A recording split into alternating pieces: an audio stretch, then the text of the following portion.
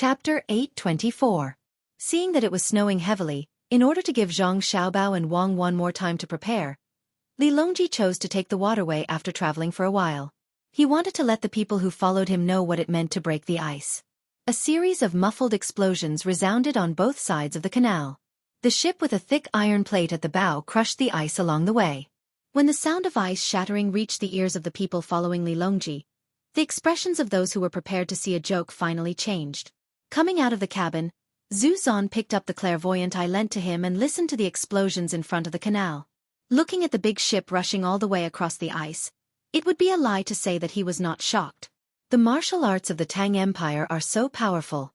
I wonder what will happen on Mount Hua this time. Sigh. Zhu Zan pressed the hat on his head and felt that the wind was a little weaker. He looked at the people who were watching the explosion on both sides of the canal and the iron cable suspension bridge across the canal and sighed.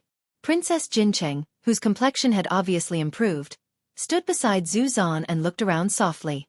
When she heard Zhu Zan's words, she raised her eyebrows slightly and said softly to him, "Zanpu, why don't we go back to Tubo and learn from the situation on the Yellow River here? We can build a few iron cable bridges there to make it convenient for people to travel." "I also want to do that," Zhu Zan replied to Princess Jincheng.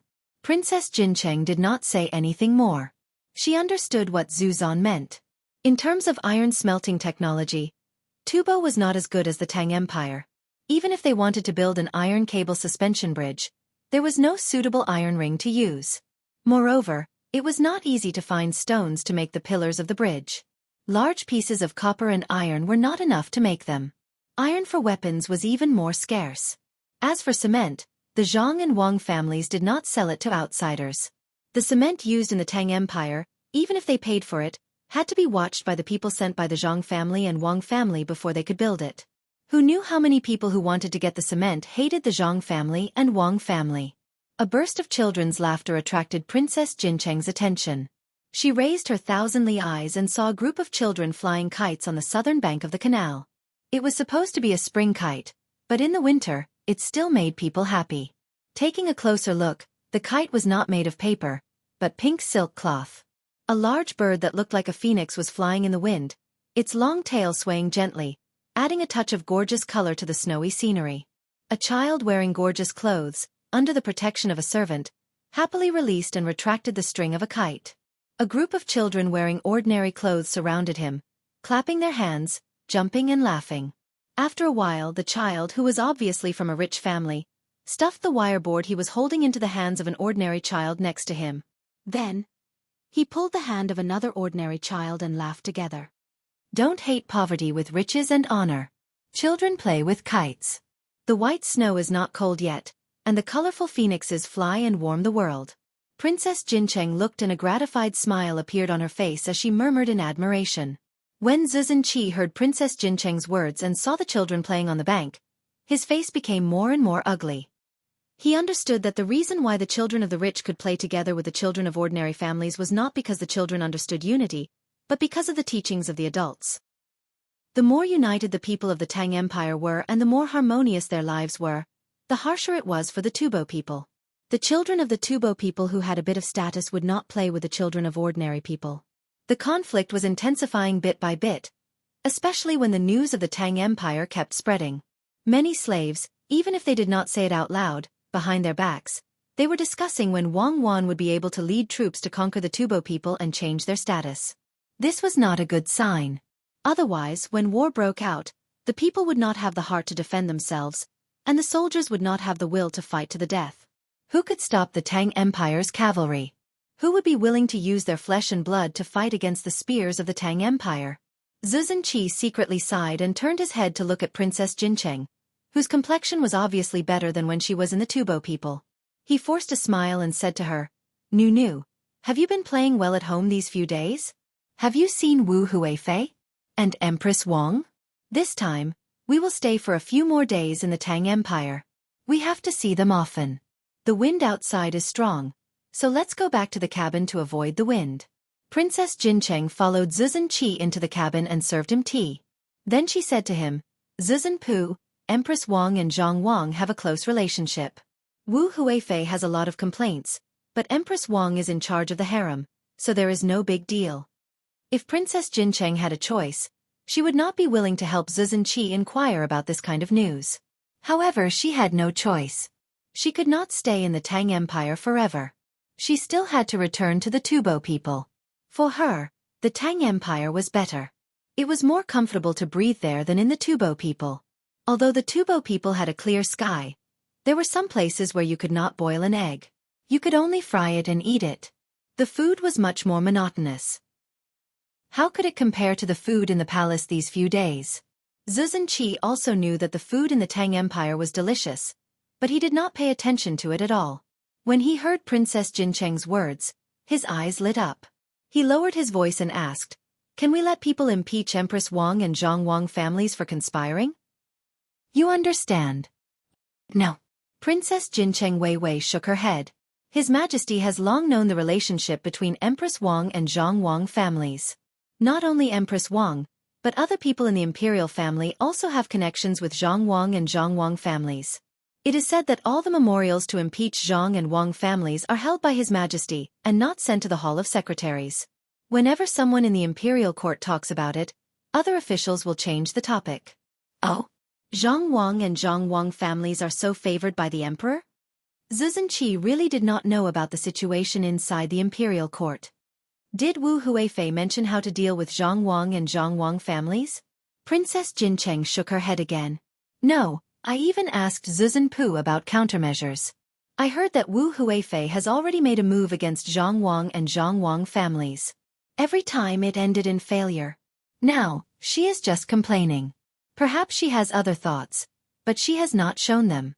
Then there is no other way. Xueqi muttered unwillingly. Kill Zhang Xiaobao and Wang Wan. Princess Jincheng said. If I could kill the two of them, I would have done it long ago.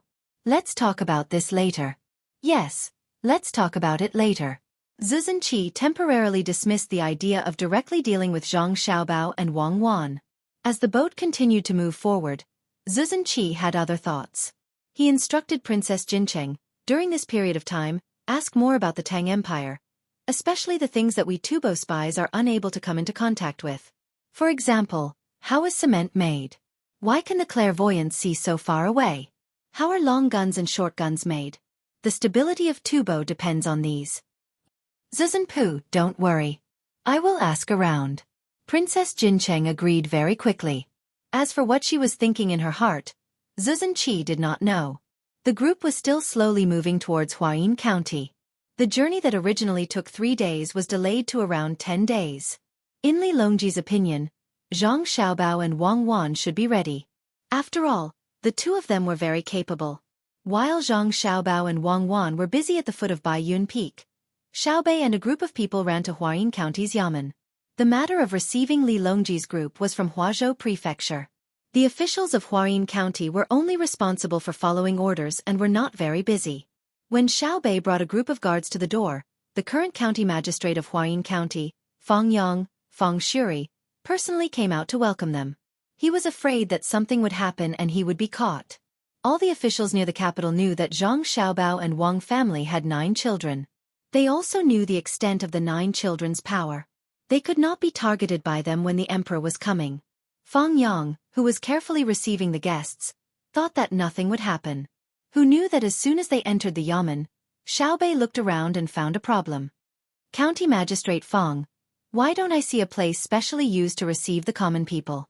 When the common people come, do you want them to wait outside? It's fine in the summer. When it's hot, they can find a cool place to hide. Can they also find a warm place in the winter? Where is the reception fee given by the imperial court every year? Xiaobei did not find a place for the common people to rest and eat. She reached out and pulled Fang Yang's sleeve. She looked up and asked. Although there weren't many discrepancies, once it was found out, it would be a serious crime. At the very least, he would be dismissed. After hearing Xiaobei's suggestion and looking at the 9 children, he felt that no matter how he looked at them, they were very detestable. Why were they so troublesome? Did they not understand the difficulties of the local government? Thinking was thinking, but he still had to say, Lord Zhang, it's not easy to run a county. Just listen to Lord Zhang and immediately set up a room to receive the people. There's no need to write a memorial, right? Xiao Yuan frowned. If the higher-ups investigate, the subordinates will work. If the order is issued early, it will be abolished. Are you guys going against us? Seeing that we're young, we'll just deal with it. How do I know if you guys will continue to remove the place after we leave? Seal the accounts. Let Brother Xiaohai investigate. The registrar didn't expect a group of children to be so difficult to answer correctly. He wanted to bribe them, but then he thought of the business between the Zhang family and Wang family. He wanted to threaten them, but then he thought of the military power of the Zhang family and Wang family. He couldn't advance or retreat. Seeing that they wanted to seal the accounts, his face darkened. The imperial censor can't seal the accounts directly. He can only impeach them. Don't tell me you guys want to overstep your authority? Fine, then we won't seal it. We'll just impeach them directly. Let's wait and see. Xiaobei, why are we still going inside? What if they want to kill us? Let's go and find brother and sister. Xiao Yuan pulled Xiaobei with a cold face and turned to walk outside. Xiaobei was stunned for a moment before she reacted and nodded. That's right. If they don't allow us to seal the accounts, there must be a problem. Impeach them with all your might. I want to see Uncle Emperor personally and talk to him face to face. This is too unreasonable. Feng Yang was dumbfounded and glared at the registrar. The registrar's head buzzed and his vision turned black. He paused for a few breaths before he recovered. He knew that if he really let Xiaobei and the others leave, he would be finished. He stepped forward excitedly and opened his arms to block Xiaobei and the others. Let's talk nicely. Don't be in a hurry. Let's go inside and talk. Oh no, they want to do something to us. Children's regiment. Go and take them down. Xiaobei was worried about how to deal with this matter properly and didn't have a chance. Seeing that someone dared to stop her, she had an excuse. She shouted loudly and looked scared. As soon as Xiaobei shouted, 10 of the most stable children in the children's regiment took out their pistols and aimed at the group of people in the yamen. The people in the yamen all stopped moving. They knew what the other party was holding. Although the yamen had applied for it, the imperial court didn't give it to them. However, they knew the power of this thing very well. It wouldn't be good if it hit them. Humph. Do you think I'm not prepared? I just applied for it from brother and sister. It's just in time. I'll kill whoever dares to touch it. Xiaobei clapped her hands and walked out excitedly. She had a smug look on her face, indicating that she had foresight. The 10 children holding the pistols were more nervous. They had practiced shooting before, but this was the first time they were facing people. They held the pistols tightly with both hands so that they could bear the recoil when they fired. It wasn't easy to be able to practice shooting. When Zhang Xiaobao said to let the children practice shooting, Wang Wan was worried that the children couldn't bear the recoil. It was Zhang Xiaobao who said, "Children in war-torn places shoot with AKs and rocket launchers. What can our children do with pistols?" They weren't allowed to carry guns usually. It was Xiaobei who applied for it after she came back from the cattle-herding village. Only 10 pistols were given to the most stable children. The people in the yamen restrained them. The other children took out handcuffs and prepared to handcuff them one by one. At this moment, the county magistrate of Huayin County was a little far away. He was moving closer to the wall. "You stop. What do you mean? Why are you running? Do you have a guilty conscience?" Xiaobei, who was proud of herself, suddenly realized the situation. She pointed at the county magistrate and shouted. The county magistrate and other officials turned their heads at the same time and looked at the county magistrate in surprise. They were puzzled. "No, I'm not running. I'm going to get the rope." "Yes, get the rope." The county magistrate was still moving as he spoke. "Haha, catch him quickly. If he dares to run, shoot him." "I didn't expect that. It's just a small crime of being greedy. Even if we investigate, we won't be able to trace it back to him. He's just going to be exiled, but he's actually afraid of being caught? What does this mean?" Yes, what does this mean? Everyone was thinking in their hearts. It means that what he has committed is a capital crime. "Go fuck this guy." Xiaobei answered himself and commanded the children's group to rush forward. The county magistrate stopped for a while. Just when everyone thought that he was going to be caught, he suddenly started running towards the inside. Bang! A child with a gun in his hand pulled the trigger. The county magistrate's leg was wounded and he fell to the ground with a plop. He was pressed down by a group of children and handcuffed. They lifted the county magistrate's clothes to cover his head and dragged him to Xueqi. Let's go and find my brother and sister. County Magistrate Fong, let's not pursue the other matters in the yamen for now. Come with me. Xueqi had made a greater contribution and did not care about the small matter in Huayin County. Yes. We'll go now. Guards, help Lord Zhang to detain the county magistrate. Thank you so much, Lord Zhang. Thank you so much. Fong Yang was grateful to the county magistrate who was caught. He quickly agreed and asked the yamen runners to detain the county magistrate whose leg was still bleeding. He followed Xueqi and the others to the foot of Mount Hua. When Li Longji arrived at the foot of Mount Hua, the first thing he did was to catch the person sent by the Blackwater Commandery. The Blackwater Commander-in-Chief's mansion was further north than the Bohai Commander-in-Chief's mansion. Zhang Xiaobao and Wang Wan's sphere of influence did not reach there. Although they had already acknowledged them and were willing to pay the tax, they had all kinds of excuses to set the tax amount very small. More importantly, there were many mountains and forests, and the road was very steep. The county magistrate who was caught by Xueqi in Huayin County was sent by the Blackwater Commandery. He had been undercover for a long time. Zhang Xiaobao and Wang Wan tested almost all the interrogation methods they knew on him. Only then did they manage to get him to talk. At the beginning, all kinds of physical methods did not work at all. He did not say anything even when he was covered with bruises. In the end, they had to interrogate him tirelessly and use anesthetics and alcohol to solve the problem. Therefore, they began to search the mountain and sent out hunting dogs. They found the people who were hiding and a large number of fireworks buried in various strategic places. Everyone knew that the fireworks were not used to welcome Li Longji. After capturing them, he sent an imperial edict to Li Sun, who was still at the Songma Commander-in-Chief Manor, ordering him to mobilize 20,000 elite troops in Jili Prefecture, plus 10,000 of his own troops, and to gather 50,000 porters to attack the Blackwater Commander-in-Chief Manor. The 20 gunboats guarding the Bohai Sea Commander-in-Chief Manor also took advantage of the fact that the Bohai Sea Bay was not frozen to sail up the coast, intending to storm the Blackwater Commander-in-Chief Manor. The people from the surrounding countries who had accompanied Li Longji all understood that Li Longji had dispatched such a large force. One reason was that he truly wanted to flatten the Blackwater Commander-in-Chief's manor, and the other was that he wanted to show off the might of the great Tang to them. Hello, Uncle Emperor. After Li Longji landed at the foot of Mount Hua, Xueqi and the others came looking for him. They didn't care if there were people from other countries present. They didn't call him Your Majesty, nor did they mention their status as subjects. They just smiled and approached Li Longji to greet him.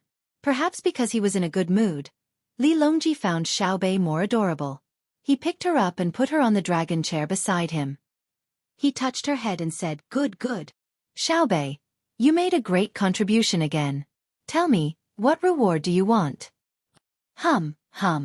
Xueqi smiled shyly. No matter how he looked at her, he felt that she was a cute little girl.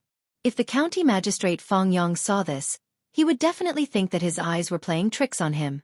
Was this still the Lord Zhang who turned hostile at once in the yamen? Was this still the ruthless girl who would shoot whenever she wanted? Zhu Zhanqi sighed silently in his heart. He finally knew the position of the Zhang family and the Wang family in Li Longji's heart. It was more difficult than climbing to the sky to drive a wedge between them. They had a good rest for 2 days. The long-awaited sword competition on Mount Hua began.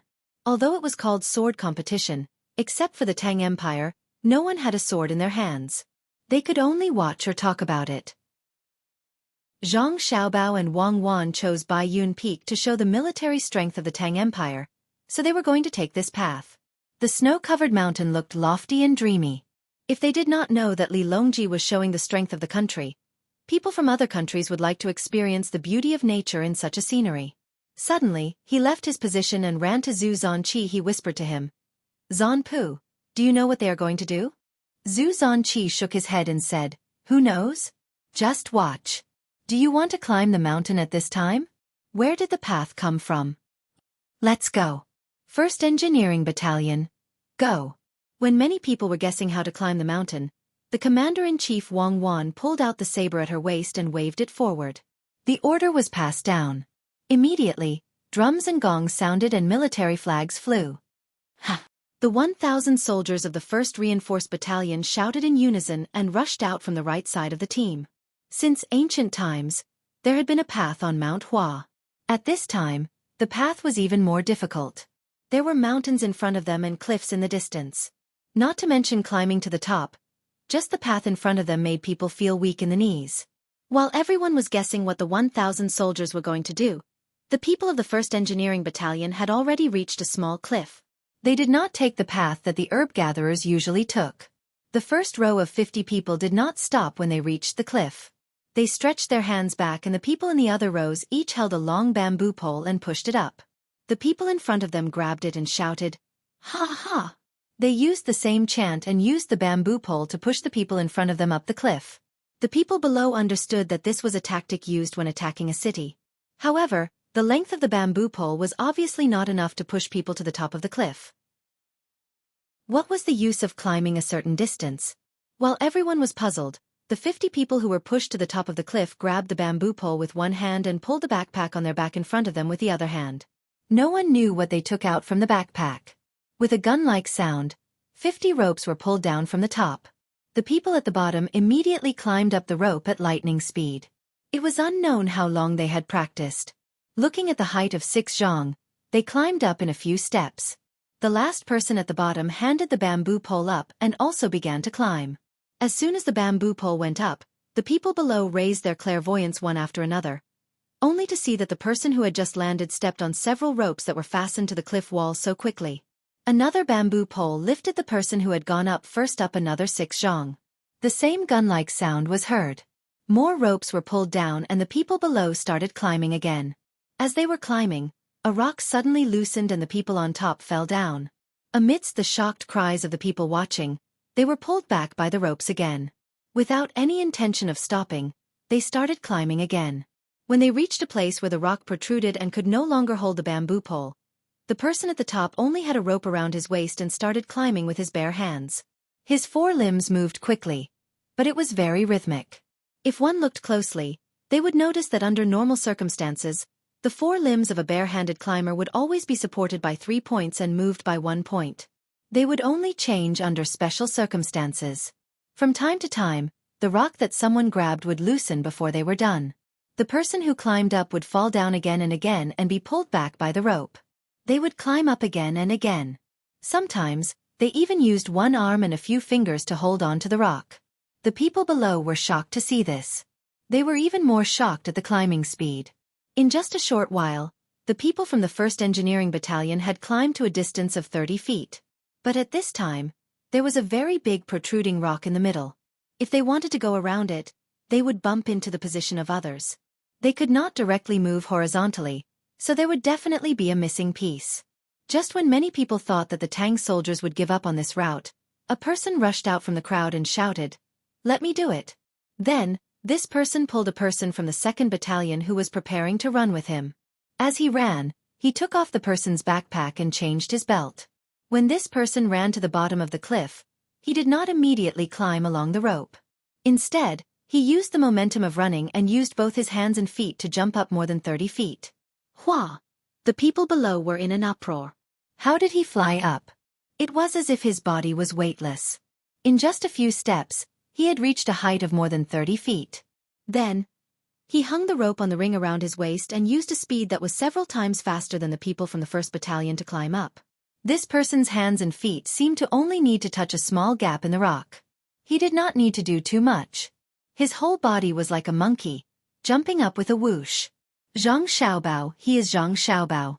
After the people below were shocked, they finally recognized who this person was. They turned around to look. As expected, Zhang Xiaobao, who had been accompanying Wang Wan, was gone. Didn't they say that Zhang Xiaobao was only good at economics and calculation? When did he become capable of such things? Ku Tuyu, who was standing beside Zhu Zan of Qi, opened his eyes wide and shouted in disbelief. Not only him, but those who did not know Zhang Xiaobao also thought so. When he stopped, his whole body was already standing on the rock. With a sound, a rope was pulled down for the people below to use. The people below were stunned. Gao Lisher stood up from the chair and began to look at his adopted son again. Chapter 825. There wasn't a single ray of sunlight shining on Zhang Xiaobao's body. It was just that the wind was a little stronger because he was standing at a high altitude. Even so, the people at the foot of the mountain still had to re-evaluate Zhang Xiaobao's position. Even the smiling Wang Wan made people have other guesses. The people who followed Mog felt that Zhang Xiaobao was climbing very fast, but they couldn't understand why 1,000 people were climbing the mountain. They asked in confusion, "Master, can they threaten us by climbing the mountain?" "They can't. The threat is to Tubo and the northern part of Hebei province, especially the northern part of Hebei province. With this speed, when the two sides meet in the valley, the Tang Empire won't be in a hurry to set up the formation. Instead, they will climb the mountain.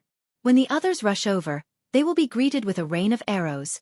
No, a rain of bullets." Mog estimated the time and explained to the people around him. When he looked at Zhu Zan of Qida on the left, there was some pity in his eyes. Zhu Zan of Qida was silent. He was still thinking about what was the thing that nailed the rope to the cliff after the clapping sound. 2nd Engineering Battalion. Go. Wang Wan didn't have time to introduce the tool to others.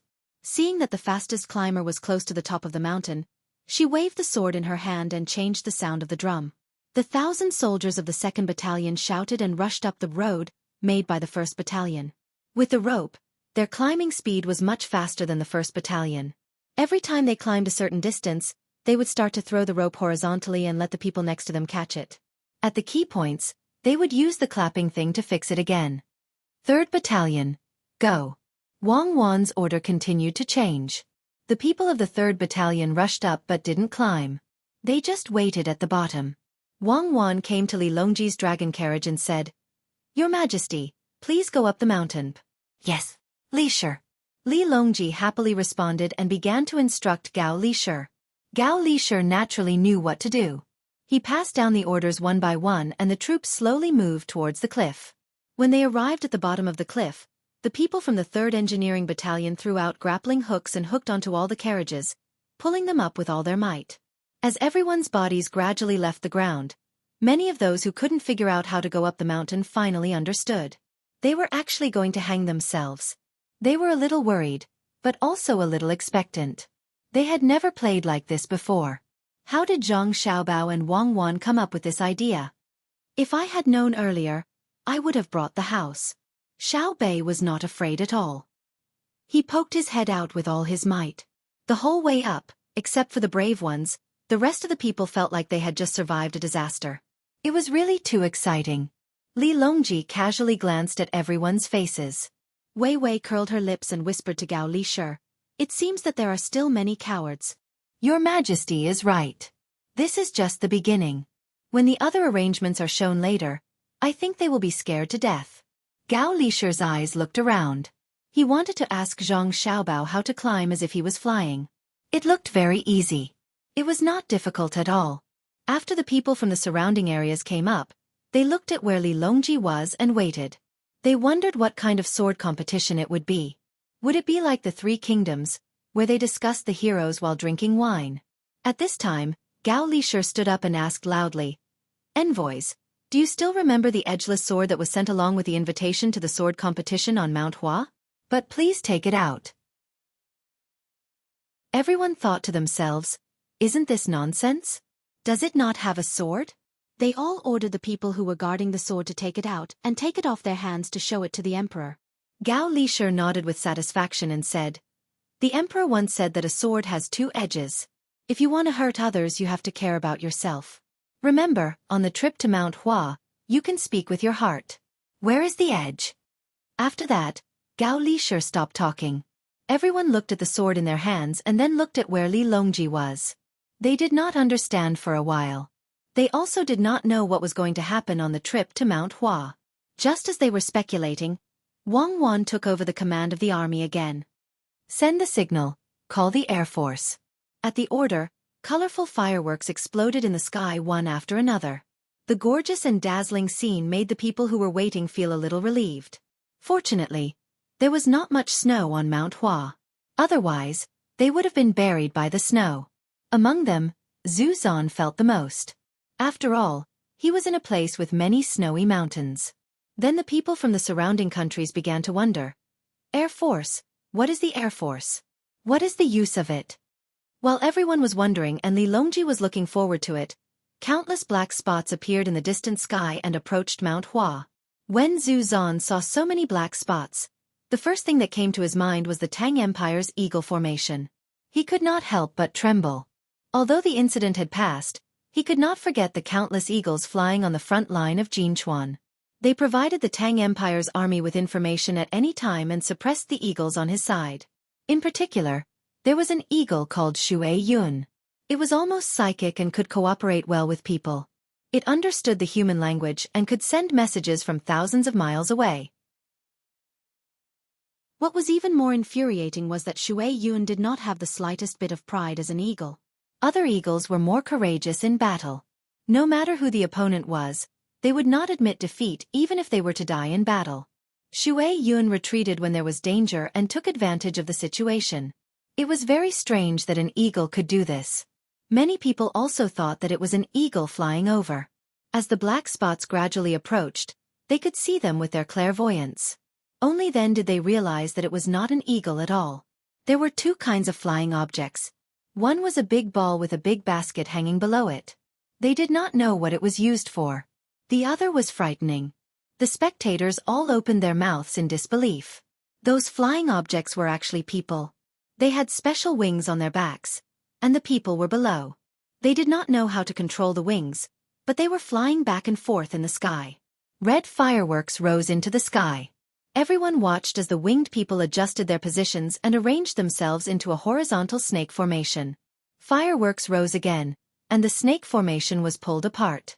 1 row became 2 rows, 2 rows became 4 rows, and 4 rows became 8 rows. Only then did the formation stop. The formation was distinct, rising and falling like the wind on the water surface or the overlapping of fish scales. This was the fish scale formation. The first feeling that the crowd felt from such a formation change was that they were stunned. However, before they could fully comprehend the first feeling, the second feeling came. That was fear. Even those who did not understand military affairs could tell that the person below the wings was a soldier when they saw the Tang uniform. Soldiers were naturally used to fight. How could one fight an enemy flying in the sky? How fast would a horse be able to avoid the pursuit of a flying man? How high was the city wall to prevent the enemy from entering the city? Moji felt bitter. Just now, when the Tang people were climbing the cliff, he was gloating. Now it was his turn. Could a horse galloping on the grassland outrun a flying person? Not to mention shooting arrows from above. Even if someone threw a torch at his camp, he would not be able to withstand it. Where did the Tang get so many wings? Everyone's expression changed. Those from the Tang who had never seen such a scene blushed and felt an inexplicable sense of pride. Those flying in the sky were the Tang army. Who in the world could defeat them? Some of the people in the surroundings were livid, while others were pale. Why was this happening? When did the Tang army have a flying army? Li Longji squinted his eyes and kept looking at the expressions of the others. He was very happy in his heart. Who asked you to make trouble? Why did you have to invade the border and force Xiao Bao and Cuckoo's family? Humph. There will be more in a while. But suddenly, he stroked the sword that had not been sharpened and suddenly understood. He muttered, so that's how it is. Your Majesty is asking us whether we should sharpen the sword of the Tang Empire. Should our sword have no edges or double edges? Where does the edge point? When the people around him heard his words, they also understood what was going on. Great Tang's Li Longji was trying to show off. Wang Wan also deliberately asked Xiaobei loudly, "Do you think the sword of the Tang Empire should be sharpened?" Xiaobei shook his head and also replied loudly, "No. Didn't brother say in the story that a heavy sword without an edge? This is called subduing the enemy without fighting." Hearing Wang Wan and Xiaobei's questions and answers, the mountaintop became even quieter. Only the sound of the wind could be heard. Without giving them too much time to be silent, the winged people in the sky had already flown over their heads. They changed their movements from time to time, and the balls with baskets below also approached. When all the balls were floating above their heads, one of them landed first. Everyone looked at it carefully and saw that there was a fire on it. Wasn't this similar to the Kongming lantern? The emperor has ordered that all officials change. Gao Lishir called out and first put a backpack on Li Longji. Mo Jilian and the others did not know what it was for. Soon, the backpack was arranged. Li Longji, under Gao Lisher's help, stepped onto the first Kongming lantern that landed first. 2 other people accompanied him. The rest of them were also put on backpacks, each of them accompanied by a Tang soldier to protect them. Their hearts trembled as they entered the baskets, their hands tightly gripping the rims of the baskets as if this could save their lives in the face of danger. When all the large Kongming lanterns had people on them, they lined up in 3 lines and flew towards the north. Zhu Zan and Princess Jincheng were together. They nervously and curiously looked down. They saw clouds and mist and mountains. When they saw that the people on the mountaintop who did not follow them had become small black dots, they sat back down dizzily and sighed. Oh my God, falling down and turning into a meat patty. Crazy, the Tang Empire people are crazy. Princess Jincheng did not look down at all. She was afraid of heights and looked around. There was a person in the basket who was responsible for turning the handle. Every time the handle was turned, the thing called a propeller made by the Tang Empire people outside the basket would turn many times. There were 2 people in the middle of the basket. One of them had a clairvoyance in his hand and was responsible for looking out. The other person scooped a spoonful of black stuff from the bucket under his feet from time to time. After thinking about it, he recognized that it was tallow water, which could be burned. The large Kongming lanterns were made from tallow water. Next to the burning area, there was a set of hollow iron rings, big and small. Whenever it rose too high, the person in charge of adding oil and water would use one of the rings to lower the height. If one was not enough, 2 rings would be used, adding and subtracting each other. Zhu Zan, who had recovered, also noticed this situation. Thinking about it, it did not seem difficult. If he learned from the Tang Empire, then he would not have to be afraid of the Tang Empire anymore. He was not the only one who had this idea, especially the Japanese. They were very adventurous and considered whether they could fly across the sea with the Kongming lanterns. Ku Tuyu, who was smart, rejected the idea of going back and making Kongming lanterns. He sighed and said, "From now on there will be no kitons. General, we can also do it, but we don't know where to fly. You won't suddenly throw us down while flying, right?" Ku Tuyu's advisor who was with him said aloud, "Let's talk about it later. Let's fly north. I don't know where to go." Ku Tuyu was afraid of being overheard, so he did not mention it again. Zhang Xiaobao and Wang Wan knew where to go. There was a large plain north of the Wei River on the south bank of the Wei River, which was actually the Wei River Plain. That was the last stop. The Kongming lanterns flew and finally came to the sky above the plain. They gradually descended. At this time, the soldier in charge of protecting the people in the surroundings played the role of a tour guide and explained to the people in the basket. His Majesty invited everyone here to let everyone see the reason why we are not afraid of the threat of further enemies when we are together in the future. With my protection, you can stick your head out and take a look. Hearing the soldier's words, everyone suppressed their fear of the sky and forced themselves to look down with their clairvoyance. They saw that there were wooden stakes inserted into the ground below, and 2 pigs were tied to each stake. Some of the pigs were lying on the ground sleeping, while others were trying to break free. After seeing it, they did not immediately understand what it was for. While they were puzzled, the low sound of drums could be heard, and their hearts jumped. Bang! A firework exploded in a place in the east of the plain, attracting everyone's attention. There's nothing. No, there's a flag. Also, there's something beside the flag. There's 1, 2, 3. I think there's more than 100 of them. Nu, can you see them? Zhu Zan opened his eyes wide. He was afraid that he was seeing things, so he asked Princess Jincheng. I can see it. Princess Jincheng replied with certainty. That's good. I don't know what it is. Zhu Zan was at a loss. At this time, the sound of drums changed again, becoming more urgent. Everyone looked at the place where the flag was inserted, and found that there were suddenly many people running back and forth. At the same time they understood. No wonder they could not see clearly. It turned out that there were so many people wearing the same color of clothes as the surroundings. They also wore white hats on their heads. While running, the white cloth was lifted one by one, revealing the things underneath. There was a large hole in the middle of the pillar, and there was a box beside it. Some people were moving things out of the box. After waiting for a quarter of an hour, it seemed that everything was ready. The sound of drums changed again, and the continuous sound of hammers suddenly stopped.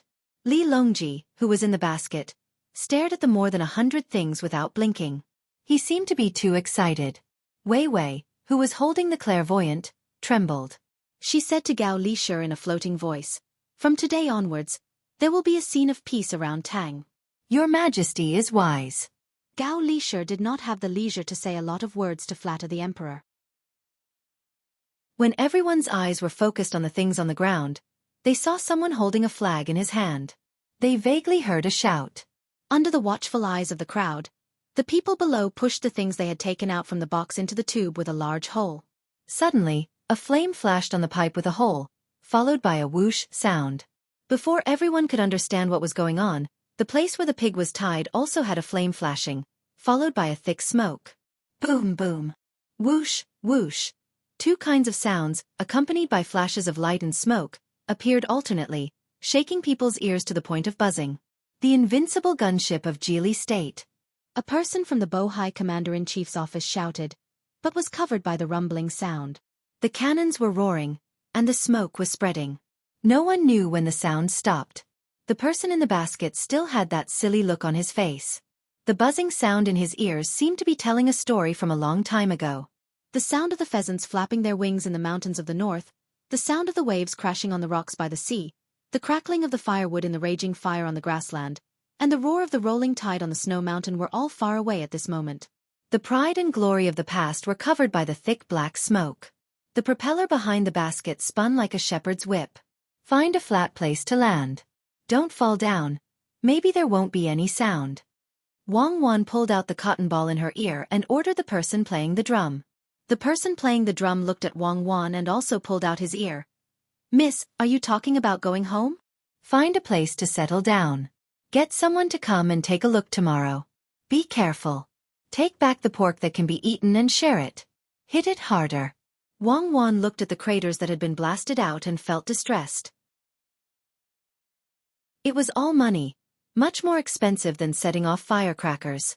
Showing off once would cost at least a year's worth of tax in a county. The drumbeat of the drum brought the people who were in their own thoughts back to reality. Using the clairvoyant eye, they looked at the place that was blown up. All the wooden stakes were destroyed. Black soil, brown soil, white snow, red blood, and pigs that were still alive were mixed together. There were also 2 pigs that escaped the disaster running back and forth crazily. Looking at the iron cylinders, there were 6 horses next to each iron cylinder. They were tied with ropes and struggled to pull the carriage with wheels, slowly moving in one direction. Large Kongming lanterns fell one by one on the banks of the Wei River. Small pieces of ice floated on the surface of the river, and a large ship was anchored by the river. Someone brought down bundles of firewood from the ship and lit a bonfire. All kinds of food suitable for barbecue were placed on a row of tables, and jars of wine were still sealed with mud. The whimpering sound of the horse and the bleak sound of the horse head zither came from the ship. After a few verses, a man's song sounded. The rolling Yangtze River flows to the east, the waves wash away the heroes, right and wrong, success and failure disappear in a blink of an eye, the green hills are still there, how many sunsets are there?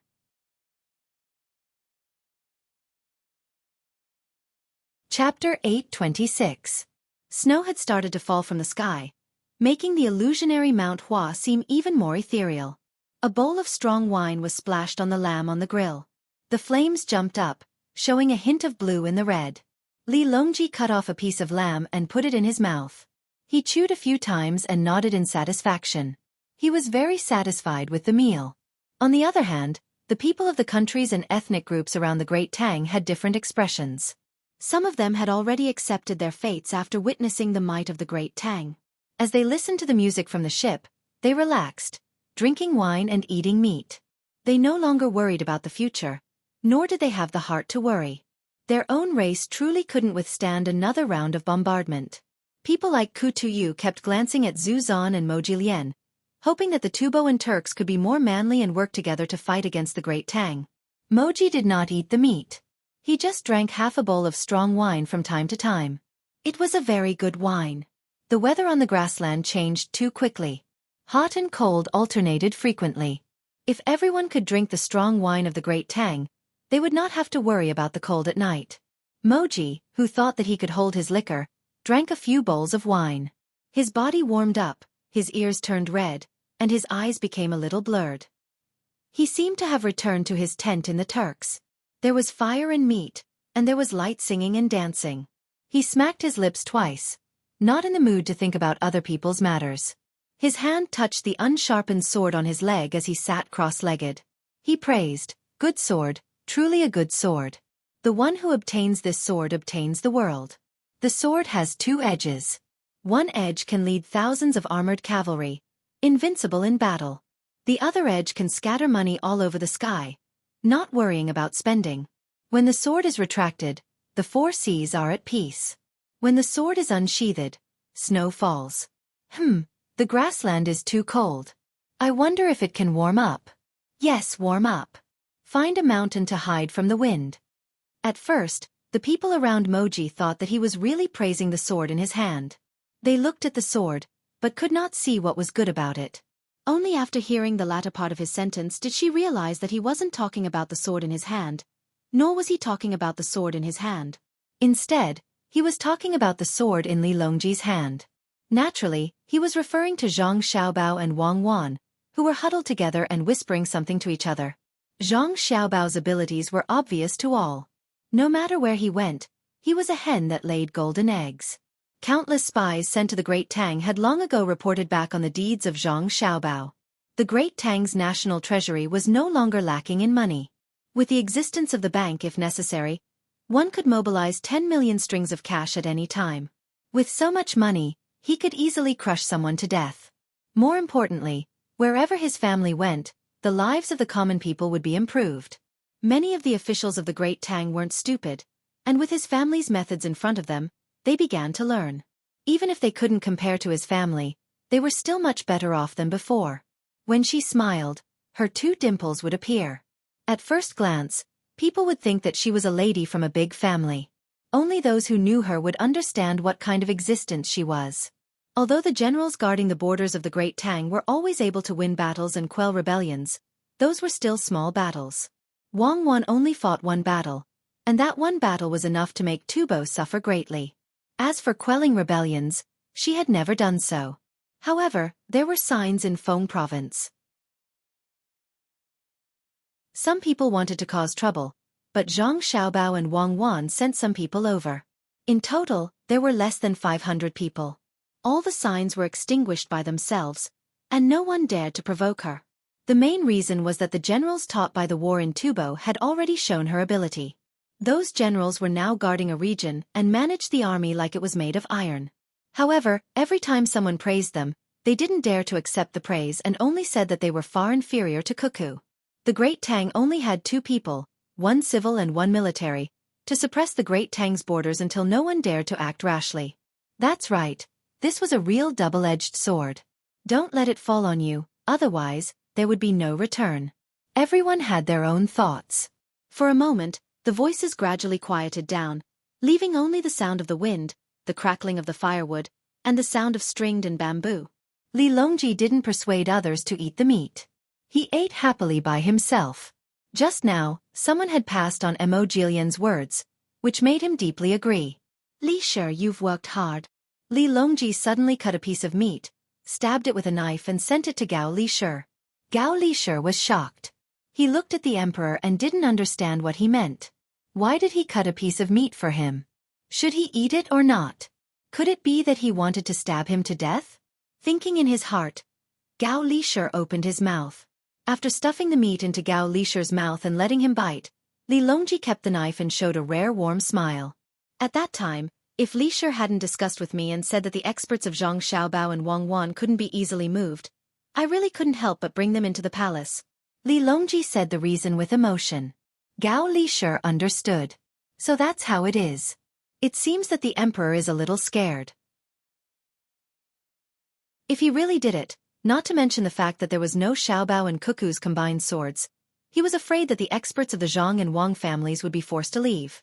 No matter where they went, as long as it was not in the Tang Empire, today's sword competition of Mount Hua didn't exist. Even if there was a sword competition of Mount Hua, no one knew where it would be, but it would definitely not be in the Tang Empire. Thinking about this, Gao Li Shi said modestly, "Your Majesty has already made a decision. Otherwise, why would you hang the portraits of Xiao Bao and Cuckoo in the palace? Your Majesty, I see that Xiao Bao seems to have just roasted a chicken. Why don't Well, you're right. Go. Li Longji's eyes also looked at Zhang Xiaobao from time to time. When he saw Zhang Xiaobao take out a chicken from under the fire, even if he didn't know why he did that, he guessed that it must taste good. At this moment, Zhang Xiaobao, who was hiding and trying to be inconspicuous, didn't expect that Li Longji still had his eyes on him, even if he gave up the opportunity to show off. He took out the beggar's chicken from under the fire, blew off the seal, tore off a wing, and handed it to Wang Wan. Eat, eat, eat more. Hong Qigong liked this. It's been 6 years, right? This cooking wine has been in the cellar for 6 years. The wild chickens in the mountain are thinner, but it smells better than the chickens at home. You only know how to eat. In case Tubo and Tujue don't agree to join the Tang Empire and war is coming, you don't even have time to prepare. How can you have the leisure to cook a chicken and leave a good lamb untouched? As Wang Wan talked about Zhang Xiaobao, she took the chicken. Looking at the dry mud on the ground, she was stunned. Then she asked Zhang Xiaobao, "Did you kill the chickens in Fried Chicken Farm? 6 million of them died in one night." Don't be afraid. They definitely don't dare to fight the Tang Empire. It's winter now, and they'll definitely win. What did you say about Fried Chicken Farm? I don't understand. Zhang Xiaobao looked away as he spoke, not looking at Wang Wan. Wang Wan burst out laughing. Don't deny it. Today, I realized that I have never heard of anyone carving words on the mud when cooking beggar's chicken. Moreover, the words carved were Hong Qigong. According to the information, the Fried Chicken Farm once found dried mud with these 3 words. How do you explain that? Oh, there's such a thing. Damn, it makes me angry. That Zhou guy not only deducted the wages of the workers in the surrounding villages, but also didn't dispose of the chicken feces properly, causing the entire village to smell bad. He even used industrial raw materials to raise chickens. I stole a few to eat, but the more I ate, the more it tasted wrong. Back then, the chase was fierce, and I was in a hurry to run into the mountains. Otherwise, I would have poisoned him to death too. Zhang Xiaobao replied confidently. Then do you know how much tax the local area would have to pay without his chicken farm? How are the villagers who can still get some wages living? I don't know. I only know that the villa of the county magistrate's family is very beautiful. Hurry up and eat. Why are you still talking about the past? I don't like to hear others praising my achievements. How about I choose a village here and open a gutter oil processing plant? It can solve more employment problems. I can't stand people who are greedy and don't do practical things for the people. So, you can be greedy if you do practical things? At least that's what I think. Come, follow me. Take the chicken and don't eat it first. As Zhang Xiaobao spoke, he pulled Wang Wan to a place where there was no one in the distance. Xiaobao, where are you going? Behind them came Gao Lisher's affectionate voice. Father, I'm going to relieve myself with cuckoo. Zhang Xiaobao subconsciously moved the chicken to a place where Gao Lisher couldn't see. What are you talking about? Who's going to relieve themselves with you? Take it out. Wang Wan reached out and poked Zhang Xiaobao. Zhang Xiaobao looked at Li Longji with disdain. He took out the chicken and said to Gao Lisher, Father, this chicken has been torn apart and eaten. It's okay, it's okay. When His Majesty eats, he always lets his subordinates taste it first, Gao Lisher said embarrassedly. He took the chicken and rushed back as fast as he could. Bandit, he's just a bearded man. Let's wait. When he's full, we'll dig out the other chicken. Come, let's talk about our future plans. After we take over Tufan and Tujue, we have to use them. Zhang Xiaobao took 2 bites of the chicken claw and sat back down with a face full of regret. He shouldn't have saved his favorite chicken thigh for last. Li Longji quickly swallowed the 2 chicken thighs, raised his head, and said to the people in the oppressive atmosphere, Everyone, tell me, how should I sharpen my sword? It's here. Everyone felt a chill in their hearts. They looked at each other, but no one was willing to speak first. Seeing that no one was speaking, Li Longji shifted his gaze to Zhu Zan. Zhu Zan really hoped that he could become invisible and not be discovered by others. Seeing that Li Longji was forcing him to say something, he lifted the sword in front of him and looked at Wang Wan and Zhang Xiaobao first. He didn't see the 2 of them looking at him. What he saw was that the 2 of them were talking excitedly for some reason. From time to time, Zhang Xiaobao even pointed to the west. No matter how he looked at it, He felt that he was referring to Tufan. Wang Wan, on the other hand, smiled and waved her little fist, as if she was promising something to Zhang Xiaobao. Zhang Xiaobao gave Wang Wan a thumbs up and nodded vigorously. Could it be that they want to make a move on Tufan? Zhu Zan thought to himself. Clang, clang, clang. Just as Zhu Zan was hesitating about how to reply, the sound of the Hu Jia and Ma Tu Qin on the ship stopped and changed to the continuous sound of the pipa string sweeping. It was a very familiar sound. Even without the first few verses, he could still recognize it. The current song was called Ambush on All Sides. Each sound was more urgent than the last. A scene that Zhu Zan didn't want to recall suddenly appeared in his mind. Report, our army has surrounded the Tang army at the Jinchuan mountain range, waiting for news of victory. Report, the villagers of Molu village have been slaughtered, and the enemy is nowhere to be found. Report, our army has lost traces of the enemy on Jinchuan mountain range, and we have suffered heavy losses. Report, we have found out that the Tang dynasty's reinforcements are from the logistics camp in Yizhou.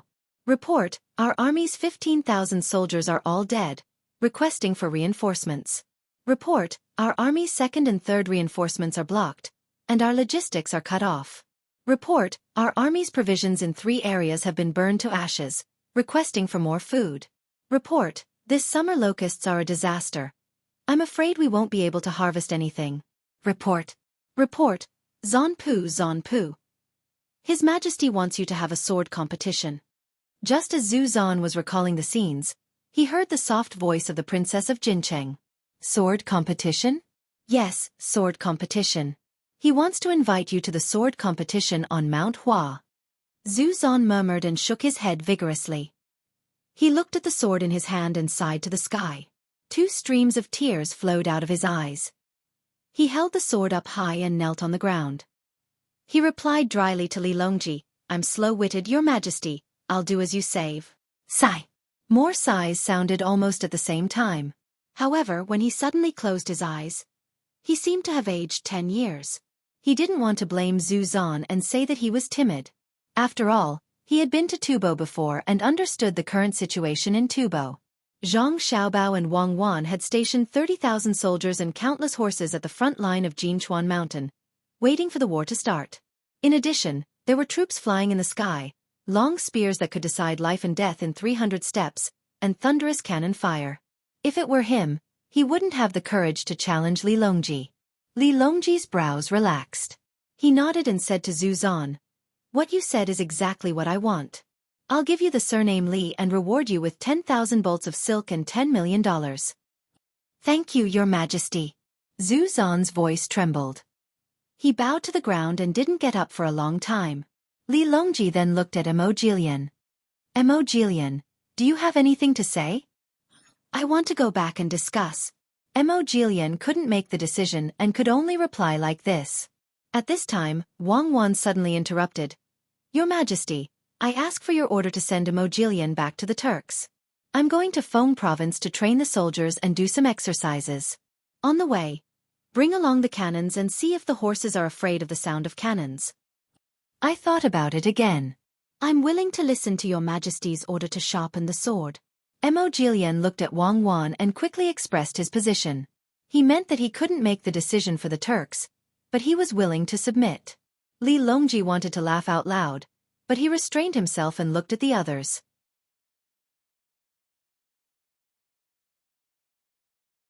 Chapter 827. Under the threat of powerful military force, the countries and tribes around Great Tang expressed their stance. The representative of Xinlua, Li Yanqing, could not make the decision. He wanted to learn from the representative of Japan. The representative of Japan did not directly hand over everything like the Tubo and Turkic people. Instead, he continued to be a subject in name. Li Yanqing knew that Japan was not afraid of Great Tang's troops attacking them. What he was worried about was that Great Tang's ships often attacked Japanese ships in the sea. Thinking about his own side, Xinlua's position was not bad. The main problem was that Jili province was a little close to Xinlua. He could not express his stance for the time being and could only tell Li Longji the truth. They would discuss it when they returned to Xinlua. Li Longji did not expect to accept Xinlua and Nippon into the Great Tang. Of course, he was not worried that Nippon and Xinlua would stab him in the back. As long as Xiaobao and Huan were still in Jili province, they would suppress their ambitions no matter how bold they were. The people from the commanderies in the north of Hebei province were easier to talk to. Most of the population had been moved away, and the tribes had conflicts. They were not as united as Japan and Xinhua. In addition, Jili province had given many practical benefits recently. In the past, they had interacted with Great Tang as a subject. If they were annexed, so be it. They could not follow in the footsteps of the Blackwater Commandery. They did not know how many people Commandery Prince Tang and would kill this time. Li Longji had sent so many soldiers. How could he withdraw so easily?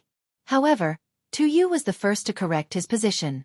After all, he was a general bestowed by Li Longji. Now it was just a matter of right and proper. The Turkic king Mo Jilian had already said that he could not make the decision. Everyone else understood. Although he was the Turkic king, the real military power was in the hands of Prince Xian of the left. The last one left was Xueqi, the real master of Tubo. Everyone's eyes were on him. Xueqi acknowledged Great Tang's rule, but he knew that Li Longji did not want a verbal promise. He wanted practical actions. Zhu Zan regretted coming here personally. If he had sent someone else, he would have been able to make more preparations. His previous experience of writing letters to Li Longji in a victorious tone even after he had lost would be gone forever. He pretended to eat a piece of meat and drank a full night of wine. Xueqi asked Li Longji, "What arrangements does your majesty have? We would like to hear what you think." Li Longji couldn't think of what to do at this moment. The environment of Tubo was very troublesome to govern. Ordinary people would fall sick if they went there, and they wouldn't be able to adapt to the food. Cooking noodles and steamed buns was like a dream. Ancestor Cheetah was a little embarrassed. He glanced at the place where Zhang Xiaobao was and saw that he and Wang Wan were lowering their heads and seemed to be secretly eating something. Suddenly, a plan came to his mind. "Your Majesty, this subject requests your Majesty to send someone to take over this subject's territory, from Jinchuan to Pangzhou Pass. Also, send a capable official to this subject's territory to deal with all the government affairs."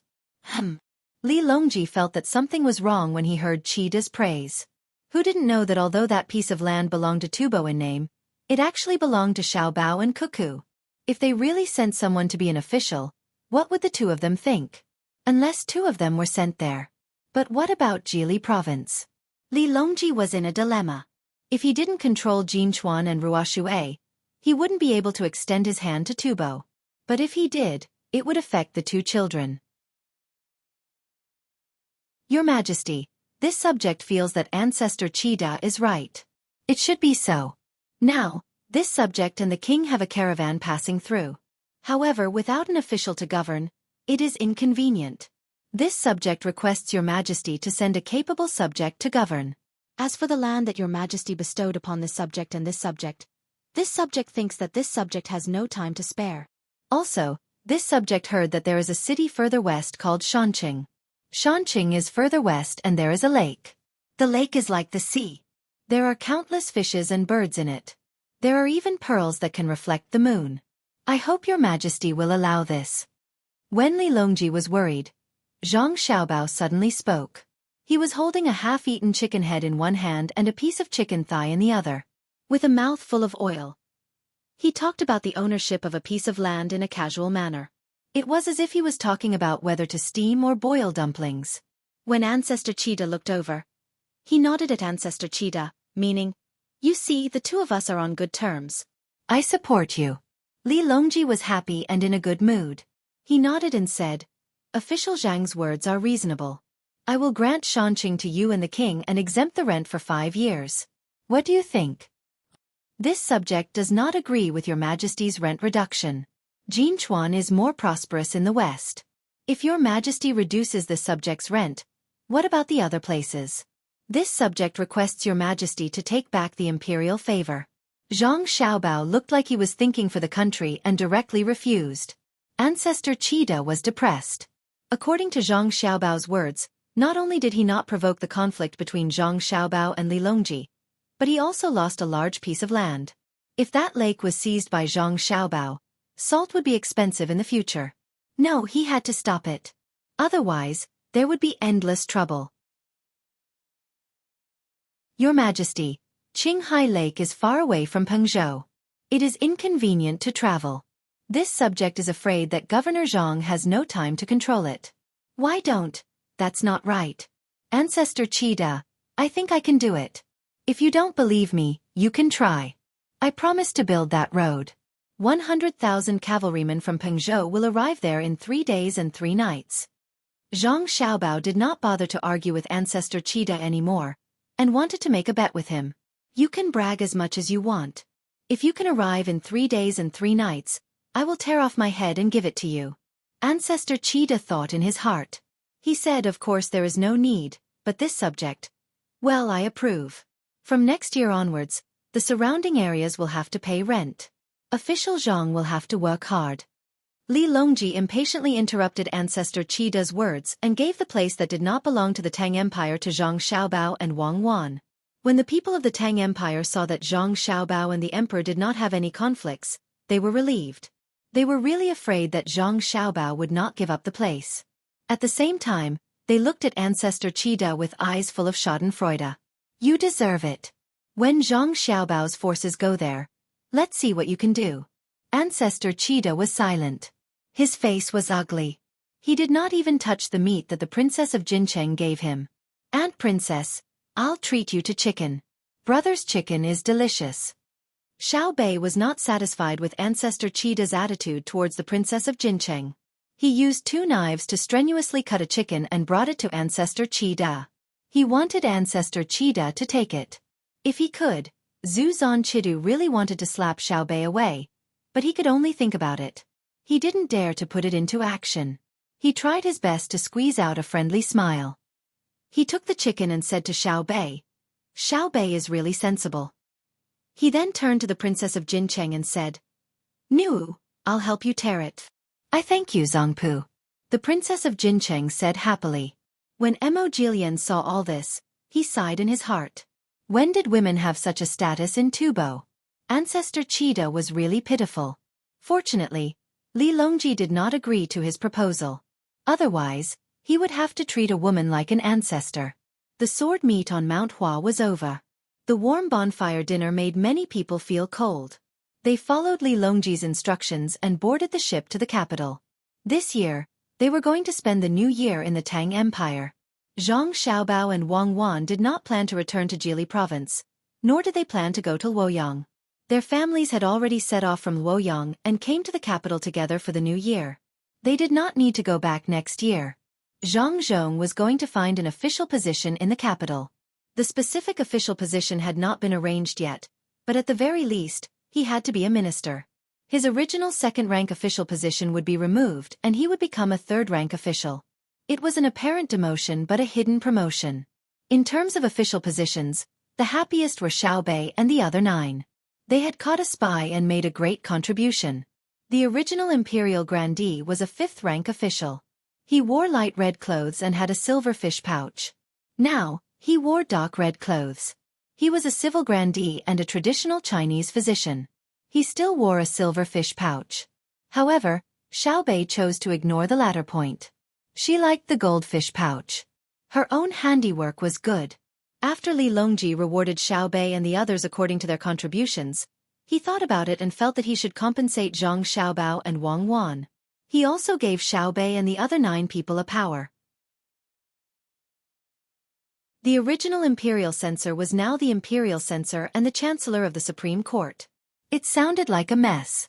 Those who knew of this matter were even more afraid when they looked at Xiao Bei and the others.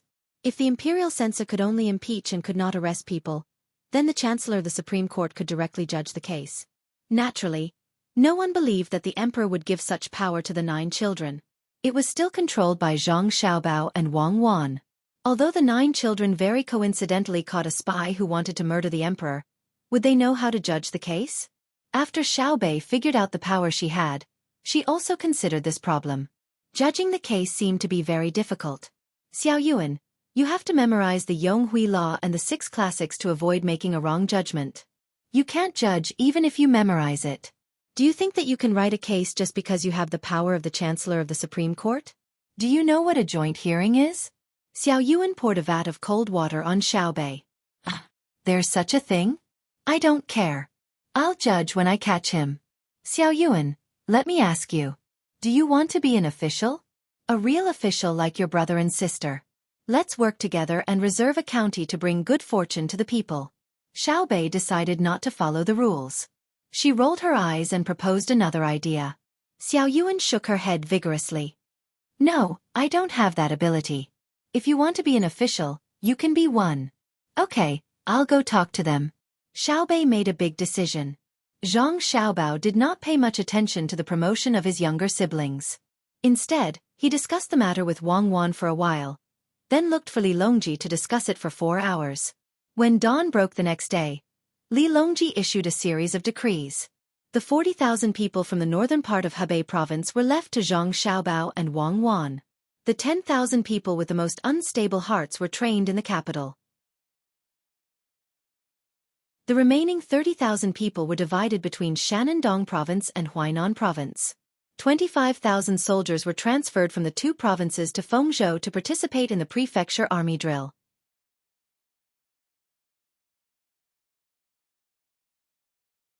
Chapter 828. After the trip to Mount Hua was over, they still chose to return by water. The canal that the fleet had taken was not frozen again. There were many small boats wandering on the surface of the river. As long as there was the slightest sign of ice, someone would smash it. Only when the imperial court's large ship passed by did the small boats approach the shore one after another, waiting obediently for inspection. Fish, fish, I see fish. Someone, go and buy it. Xiao Bei, who was standing on the deck, rubbed his hands that were red from the cold. He put down his binoculars and ordered the person in charge of protecting him. This person immediately went to do it. It was not easy for other people to suddenly stop the current emperor's fleet, but Xiao Bei's ship was an exception. Xiao Bei imagined the scene of the big fish being placed on a plate after it was done and praised herself. Xiao Bei is really good to Xiao Yuan. Xiao Yuan loves to eat this the most.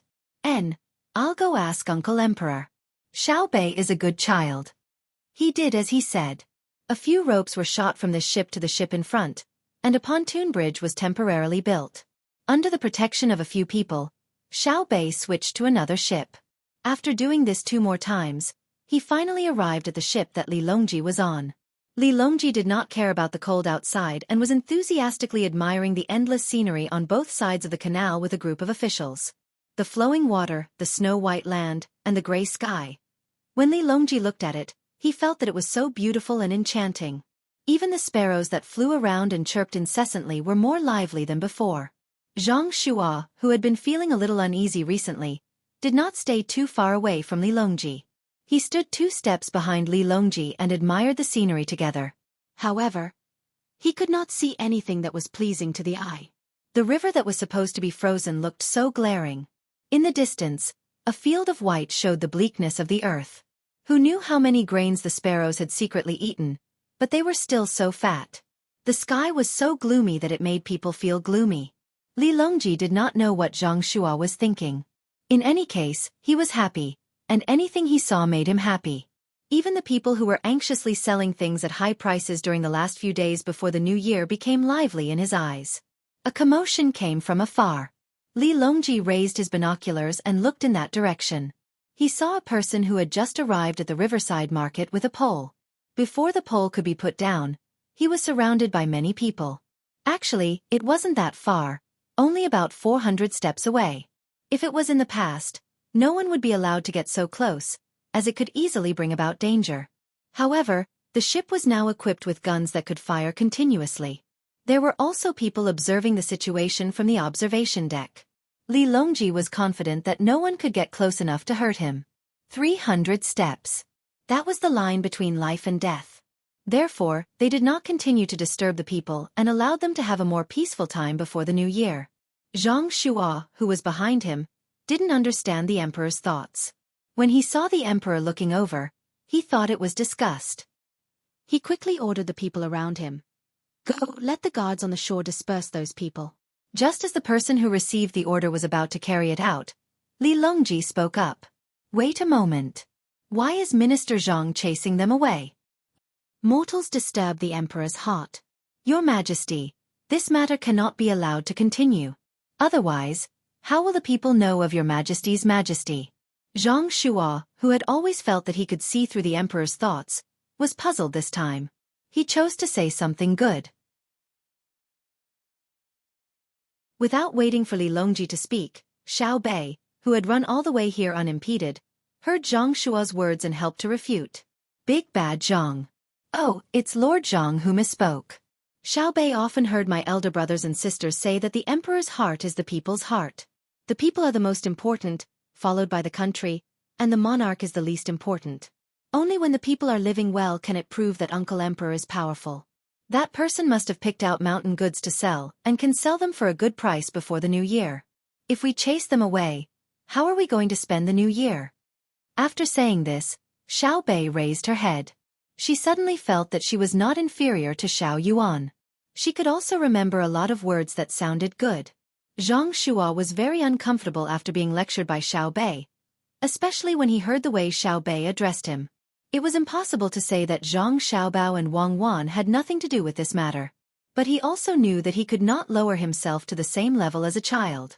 He smiled and patted Xiao Bei's head. Xiao Bei really knows a lot. The market is also convenient for the people's daily business. Of course. If my elder brother says it's possible, then it's definitely possible. Building the bridge is convenient for the people, and there are more taxes. It's a good thing, especially for the merchants who come and go. They have earned enough money, so they should give some to the people. Xiao Bei dodged a few steps to the side. Her hair had been styled for 4 hours, so she couldn't let anyone mess it up. What if Big Bad Zhang stealthily took away the luminous pearl on the hairpin? Zhang Shua did not know what Xiao Bei was thinking. He continued to ask Xiao Bei with a smile. Then what if the merchants work together to deliberately lower the price? That's impossible. Between the clouds and the water and blue sea silver sand have already given the lowest price. If the merchants do not give enough, the sellers will organize themselves to sell to between the clouds and the water and blue sea silver sand. No one is a fool. The merchants will at least give the same price. Xiao Bei seemed to know a lot, so she explained to Zhang Shua. Then wouldn't between the clouds and the water lose money? Zhang Shua asked again. No, since there are people going to eat, we can just add the price to them. Aya, why are you so annoying? You don't stop asking. So what if it's a little wrong? Do you want to continue to be right? Elder brother and elder sister said that this is the rule. When a mistake is made to a certain extent, the new rule will definitely replace the old one. At worst, we can just use a new method. Time after time, it always keeps people on their toes. Xiao Bei answered 2 questions and felt annoyed. She came here with a purpose, not to chat with Zhang Shua. Although Zhang Shua, the prime minister, had an extraordinary position in many people's hearts, that did not include her and her elder brothers and sisters. Zhang Shua was taken aback when he heard Xiao Bei's words. Xiao Bei might not have said it intentionally, but the listener took it seriously. He suddenly realized why he had been feeling uneasy recently. Ultimately, it was because of the position of Prime Minister, the head of the Secretariat. But ever since the emperor had ascended the throne, there had not been a single prime minister who had been able to remain in this position for too long. Could it be that his time had come? No, this was absolutely impossible. He had to think of a way to continue staying in this position. Li Longji did not know what Zhang Shua was thinking, but he was happy when he saw Xiao Bei. In the entire Great Tang, it seemed that only the children of the Zhang family and Wang family were the most adorable. Xiao Bao and Cuckoo had grown up, and Xiao Bei's group of little fellows had begun to appear. Pulling Xiao Bei over, Li Longji squatted down and pointed at the faraway market. Why are there so many people there? Li Longji's answer was that it was almost the new year and that they were busy preparing for the new year. He thought that Xiao Bei would give the same answer. Unexpectedly, Xiao Bei chose a different answer. Because they have money. The lives of the common people are better than before, so they have more spare money to buy things. The new year is actually not a single night. It is a kind of spirit, a kind of inheritance that comes from the previous generations. As long as the common people know that they are homesick for the new year, this nation will not be defeated by others. It is very difficult for a nation without an inheritance to accumulate its own history and civilization. If one is not careful, it will be like a flash in the pan. Aya, Xiao Bei knows so much. Li Longji hugged Xiao Bei and praised him.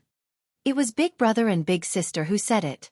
They also said that while it seems like celebrating the new year is a kind of habit, when you look deeper, you will realize that it comes from the solemnity of the soul. In any case, I don't understand. In any case, Big Brother and Big Sister will be very happy during the new year next year. And I will also be very happy. Xiao Bei could not understand too much, so he could only repeat. Li Longji was stunned by Wei Wei's words. He had not thought about it carefully before, but now that he thought about it, it really was the case. The dynasty had changed, but the new year had not. What he felt more was the happiness in his heart. Xiao Bei had spoken well. The lives of the common people were better than before, so he naturally had to take a large part of the credit. Giving Xiao Bei a big kiss, Li Longji amiably asked, "Xiao Bei, you answered well. We want to reward you." "Xiao Bei, what do you want?" "Really?" Xiao Bei was excited. She already had her goal when she came here, but she did not know what to say. She did not expect that the task would be delivered to her. A monarch's words are not to be taken lightly. As long as we can do it, we will definitely do it. However, we cannot just randomly find someone to help you vent your anger. There must be evidence. For example, the people who were arrested last time, and the people who were first impeached by you. Li Longji had been in a good mood these past few days, so he very happily agreed. Xiao Bei waved her fist. "Yay! Uncle Emperor, I will say it now. Xiao Bei wants an official position." "Didn't you just get promoted?" Li Longji did not expect that Xiao Bei would still want an official position. This official position could not be promoted anymore. How many people would be unconvinced if a group of children were given a fourth-rank official position? If the court officials did not understand that Zhang Xiaobao and Wang Wan's efforts and gains were considered small, they would have already killed themselves in the morning court. Xiao Bei stretched out 2 fingers, her thumb and index finger, and gestured. "I don't want a high-ranking official. I want a low-ranking official. A very, very low-ranking one. A 7th rank or 8th rank official." Xiao Bei knows that people need to know how to restrain themselves. As the saying goes, a tree that stands out from the forest will be blown away by the wind. Right, Xiao Bei knows a lot. "What kind of official position do you want?" Li Longji was amused. He kissed Xiao Bei again and asked. "A low-ranking one. For example, a county magistrate, deputy county magistrate, registrar, Zongji, and brush official are also fine." "Isn't it very low-ranking?" Xiao Bei and Xiao Yuan Gij, Xiaozhu Gij, Xiaohai Gij, Xiaonan Gij, and Xiaonan Gij are not afraid of standing out from the forest. Xiao Bei had a very sensible look on her face as she seriously explained to Li Longji. Li Longji was stunned. Zhang Shua, who had just recovered, was also stunned. "Isn't this called standing out from the forest?" How old were Xiao Bao and Cuckoo when they became the county magistrate and registrar respectively? They only got those positions after the 2 of them went on a killing expedition in Tubo. How much did Xiao Bao harm Tubo? How did Cuckoo get her nickname of Demon? Those 2 positions were made from the blood of countless people. You also want them? Isn't this a joke? Xiao Bei found that the 2 people's expressions were not right. She lowered her head, thought for a while, and asked tentatively, "Uncle Emperor, is it difficult? If it's really impossible, then forget it." When I told Xiao Yuan, he didn't agree. When we return to Jili province, I will learn from my brother and sister. When Xiao Bei said this, Li Longji suddenly reacted. After thinking for a while, he made a decision in his heart. It's not difficult at all. Who is our Xiao Bei? She is. Isn't she the one that everyone loves, the one that flowers bloom when he sees her, the one that comes when he sees her, the one that comes when the sun shrouds the sky? Xiao Bei praised herself. Haha, yes, that's right. Humph. Minister Zhang, listen to my orders. Li Longji laughed heartily and said to Xiao Bei with a straight face. This official is here. Xiao Bei also had a serious expression as she blinked her big eyes and waited for her orders. I will abolish Jian and province's governor's office and set up 3 new counties. Zhang Xiaobei will be Jian and county magistrate, Wang Xiaoyuan will be Jian and county registrar, and Uncle Emperor can't do it. Xiaoyuan can't be a registrar. Only Xiaohai Gij can be a registrar. Xiaoyuan doesn't know how to calculate. Oh, Your Majesty, please continue. Xiao Bei suddenly interrupted Li Longji's words. Thinking of the current situation, she became obedient. Oh, then Zhang Shaohai will be Gen and County Registrar, Xiao Yuan will be County Magistrate, and Li Longji gave all 9 people their positions in one breath. Zhang Shua wanted to stop him. Wouldn't this be child's play? If he gave them positions just like that, how would the other officials view him? However, when he heard that all the positions were from Jili Province, Zhang Shua gave up on the idea of stopping him. Now, in Jili Province, other than the official who was transferred from outside to be trained by Zhang Xiaobao and Wang Wan, all the other officials were from the inner court of the Zhang family and Wang family. Gen and Province's governor's office was already in name only. There was no one left. What was the point of keeping it? If it was to be removed, then so be it. Since that was the case, when Xiao Bei and the others became officials, Zhang Xiaobao and Wang Wan would be in charge. He didn't believe that the 2 of them would dare to let Xiao Bei and the others manage a county. Xiao Bei solemnly promised that she would improve the intelligence of that place. Suddenly, she thought of the story told by her brother and sister and felt that she should share it with others. She then said to Li Longji, "Our Tang Empire is still very weak. My brother and sister said that on the other side of the sea, in a very, very far away place, there are powerful countries. They can make big birds that can carry hundreds of people and fly in the sky. They can also make fast fish that can swim underwater. They can also carry many people. If they attack us, we will be in trouble." Is there really such a place? How did Xiao Bao and Cuckoo know? Li Longji's originally happy mood was suddenly covered with a layer of shadow. If it was someone else who said this, he would definitely not take it to heart. However, since it was from Zhang Xiaobao and Wang Wan, it was probably not wrong. He had seen the magical cannon, tried the hot air balloon, and also seen the glider that allowed people to fly back and forth. If there was a more powerful place, what should he do? I heard it from others. Xiao Bei replied. Yes, I heard it from others. Li Longji's first thought was of the experts from the Zhang clan and Wang clan. Could it be that the 2 of them had come from another place? That was really possible. The hot air balloon that carried the 2 of them had probably broken down, and the 2 of them were unable to return. If that was really the case, then the 2 of them had been able to teach people like Xiao Bao and Cuckoo and create many things that had never been seen before. How many people like the 2 of them were there in that place? And how long had it taken them to develop?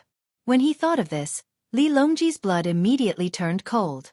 He was afraid that even more people would come from that place. Would the great Tang be able to deal with them? Xiao Bei, hurry and call your brother and sister over. We have something to ask them. Li Longji wanted to confirm if what Xiao Bei had said was true. Oh, Uncle Emperor. Wait a moment. I'll go right away. Uncle Emperor, can't you just send a signal?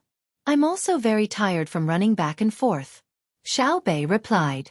He turned around and ran 2 steps before suddenly stopping in his tracks. He felt that he was very foolish. The signal was sent, and it was quickly received by Zhang Xiaobao and Wang Wan. Aya, this telegram is really too difficult to make.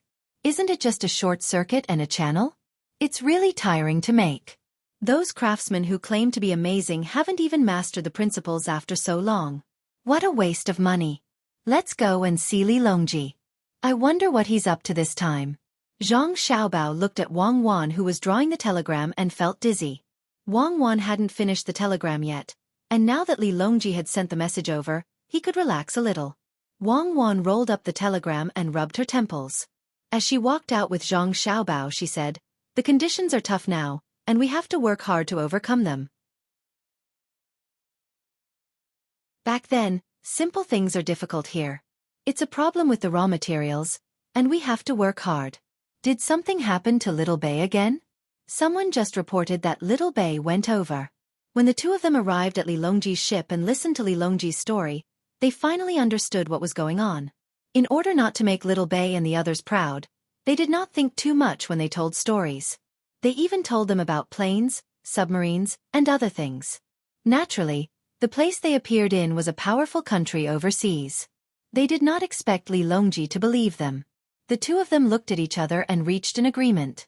Then they began to tell Li Longji about how planes flew, how submarines could travel underwater, the power of missiles, and the speed of torpedoes. Can we really attack from Luzhou to the capital? Li Longji was frightened. Wasn't that too far? Li Longji broke out in cold sweat when he thought about the situation when he encountered such a weapon. If the people from that faraway place attacked, how could he defend himself? Of course it's very powerful, but Zhang Xiaobao felt that he had scared Li Longji enough. He should at least give Li Longji some hope. However, if my great Tang develops another weapon, we can detect their missiles ahead of time and intercept them. We can also mark out a place on the ocean so that as long as they reach that place, we can attack them and not let them get too close. Zhang Xiaobao and Wang Wan did not mention satellites and intercontinental ballistic missiles. Li Longji was not confident, let alone nuclear bombs. Otherwise, with an intercontinental ballistic missile and a nuclear bomb, the capital would be gone with a bang. Li Longji would have to live to his heart's content while he was still alive. Zhang Xiaobao and Wang Wan hoped that Li Longji would maintain his current shrewdness and not be like the people in history who would relax after reaching a certain age and think that Great Tang was invincible. No matter how tired Li Longji was, he could not guess what the two were thinking. When he heard that there was a way to intercept them, he placed his hopes on this matter. Xiaobao, Cuckoo, tell me the truth. Do you know when they will attack? At least 40 years, right? It's not easy to get here. I heard from Master that the two of them were already in a lot of trouble and almost died on the way. Oh, Master saw them in a dream. Zhang Xiaobao said seriously to Li Longji. Wang Wan had a heavy expression as if this was true. However, in her heart, she was cursing Zhang Xiaobao's shamelessness. If not for the fact that Zhang Xiaobao wanted to conquer the entire Eurasian continent in his lifetime, why would he make up such a lie? Li Longji's face was a little pale. He nodded and said, That's good, that's good. Hurry up and create something that can intercept them. Tell us what you need. Li Longji did not believe in Zhang Xiaobao's dream at all. In his heart, he had already acknowledged the existence of experts from the Zhang family and Wang clan. As a liar, Zhang Xiaobao knew that Li Longji did not trust him that much. He had to come up with something even more miraculous. When he thought about the telegraph machine that Wang Wan had asked people to create, he suddenly had an idea. Your Majesty, that thing is not easy to make. It requires more craftsmen and materials. Some of the materials might not be available in Great Tang, but this subject feels that if we continue to head east and north, we should be able to find them. Adjunct Wang and this subject are currently thinking of something new. Your Majesty will know once we make it. I heard from Master in this subject's dream that this thing is very common in that place. In fact, it might not even be used. It can be used to receive news from the other side within a few breaths of time. Your Majesty, there's no need to be anxious. We should first stabilize the situation. At the very least, there aren't any powerful countries in the surrounding area. Minister Zhang's words are correct. Hurry up and make that thing so that we can take a look. Li Longji didn't know what to feel at this time. He wanted to believe in Zhang Xiaobao and Wang Wan, but he also felt that this was a little unreliable. If he said that he didn't believe in them, he would have to admit that many things were made. Thus, he could only decide to take a look. If there really was something that could send news from 100 li away, no matter what, he had to find a way to support the two of them in finding craftsmen to make this amazing thing. At this point, the conversation between the three of them came to an end. After successfully swindling Li Longji, Zhang Xiaobao and Wang Wan returned to their ships. Li Longji waited for the two of them to leave for 15 minutes before emerging from the cabin. There was no longer any trace of joy on his face, and his eyes were very grave. When someone came to report that Zhu Zan and Qi De were very obedient, he only nodded. He looked at the ships of the surrounding countries and gave a self-mocking smile. Small countries, just small countries. If they're destroyed, then so be it. Who dares to disobey the might of cannons? They're just fish and shrimp in the river, so how could they know the vastness of the ocean? If I tell them about missiles, they'll be scared to death. Li Longji muttered to himself. He suddenly realized that he didn't need to care about the Tufan and the Turkic Khaganate anymore. Hurry up and do it. Didn't you say that telegrams are easy to make? Do it first and let Li Longji see it. Even if you want to lie, you have to make sure that it's true and false. After returning to the cabin, Zhang Xiaobao urged Wang Wan as he ground an ink stick. What's the hurry? If you can do it, you can do the drawing. Things aren't as simple as you think. I reckon that this game between us and Li Longji will last for a very long time. As long as we can get the telegram out and make him believe it, We can gradually raise the foundation of the entire industrial system. He will be constantly afraid of us. It's really not easy. What if there's a gap in the technological tree? Wang Wan asked Zhang Xiaobao as she unfolded the drawing once more. She picked up the brush and prepared to continue. Zhang Xiaobao rubbed the brush a few times with all his might, but he didn't find any effect. He slowed down again and replied, "Back when we were making the atomic bomb, our other industrial systems couldn't keep up, but didn't we still manage to make it? It's the same now. Back then, it wasn't that we couldn't keep up. It was those 10 years that caused us to suffer. How many decades do we have in life? How many times do we still have ambitions? Forget it. It's all in the past. It's useless to talk about it anymore. You should think of a way to make a special place. Don't put it in Chongning. I always feel that that place is not under our control." Wang Wan's words were filled with endless resentment and regret. After saying this, she changed the topic. Zhang Xiaobao stopped what he was doing. He closed his eyes and thought for a while. He said, "We can't put it in the seaside. Let's put the industrial base in Xueqi County. There are mountains behind it. Throw it in the mountains. When the children in Zhuangzi who have studied physics and chemistry are older and have mastered all the high school knowledge, we can let them join." "That's the only way," Wang Wan replied. She began to think about her telegraph machine again. This thing was not difficult. The principle was there. But when it came to making it, the craftsmen couldn't keep up with it. It was often a very simple problem. If they wanted to understand it thoroughly, they usually needed more knowledge to explain it. After a few days of sailing, Zhang Xiaobao and Wang Wan were busy. Xiaobei and the others were excited.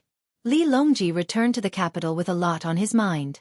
To be honest, Zhu Zan and Mo Jilian had never seen the prosperity of the capital. The information they got from others was far less shocking than seeing it with their own eyes. From the outside, there was not a single trace of brick or stone on the high city walls. It was as flat as a mirror. Pedestrians shuttled back and forth on the wide streets, and carriages kept moving. The trees on the sides of the roads, the gutters used for drainage, and the places where people walked on bricks made people feel that this was a very magical place. The first impression of people who had never been to the Tang Empire's capital was that it was big. It was very big, so big that it was a little scary. They didn't know how many people such a city could hold. The second feeling was wealth. Not a single person was begging on the streets. Everyone was wearing beautiful clothes, especially the women.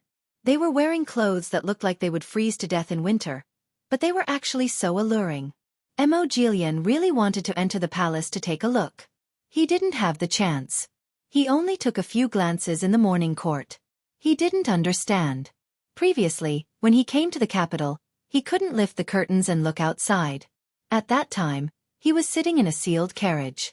Since the other places in the capital were so good, the palace would be even better. But Li Longji didn't give them such an opportunity. At least, he couldn't give it to them now. He needed to let them walk around the capital. After they were shocked enough, he would bring them to Xingqing Palace and let them see what an extraordinary place was. The matter of arranging accommodation for others naturally didn't need Zhang Xiaobao and Wang Wan. The two of them brought their families back to Savant's restaurant. At this time, their families had already arrived. Zhang Zhong knew that his son and daughter-in-law had returned. He personally went to the entrance of the restaurant to welcome them. Seeing his son who had grown taller, his face was full of smiles. We're home." Xiao Bei happily jumped into the arms of Jiang Wang clan and kissed her mother. They hadn't seen each other for a long time. She also missed her mother. She was much more sensible now. Xiao Bei has grown so big. Auntie won't be able to carry you anymore." Jiang Wang clan hugged Xiao Bei and said happily, "I can carry you." Xiao Bei learned from brother. "My body seems to be weightless. Mother, Xiao Bei knows how to cook chives and scrambled eggs." Brother even praised Xiao Bei for it. Xiao Bei hugged Jiang Wang clan's neck and said excitedly. Seeing that her daughter wasn't shy with strangers, Jiang Wang clan carried Xiao Bei upstairs and praised her. Xiao Bei was so happy that her face bloomed like a flower. After everyone had settled down, Zhang Xiaobao and Wang Wan found their father. They gathered together and discussed their positions after the new year. "Father, which ministry do you want to be a minister?" Zhang Xiaobao poured tea for the two families. He looked at his father and asked, Father, which ministry do you want to be a minister? When Father Zhang heard his son's words, he fell silent. He also didn't know which place was suitable for him. When he was in Luoyang, he didn't encounter the situation that he had mentioned earlier. No one tried to trip him up. Every time he had an idea, he would always be able to get support. Zhang Zhong understood that this wasn't because he was capable, but because his son and daughter-in-law worked hard outside. Everyone was afraid of his two children. He hadn't been idle during this period of time and had learned a lot. If he were to look at the 6 ministries, it seemed that any one of them would do. He mainly wanted to see what his son had in mind. While Zhang Zhong was thinking, Zhang Xiaobao wasn't in a hurry. He waited quietly. After almost 15 minutes, Zhang Zhong said, "Xiaobao, which ministry do you think is suitable for me to go to?" You're asking me? I think the Ministry of Works should be a minister. My father-in-law can go to the Ministry of War and be an assistant minister. If you feel tired, you can go to the Ministry of Rights. Zhang Xiaobao thought about it and decided on his father's position. As for Wang Wan's father, he couldn't let him be an official that was too high. He wasn't cut out for it, and it had nothing to do with knowledge. It would be fine if he could be like Yang Guozhong, but he couldn't compare. As for the Ministry of Works, it was because his plan required a lot of craftsmen. The imperial court would definitely not let them go. If it was an incompetent official who was always looking for trouble, he might as well let his father be it. Wang Wan nodded in support. I think it's fine. He can go to the Ministry of Works as a minister. As for my father, he can go to the Ministry of Rights. There are too many things to do at the Ministry of War. My father will be tired. Father Wang didn't say anything. He knew that if he really relied on his own abilities, he wouldn't even be able to become an official, much less an assistant minister. All of this was because he had a good daughter. He didn't have any hopes in this life. In the future, he would have to rely on his son, Xiao Yuan. He believed that with Xiao Yuan's photographic memory and his daughter's and son-in-law's abilities, he would definitely be able to obtain a very good future. Seeing that his son had set his sights on the Ministry of Works, Zhang Zhong nodded and agreed. Since that's the case, I'll listen to my son, Xiaobao. These words were said very casually. After he finished speaking, Zhang Zhong looked at Jiang Wang clan and suddenly felt an inexplicable feeling. Jiang Wang clan replied with a smile. She understood what she meant. Zhang Zhong sighed inwardly. He didn't know what to say. What was he discussing with his son just now? It was about the ownership of a minister in the capital. Normally, this kind of problem couldn't be discussed in his own home. When he was preparing to rely on the imperial examinations, he never thought that there would be a day like this. The ownership of a minister depended on his son. It could be said that it was decided. This should be considered bringing honor to the ancestors, right? Looking at the other 9 children sitting obediently beside him, Zhang Zhong felt as if he was in a dream. Not long ago, he would have thought about today's matter. Zhang Xiaobao didn't have any other thoughts. Okay, then it's decided. Father, you haven't eaten yet, right? I'll go and prepare now. As he spoke, Zhang Xiaobao stood up and walked outside. Wang Wan naturally followed. When the two were about to walk out of the door, Zhang Xiaobao suddenly shouted, "Brother, I want to eat vinegar." After Zhang Xiaobao and Wang Wan left, the old master of the Zhang family picked up his teacup and leisurely blew twice. He tried to use a calm tone as he said, "The position of minister has been decided just like that? Will someone try to steal it from my son?" Zhang Zhong hurriedly comforted him. "Father, no one can steal it. If Xiao Bao says it's the minister, then it's the minister. If he says it's the Ministry of Works, then it can't be the Ministry of Revenue. I believe in Xiao Bao." These words happened to be heard by Zhang Xiaobao and Wang Wan, who were not too far away. Wang Wan pursed her lips and smiled. "It seems that your status in the family is getting higher and higher. You can decide the position of minister." "What's the point of being minister? If you really annoy me, I can even decide the position of emperor. And that, since you already know my ability, you have to listen to me more in the future. You can't refute me. Do you understand?" Zhang Xiaobao raised his head and puffed out his chest, trying hard to show a proud appearance. "Yes, this concubine understands. Does my husband have anything else to say?" Wang Wan knew that she could spend a few more days with her family. In her happiness, she compromised a little to give Zhang Xiaobao some face. Zhang Xiaobao nodded and said, "You're quite obedient. Since that's the case, I'll invade you tonight." "Bah, your face is really big. Do you want to sleep on the floor? I'll stay with my mother today. You can go wherever you want. Isn't that giving you some sunshine? Let's go, what are you waiting for?" Go, we'll go now." "Madam, please calm down. I'll make your favorite cucumber with garlic sauce later." Zhang Xiaobao stopped while he was ahead. It was good to satisfy his craving for food. When Zhang family and Wang family were happy, Empress Wang was also very happy. It was not easy to stay in the palace. She came out and went to Savant's pavilion to see her son and daughter. The two little ones had grown up a lot and could call out mother. They could keep up with the nutrition. In addition, there was a reasonable way to train the babies. Now, the two little ones could already run. They could run, but they did not know how to walk. Once they walked, they would fall. When they ran, they could not stop themselves. If they did, they would fall. Someone had to be in front of them to stop them. When she saw the two little ones, Empress Wang was happy and sad.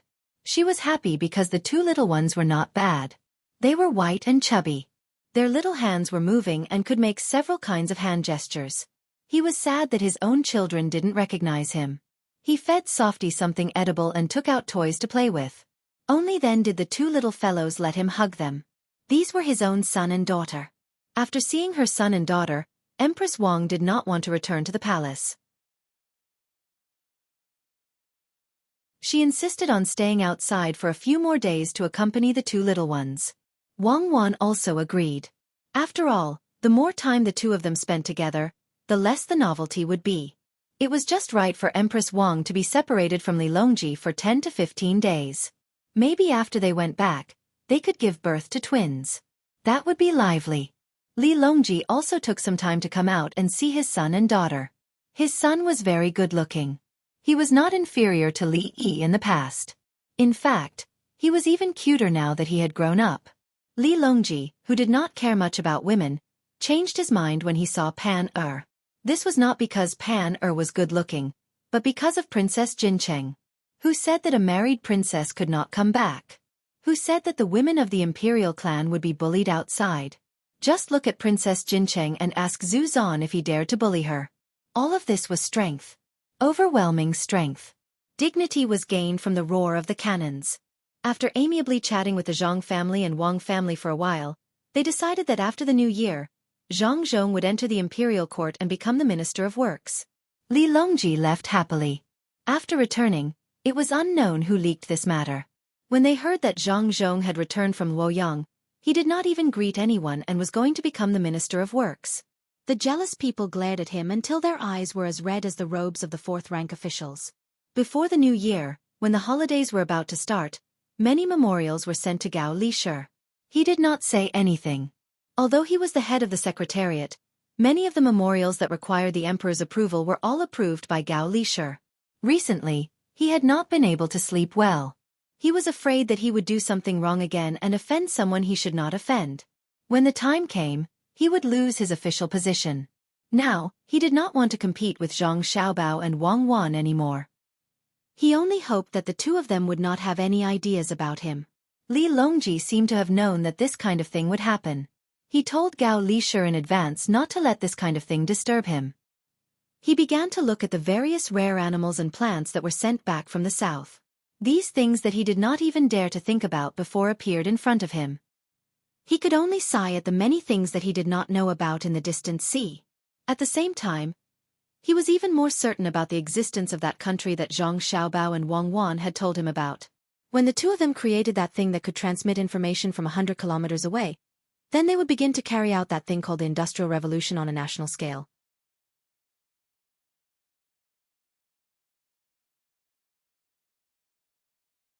Chapter 829. Translator, Endless Fantasy Translation Editor. Endless Fantasy Translation. The festive atmosphere started on the 30th and continued to the 15th of the first lunar month. The appearance of the ice lanterns everywhere made the people of the surrounding countries feel the brilliance of the great Tang once again. More people paid attention to the light bulb, wanting to understand why it lit up, especially Xian Luo and Japan. These two countries were temporarily not under the command of the Great Tang, so they were a little ambitious. What they wanted to know the most was whether this light bulb would be used in war and what it would look like when it was used. Li Longji naturally couldn't tell them. Even if he wanted to tell them, they wouldn't understand. This light bulb was made by the Zhang family and Wang family, and the palace was also using it. However, they only knew how and didn't know why. Zhu Zan asked for a set and returned to his courtyard in the capital. He planned to return to Tubo after the 2nd of February. During this period of time, he could learn more about new things and see which one could be used in Tubo. Princess Jincheng still helped to inquire about information, but instead of looking for the enemy of the Zhang family and Wang family, she changed to looking for something good to help Tubo. The first thing she found was a washing machine. There was also a small river that didn't flow too fast in Zhu Zan's courtyard. It was a place for entertainment. After putting it up and seeing that it couldn't move, she found Zhang Xiaobao and changed it to a wind-powered one with the help of the craftsman. Ignoring the cold weather, she poured water for the washing machine in the courtyard and threw the clothes in. Then, she added the washing powder provided by the Zhang family and Wang family and watched the washing machine spin. Zhu Zan looked at the washing machine curiously and then looked at the light bulb. Aren't these the same thing? They are both blown by the wind. Why can one light up to replace candles, and the other can wash clothes? How would Princess Jincheng know? Hearing Zhu Zan's words, she shook her head and said, Zan Pu, this should be the benefits of the industrial system that Xiao Bao and Cuckoo mentioned. Now it can only be used by the rich and powerful. Where there is still a need for wind or rivers, in a few years, ordinary people will be able to use it too. Yes, just like that marsh gas, the people of the Great Tang will be more and more comfortable in the future. Zhu Zan sighed. Right now, he no longer cared about anything else. He only hoped that after Tubo joined the Great Tang, the people of Tubo would be able to receive the same benefits as the people of the Great Tang. His original ambition had been completely crushed by reality. Princess Jincheng didn't know what Zhu Zanqi was thinking. Seeing so many good things, she said to Zhu Zanqi with a worried expression, Zan Pu, does Tubo still want to be enemies with Great Tang? I wonder how the Turks are doing. Commissioner K isn't someone who gives up so easily. So what if he doesn't? Could he withstand the bombardment of the Great Tang's artillery? Could he stop the hot air balloons and gliders in the sky? Those two things flying in the sky can throw cannonball-like things down. They are the grenades, the weapons that blew up many of our Tubo people. Zhu Zanqi seemed to want to stand on the side of the Great Tang. It also seemed like he wanted to find a reason for his compromise. If the Turks dared to not agree to Li Longji's request and started a war with the Great Tang, he would be able to comfort himself. It wasn't that he wasn't capable, it was that the Great Tang was too powerful. He couldn't return to the capital yet, but Tu Yu also thought the same. He was very clear that even if Li Longji had the initiative now, he wouldn't let him return to the Song Mo Commander-in-Chief's manor immediately.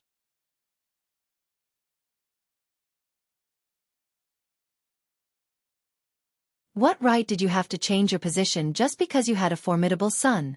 Fan Yu had an aura of someone who could be killed but not humiliated. The more he looked at Zhang Zhong, the more he found him to be an eyesore. Even though Zhang Zhong had treated him to a meal at Savant's restaurant and promised that as long as he did a good job, he would be able to receive good things from the Zhang clan and Wang clan in the future. Savant's restaurant's food and wine are good, but that isn't a reason for me, Fan Yu, to bend my knees. No matter what, I can't let him have an easy time. Does he know the importance of a secretary? After eating his fill, Fan Yu returned to the office of the Ministry of Works. He brewed a pot of Maojian tea that Zhang Zhong had specially provided for him today, and started to think about how he could create trouble for Zhang Zhong. The secretary was naturally in charge of a part of the account books. There were records of the finances of the Ministry of Works, as well as the inventory and consumption of various items. Thus, Fan Yu set her sights on this. When the time came, Zhang Zhong wouldn't be able to know exactly how much money the Ministry of Works had left.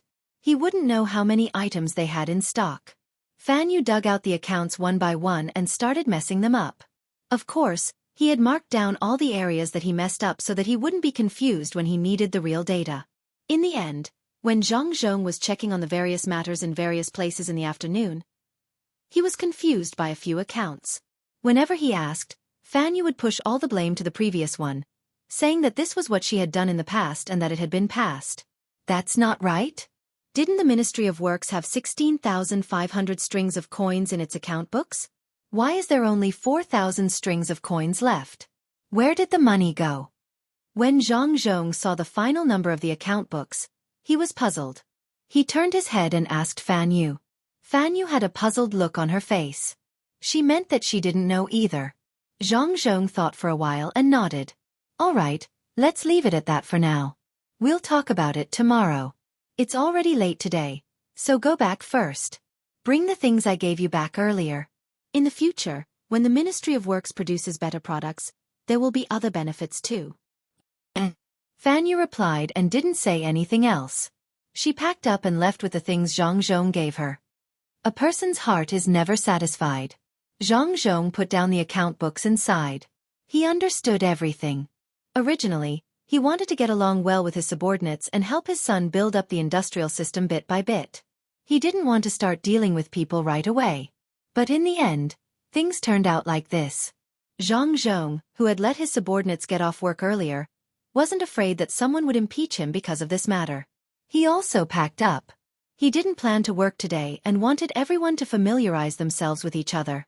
Later on, he would find someone to check the background of everyone in the Ministry of Works. He had to record down who was in each family. He even had to record their parents' birthdays. He was concerned about his subordinates. He had done this many times in the past, and the results were pretty good.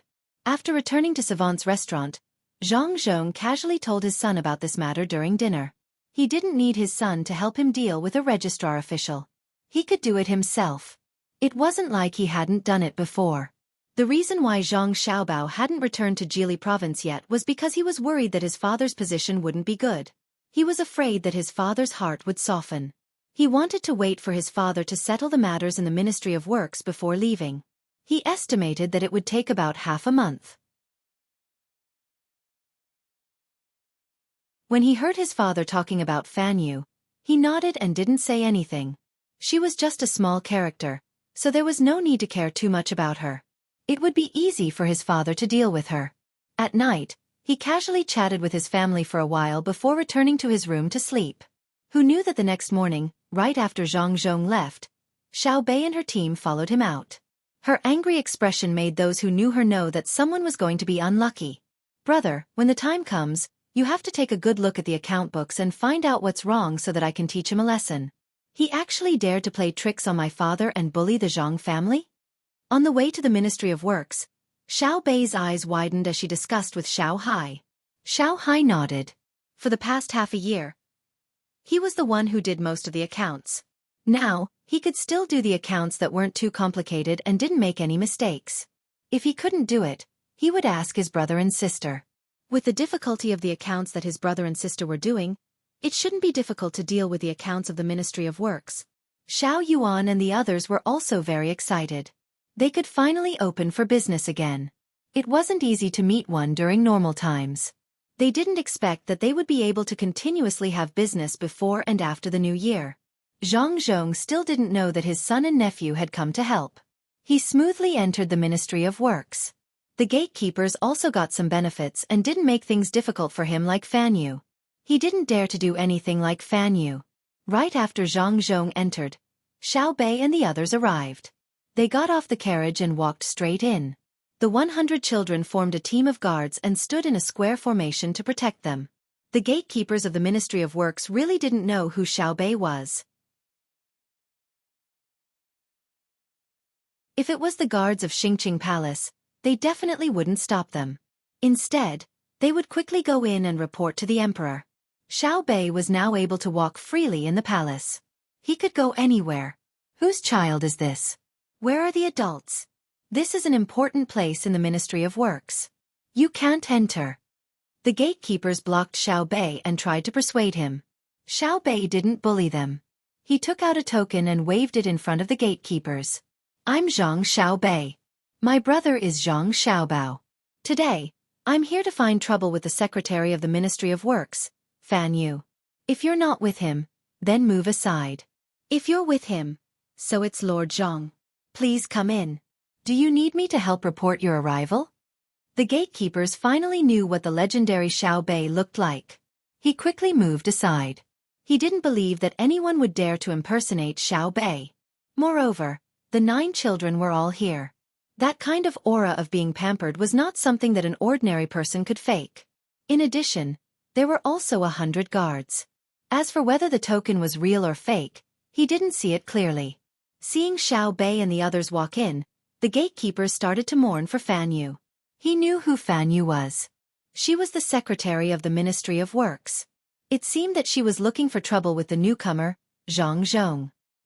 He already said that the old man had come out after beating the young one. Now that the old man hadn't done anything, the young one had already rushed forward. Zhang Zhong didn't directly look for Fan Yu. He planned to arrange his work for today first.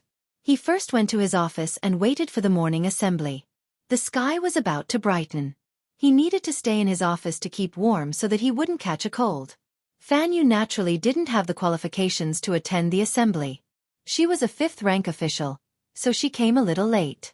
She just arrived a little later than Zhang Zhong. She had already prepared her speech and was just waiting for Zhang Zhong to come and find trouble. In the end, Zhang Zhong didn't come. Instead, it was Xiao Bei and the others who got lost and only found the place after a long time. When Xiao Bei and the others entered the room, everyone who was working in the room stopped what they were doing and looked at the group of children in confusion. Where did this group of children come from? Who is Fan Yu? You're the secretary of the Ministry of Works? Xiao Bei looked around and asked. Who are you? Fan Yu frowned and asked in return when she saw that someone was asking her by name. Xiao Bei looked at the person who spoke. It seems that you are the secretary. Left and right, where are you? Take her down. Understood. As Xiao Bei's voice fell, a chorus of voices rang out from outside. Then, over 20 children rushed in. Under Xiao Bei's instructions, they ran toward Fan Yu, and before Fan Yu could figure out what was going on, she was already on the ground. She was handcuffed and pressed down on him. He tried a few times and was finally pinned down. While the others were puzzled and didn't know how to react, Xiao Bei clasped his hands behind his back and slowly said, "This official is a physician and only knows about the matters of the Supreme Court. This official suspects that Fan Yu is bullying his superiors and tampering with the accounts. Does anyone have anything to say?" The moment Xiao Bei mentioned his official position, the people from the Ministry of Works immediately knew who he was. Why was this legendary little ancestor here? And he even captured Fan Yu? It was over. They didn't know how Fan Yu had offended someone and offended them. Not to mention that they had evidence, even if they didn't say anything. Who in the Ministry of Works didn't give them some benefits? They didn't even investigate. Everyone knew that. Moreover, those benefits weren't worth much. If they really investigated, it wouldn't be worth it. Even the emperor wouldn't care. It would just be a smile. But today, Fan Yu was being targeted by Zhang Xiaobei. This wasn't the case. Everything must be investigated and strictly investigated. From the looks of it, who did he offend? So that was the case. Fan Yu had offended Minister Zhang. Fan Yu was still not convinced and continued to struggle. You said that I did and I did? What evidence do you have? Even if I did, you can't arrest me. There needs to be a joint trial. Che, are you bullying me because I don't know? There needs to be a joint trial. If I arrest you, can't the Supreme Court arrest you? Today, I'll give you a joint trial. You don't usually have the chance to attend court, right? I'll give you a chance. Take him away. I'll go and talk to Uncle Emperor. My father has just arrived and someone wants to bully him. How can I let this go? With Xiao Bei's words, Fan Yu was forced to Hanyuan Palace Hall by Xiao Bei and the others without anyone interceding.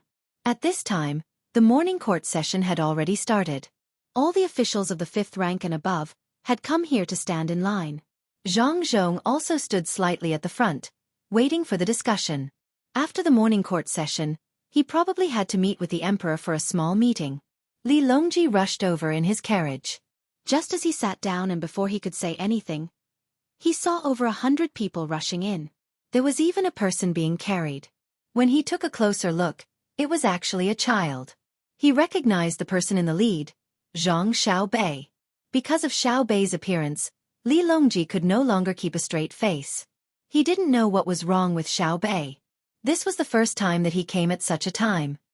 He coughed and asked, "Official Zhang, Why did you come to court today?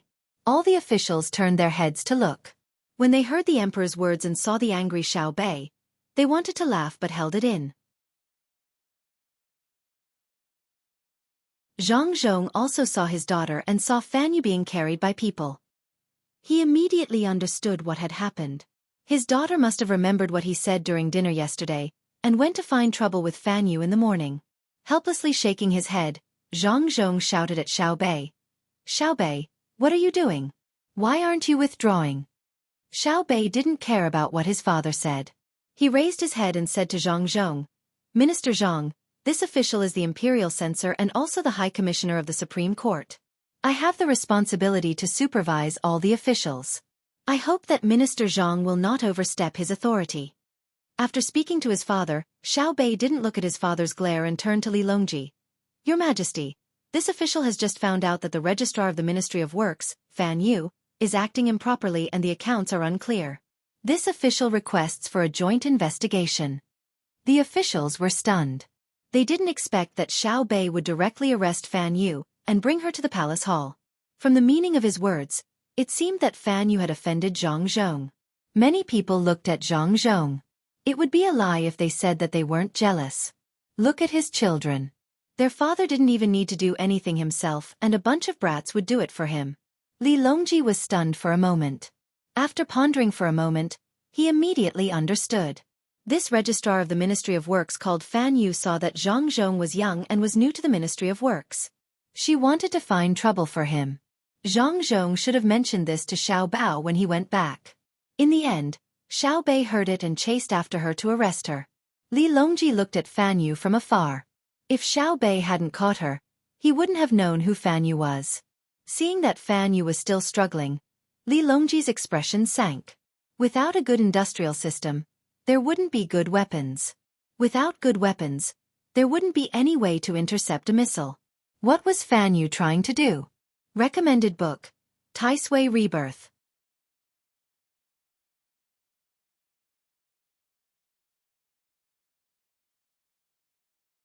Chapter 830. As the Registrar of the Ministry of Works, Fan Yu's greatest opportunity to show his face appeared in Hunyuan Palace Hall. Following that, he was like a small stone thrown into the ocean. Before the waves could splash much, he was submerged in the tide. As for how much of an impact it had nothing to do with him. Xiao Bei left the morning court in satisfaction. She did not participate in any of the court affairs. She wanted to return to Savant's restaurant as soon as possible and find her brother and sister for help. In the court, she had always addressed her father as Minister Zhang. To her, there was nothing more terrifying than this in the world. The sky was falling. She had to conduct a public relations crisis after the morning court ended. The situation was very grim. The morning court in Hunyuan Palace Hall continued as usual. Zhang Zhong was not in the mood to think about how to deal with his daughter. He wanted to let more people agree with his proposal to change the Ministry of Works. When Li Longji finished dealing with the several memorials presented, the first to speak was Zhang Zhong. He held a piece of paper in his hand and read them out one by one. In the end, he requested for the country's finance to allocate funds. 4 million strings of cash? Li Longji was shocked by Zhang Zhong's words. The country's financial income had increased in the past 2 years. Compared to the past, it could be said to be a world of difference. However, to take out 4 million strings of cash at once for one of the 6 ministries seemed to be a little too much. Zhang Zhong also knew that he had opened his mouth too wide. He quickly explained, Your Majesty, the 4 million strings of cash that I mentioned is a one-time solution. In the future, Your Majesty does not need to take out a single copper coin for the Ministry of Works to be self-reliant. In 2 years, we will definitely be able to recover the money invested. Your Majesty, I feel that this cannot be done. Just as Zhang Zhong finished speaking, Zhang Shua jumped out and directly objected. All the officials focused their gazes on Zhang Zhong. They wanted to see if the Prime Minister would emerge victorious in his first official confrontation with Zhang Zhong. Zhang Shua felt very helpless. He should not have been the first to object. Instead, it should have been one of his subordinates. He had already used his body language to send the signal. Usually, his subordinates would know what to do as long as they saw his signal. However, it was strange today. His subordinates seemed to have bad eyesight and were in a daze. No one stood up to speak. Gao Lisher also saw this situation. He was very clear in his heart. As the saying goes, one should be soft-hearted after taking advantage of others. Which one of the people who could appear in the morning court had not received benefits from the Zhang family and Wang family? If you don't believe me, you can go house by house and see which house doesn't have furniture with the Zhang family's and Wang family's logos worth a few thousand strings of coins. Today was the first time that Zhang Zhong had attended a court meeting. If anyone dared to cause trouble at this crucial moment, they could forget about counting on the Zhang family and Wang family to continue giving them benefits in the future. Coupled with Xiao Bao and Cuckoo's vengeful personalities, there was bound to be an outcome. Just as Gao Lisher had guessed, the people belonging to Zhang Xiaobao's faction did indeed have such thoughts. They could refuse the things given by the Zhang and Wang families, but they did not dare to offend Zhang Xiaobao and Wang Wan. Did they not see what happened to Fan Yu just now? The emperor did not even have the mood to investigate further. He directly sentenced Fan Yu to be exiled to Lingnan. Everyone who was not sent to Luzhou yearned for Fan Yu. This could be considered as sparing Fan Yu's life.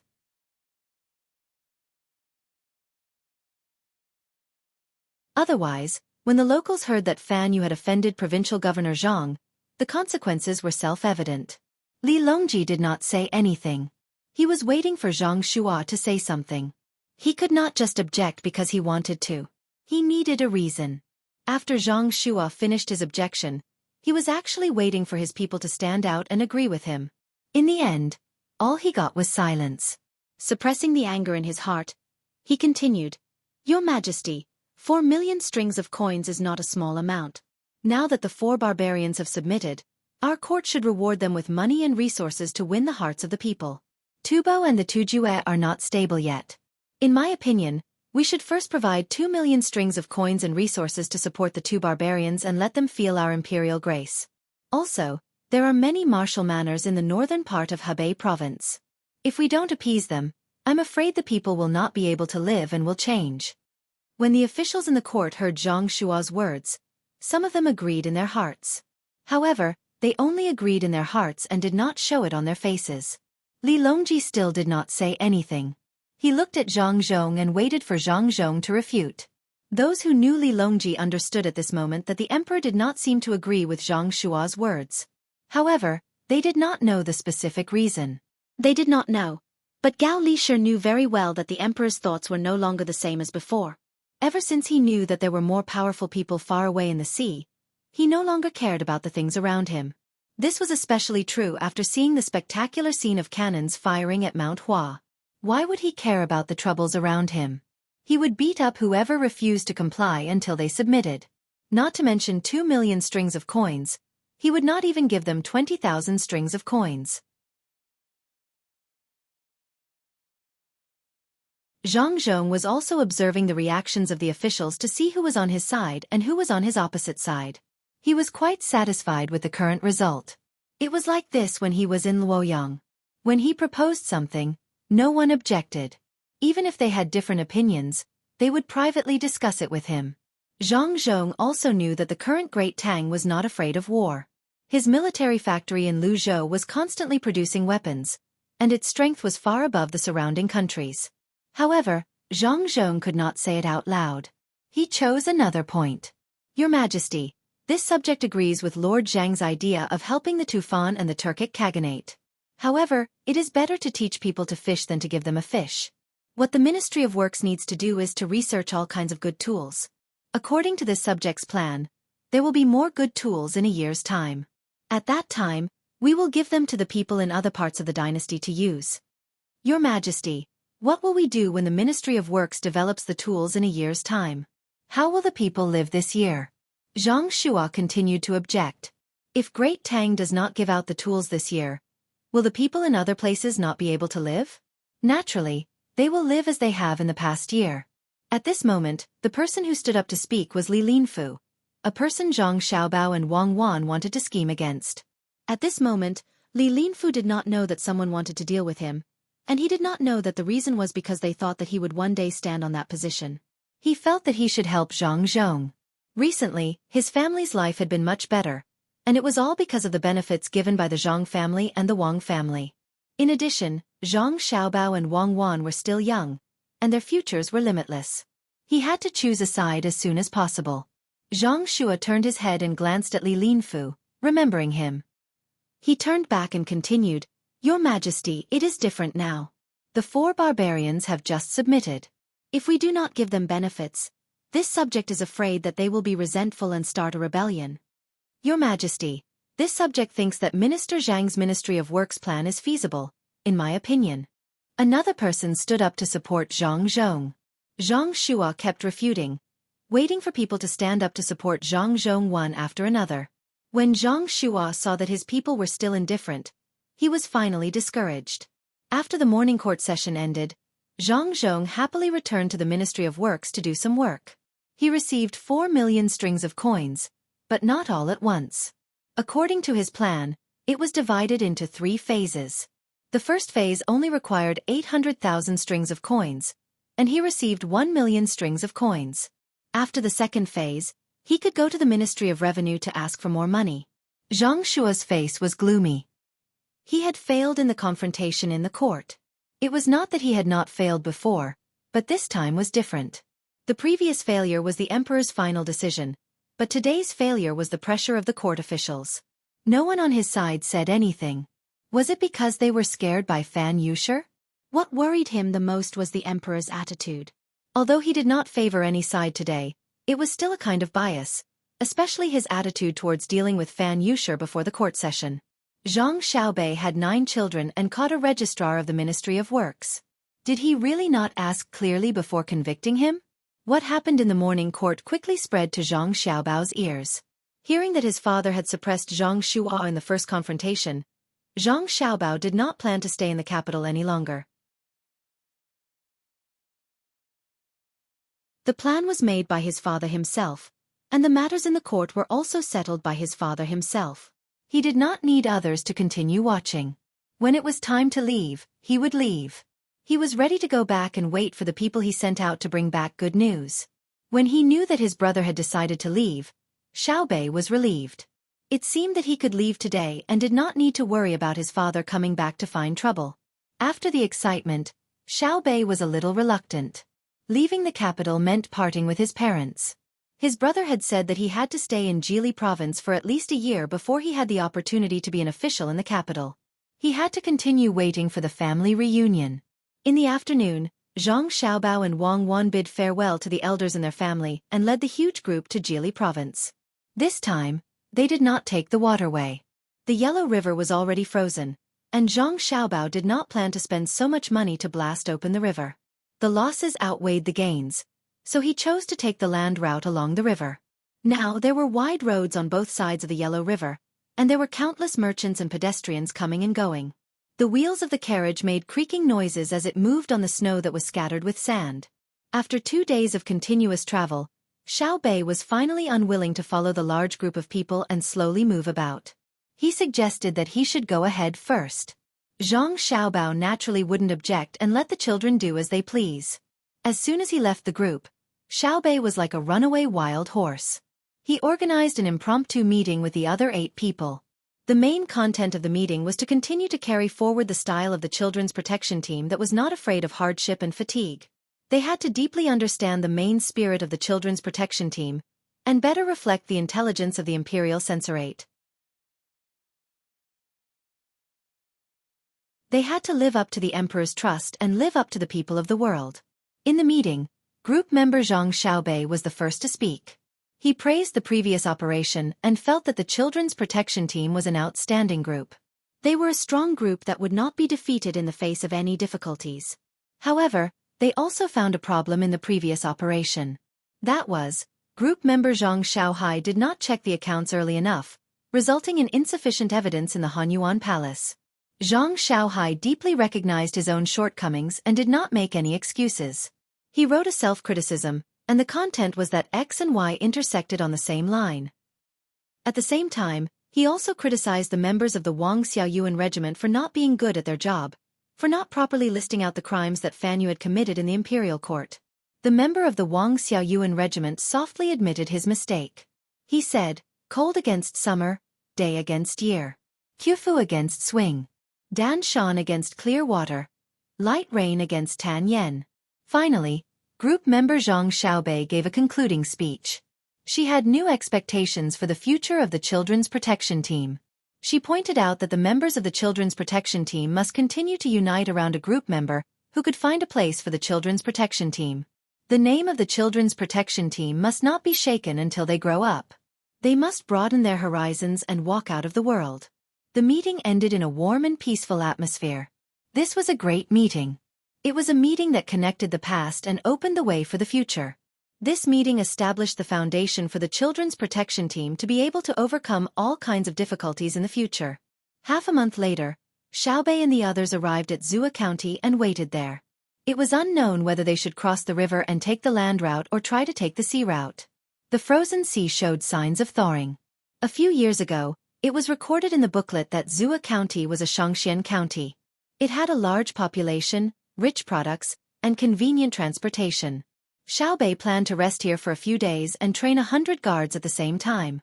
However, when the group entered the borders of Xueqi County, Xiaobei and the others, who already knew that it was a Shangxian county, were still shocked by how prosperous Xueqi County was.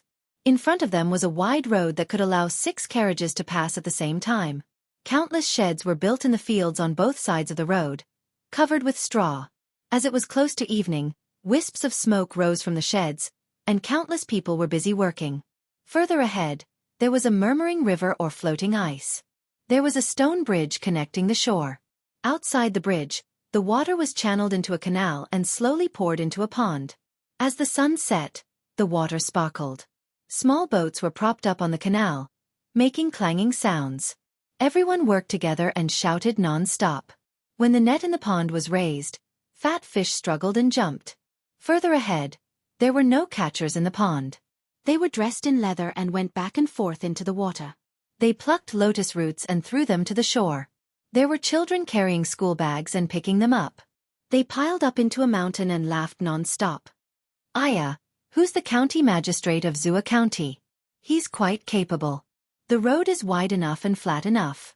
There should be a kong in the shed with chives planted inside. This place draws water to raise fish and plants lotus roots. The combination is quite reasonable. If you work harder, you can catch up to half of brother and sister. Xiaobei praised when she saw this scene. She commanded the group to continue forward. Xueqi County had piqued her interest. She wanted to see what would happen after they entered the county. The group increased their speed. When the sky turned dark, they arrived outside Xueqi County. What they saw was actually a city wall that was about 1 zhang tall. It's really not easy.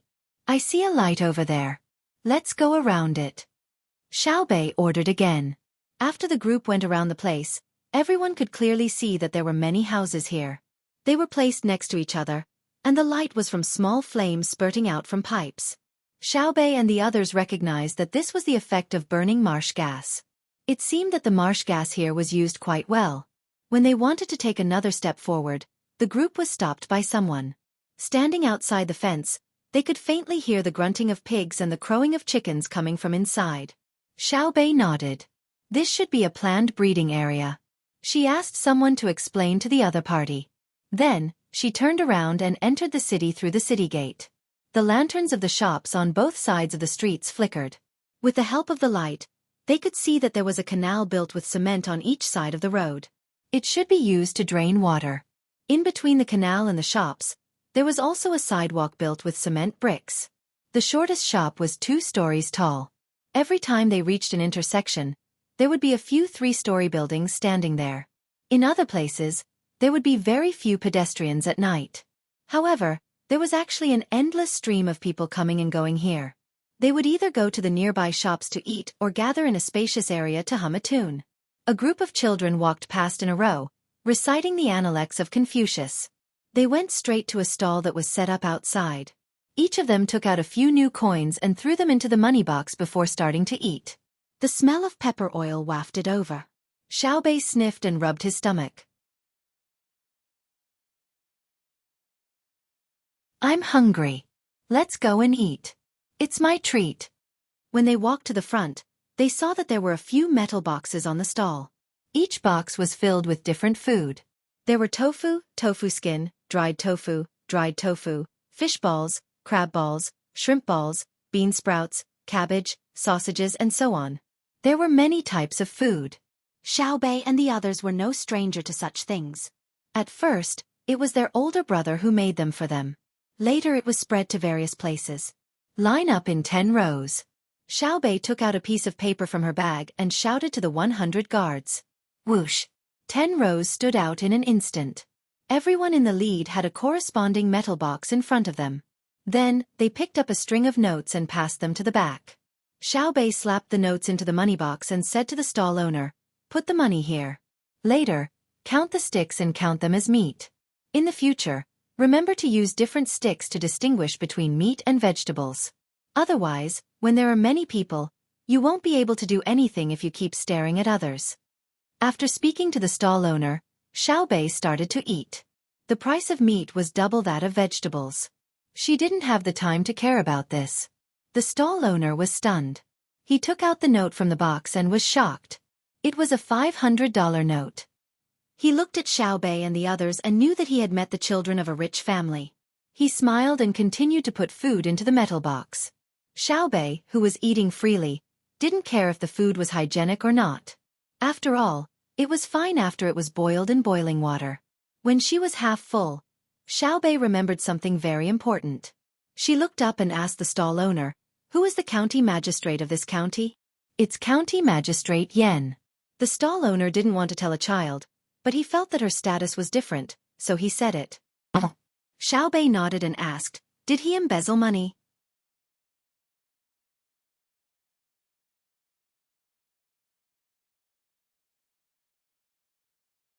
Chapter 831. Little Bei had a lot of questions. She wanted to know the general economic situation of Xueqi County, and the number of merchants coming and going.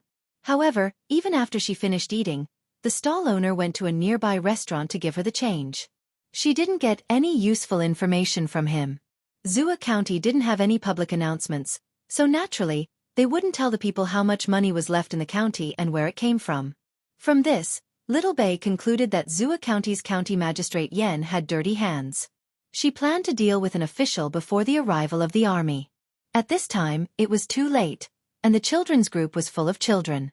Some people couldn't help but yawn. Like a contagious disease, one person yawned loudly, and everyone who saw him yawned as well. Little Bei rubbed her sore eyes and smacked her lips. She lowered her head and walked toward an inn with the brightest lights.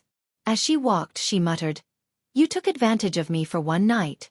I'll deal with you tomorrow." Early the next morning, Little Bei and her group ate breakfast leisurely. They came out of the inn and headed straight for the local yamen. On the way, they attracted the curiosity of many people. A group of children came out of nowhere and didn't look like students from school. At the entrance of the yamen, 2 yamen runners were looking at the sky in boredom. They wore thick cotton-padded clothes and looked listless. When they saw Xiaobei and the others, one of the yamen runner's eyes lit up and a smile appeared on his face. He realized that the children who were being protected were about the same age as his children, but they were much more energetic than his children. Just as he was about to ask them kindly, he heard the voice of the smartest girl in the group. "I'm a doctor in the imperial court. I'm an imperial censor and..." The yamen runner was only focused on Little Bei's pleasant voice and didn't understand the specific content. When Little Bei glared at him and repeated herself, the yamen runner finally reacted. First, he didn't believe her. "I don't care if you believe it or not. Go in and report to your county magistrate that we're here to check the accounts. Tell him to prepare himself and don't lie. Go quickly.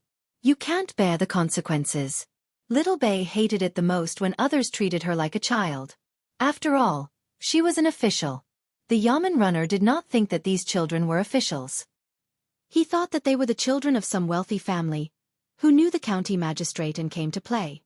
He smiled and nodded, then ran inside to report. He didn't go to the signing room, nor did he go to the study, nor did he run to the empty hall. Instead, he went through 2 courtyards and came to the 3rd courtyard at the back. He said to a person wearing coarse clothes with a greasy face, "Sir, please take a rest first.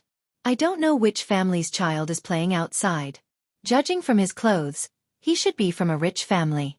Sir, can you go and identify him?" An official with a greasy face was adding coal to the stove under a large iron pot. When he heard the bailiff's words, He straightened his back and let out a sigh. After a while, he relaxed and asked, "What do you mean? Come, give me more." The yamen runner took the shovel and started to work as he replied, "Darren, there's a girl among them. She says she's a doctor or something. She's surrounded by a group of children. She says she wants to check the accounts. I don't know which of Darren's old friends she belongs to." The yamen runner spoke casually, but when the words reached the ears of the official with a greasy face, it was not easy at all. The official, who had an indifferent expression just now, grabbed the yamen runner who was still working and asked nervously, "How many children?" "A group. There's at least 180. Darren, you? How many are best dressed? Think carefully." The official asked again. "Let me think. 7. No, it seems to be 8. That's also not right. Oh, I remember now. It's 9. The group of children outside is in a circle, and in the middle is a square. The girl who spoke just happened to be standing in the middle. Darren, have you guessed who it is?" The yamen runner still did not take it seriously. He thought for a while and wanted to say it. The official staggered, and his face immediately turned pale. He muttered, "It's over. They've finally set their sights on me. Sigh. If I had known this would happen, I wouldn't have chosen Zhu, a county magistrate. Add coal, don't stop. I admit it." Darren, what are you?" The yamen runner was startled. He did not understand why the official, who was usually very indifferent to everything, would be so evil today. "No, nothing. That girl is a traditional Chinese physician. You don't know. This road leads to Jili province and the capital. I've been feeling uneasy recently, but I never thought that it would happen to them." County Magistrate Yen muttered, waved his hand, and walked out with his back hunched. He knew who had come and thought of the consequences. He was greedy. He was really greedy. If another official came to investigate, he might have heard the news in advance and made some preparations. There would not be too big of a problem. But who would have thought that it was the 9 children of the Zhang family and the Wang family who came? The news had just come from the capital along the road, but they had already arrived. When County Magistrate Yen moved to the entrance of the yamen with his legs that had almost lost all strength, Xiaobei was using a colored pen to paint the edge of the door. He stepped on a big stone and seemed to be using a lot of effort. County Magistrate Yen saw the goldfish bag hanging from the waists of Xiaobei and the others. He looked at the group of children and confirmed that there was no doubt. "Darren, I am County Magistrate Yen, Head Foreman Yen. I didn't know you were coming and did not welcome you. Please forgive me." As he spoke, Foreman Yen no longer thought about bribery or fraud. He waited for the final judgment. Xiaobei spent a lot of effort to paint the parts of the drum where the paint had peeled off bright red. He jumped down from the stone and shook his hands vigorously. He looked at Foreman Yen with dissatisfaction and said, "County Magistrate Yen, why is this drum so high? Do you want to tire the person playing the drum to death? That old man is so old. How can he beat it?" "Yes, I will order someone to lower the height." Foreman Yen agreed. He stopped talking and waited there. Xiaobei rubbed his arms and looked at Foreman Yen. He said unhappily, "Why are you standing outside? Why don't you invite us in?" Yes, we'll go in now. Please. I will immediately have someone bring the accounts." Foreman Yen gritted his teeth and hoped that his attitude was better. The child was easy to coax. If he admitted his mistake, he could be dealt with lightly. He didn't want to lose his position. He planned to continue being greedy. Otherwise, his plan would not be able to succeed. Xiaobei was invited in. He humphed as a sign of agreement. Foreman Yen ordered someone to bring the accounts. After entering the yamen, Xiaobei didn't follow Foreman Yan's instructions to rest in the living room. Instead, he walked straight to the back. As he walked, he said, "I heard that your yamen is always making a lot of noise. Let me see what you're playing at." "Xiaobei, look behind you. It's smoky." Xiao Zhu, who was the most observant, pulled Xiaobei and pointed to the sky. Xiaobei looked up. Of course, it wasn't the smoke from the kitchen. He listened carefully. There was also a rumbling sound. Without another word, he rushed inside. The group of children followed closely behind. Foreman Yan's face was full of bitterness. He was afraid that Xiao Bei and the others would take a fancy to his things and take them as toys. Those were the fruits of his hard work. He wanted to stop them, but he didn't dare. When Xiao Bei and the others entered the third courtyard, the obedient yamen runners were still sending coal into the stove. This thing is fun. It's so big. Brother, don't you think it looks a little familiar? Xiao Bei saw the jar that was almost as tall as the house. He suddenly felt that it looked familiar. It does look familiar, Xiao Yuan said. I'm not asking you. I'm asking my brother. Xiao Bei didn't give him any face. Xiao Hai was also looking at the thing. He nodded. It looks familiar. Isn't this the steam engine that brother and sister asked Foreman Yan to research? They haven't finished researching it yet. I didn't expect to see one here. I wonder how far they've come. At this time, someone had already brought the county's account book and handed it to Foreman Yan. Foreman Yan squeezed the thin account book and handed it to Xiao Bei helplessly. Although the account book was thin, it was real. There were also fake ones.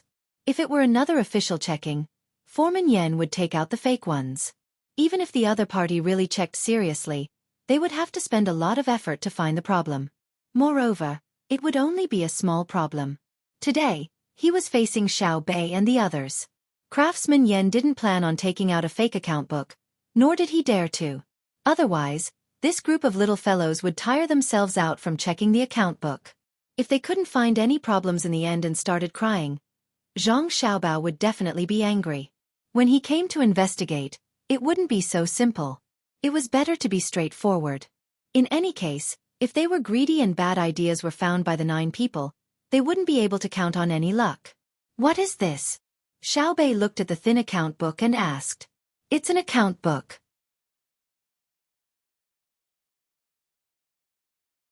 It records the county's income and expenses this year, as well as the portion that I spent on myself. Foreman Yan sighed and introduced. Let me see.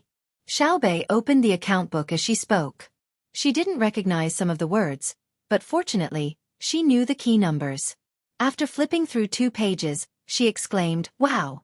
Zhuba County's tax income reached 820,000 strings of cash this year? How did you do it? How much was it last year? I just figured out a way to do it after hearing about Jili Province and Buixin County from my younger brother. In the first half of last year, it was 140,000 strings of cash, and in the second half, it was 60,000 strings of cash. I invested all the money into breeding. Naturally, this year's harvest was more. Foreman Yan was very proud of the county's income. In 1.5 years, the amount had quadrupled. Xiao Bei was very surprised. If this result was achieved by her brother or sister, it wouldn't be a big deal. However, an ordinary official could do it, so it was definitely different. Then how much did you report? 760,000 strings of cash. Foreman Yan answered honestly. Xiao Bei nodded. So you took a full 60,000 strings of cash? That's the entire revenue for the second half of last year, right? Yes. What did you do with the money? Xiao Bei didn't feel any sense of accomplishment when Foreman Yan admitted to it right away. Instead, she was more interested in what Foreman Yan did with the money he took. Foreman Yan pointed at the big thing in front of him. I'll do this. A few broke, and this is the last one. I'm about to succeed. Can you give me a few days? Okay. This big thing only cost 60,000 strings of cash. Xiao Bei started to spin around the steaming thing. She returned the account book to Foreman Yan and stopped paying attention to it. After spinning around a few times, Xiao Bei stopped and turned to ask the nervous Foreman Yan. What can this thing do? Can it be put on the car and let the car move on its own?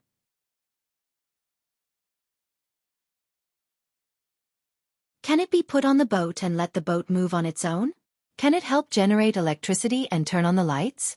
Can it be put on the lathe to help make tools? Foreman Yan's eyes lit up with every question Xiao Bei asked. After Xiao Bei finished asking, Foreman Yan nodded at Xiao Bei as if he had found a confidant. Then why isn't it moving? Is there a switch or something? Hurry up and turn it on. Don't hold it until it explodes. Xiao Bei suddenly thought of a very important question. Foreman Yan was stunned. Wei Wei rushed to the round thing and picked up a stick from the ground. She stuck it into the air and started to spin it. Then, she shouted at the yamen runner who was still stupidly adding coal. Stop, stop, stop adding coal. Only then did the yamen runner throw down the shovel and wipe the sweat off his forehead. Following Foreman Yan's actions, more steam came out. Then, the group saw the rods connected to the pot start to move up and down. A wheel on the other side also started to spin. Xiaobei and the rest widened their eyes when they saw this scene.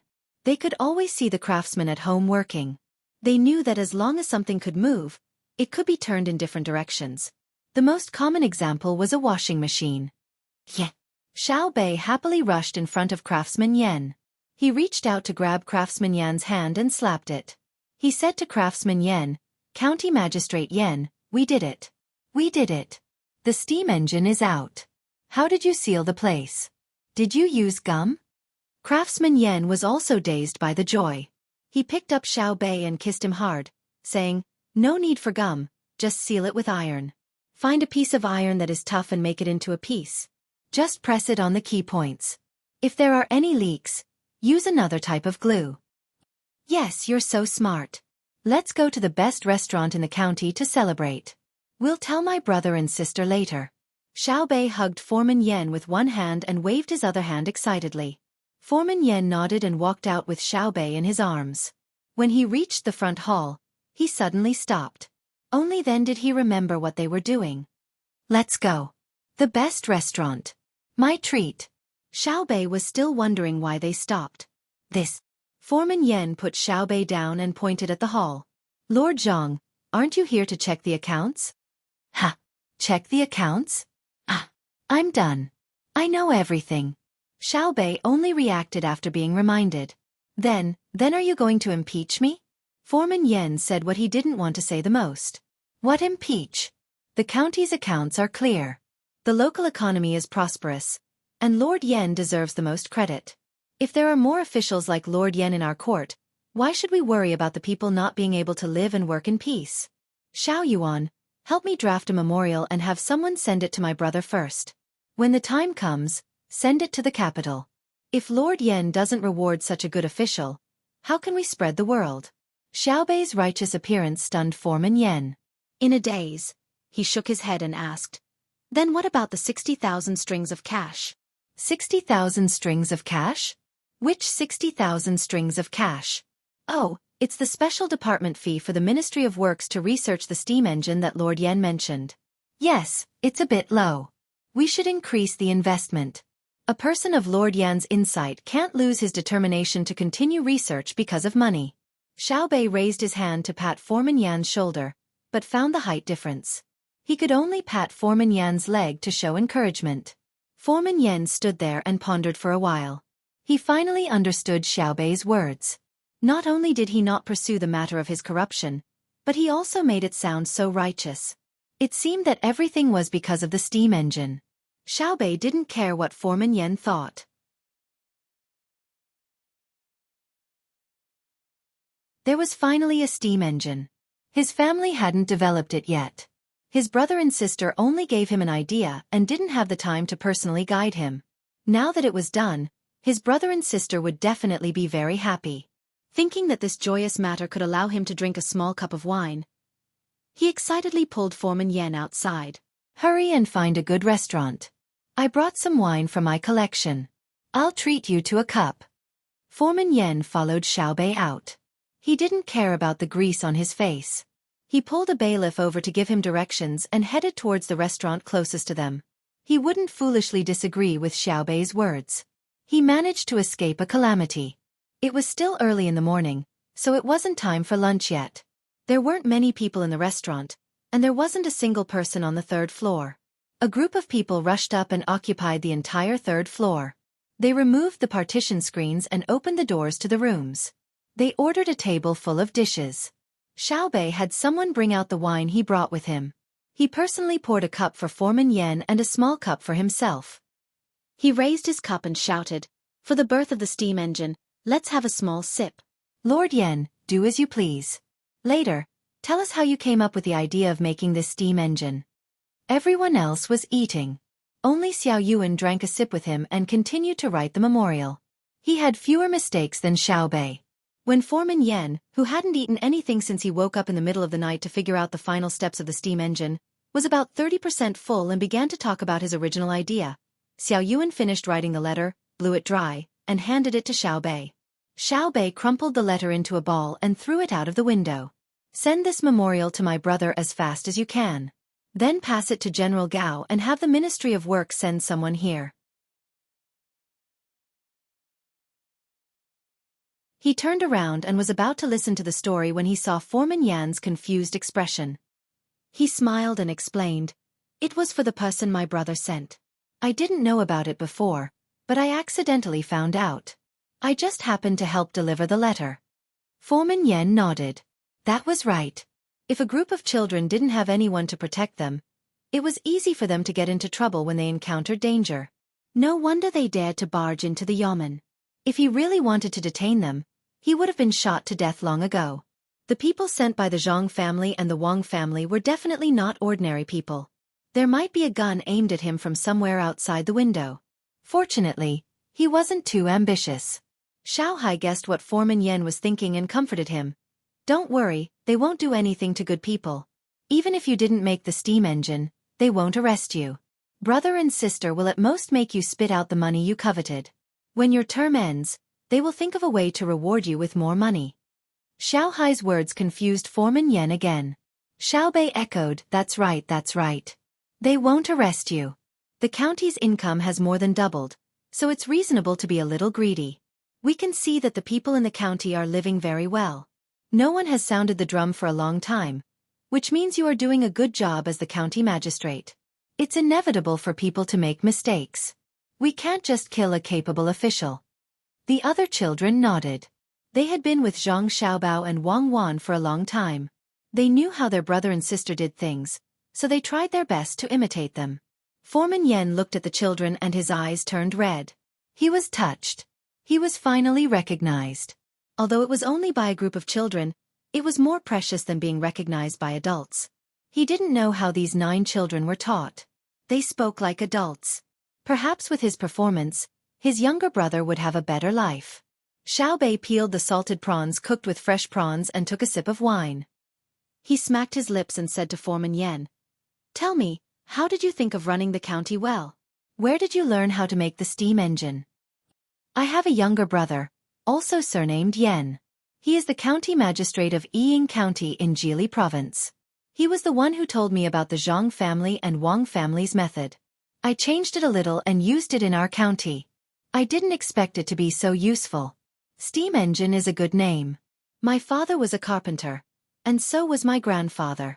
By the time my younger brother and I reached an official position, I still liked to make all kinds of things. Later, when I was waiting for an official position in the capital, a classmate of mine was assigned to the Ministry of Works. He knew that I liked to make things, so he gave me a small booklet to read.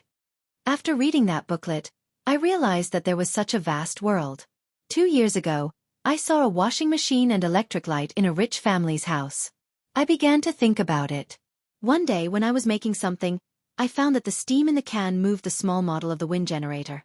Then I thought, whether it is wind power or water power, they are all limited by the environment. Is there a way to get rid of the environmental restrictions? So I began to think about it from the perspective of steam. Then I came up with that steam engine. Foreman Yen didn't care about the age of the audience. He finally found a place to vent the things that had been bottled up in his heart for a long time. He began to tell Xiao Bei and the others some of his stories. It seems like you can't be a county magistrate anymore. You can either come to our family or go to the Ministry of Works. Otherwise, it would be a pity, Xiao Yuan said to Foreman Yen.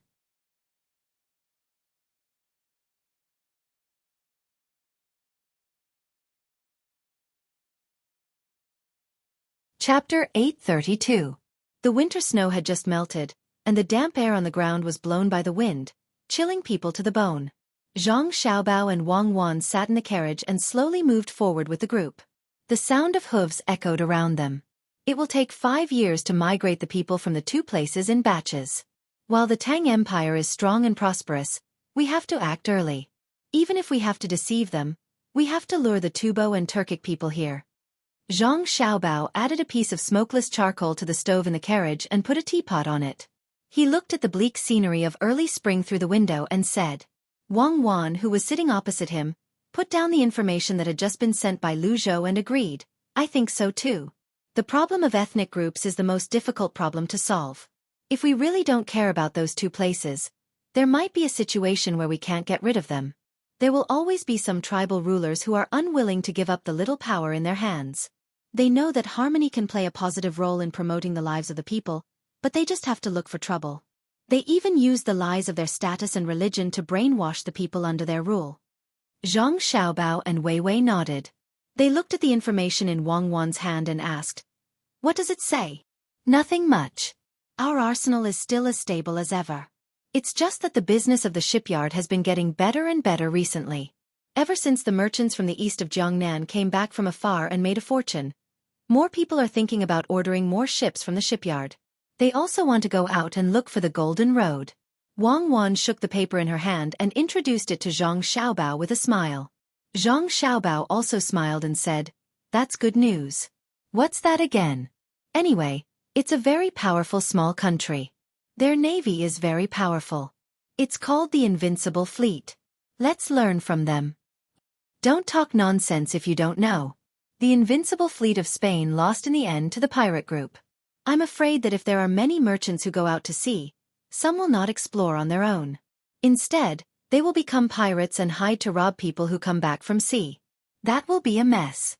As Wang Wan spoke, she looked at the kettle on the stove. She picked it up and poured out some of the water. Then she sat back down and began to prepare the tea leaves. Anyway, that's how it is. The loser isn't invincible. I'm talking about the winner. Even if it's chaotic, it won't be chaotic. I have a trick up my sleeve.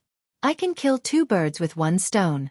1 sheep is the same as driving away 2 sheep. What analogy! What a mess!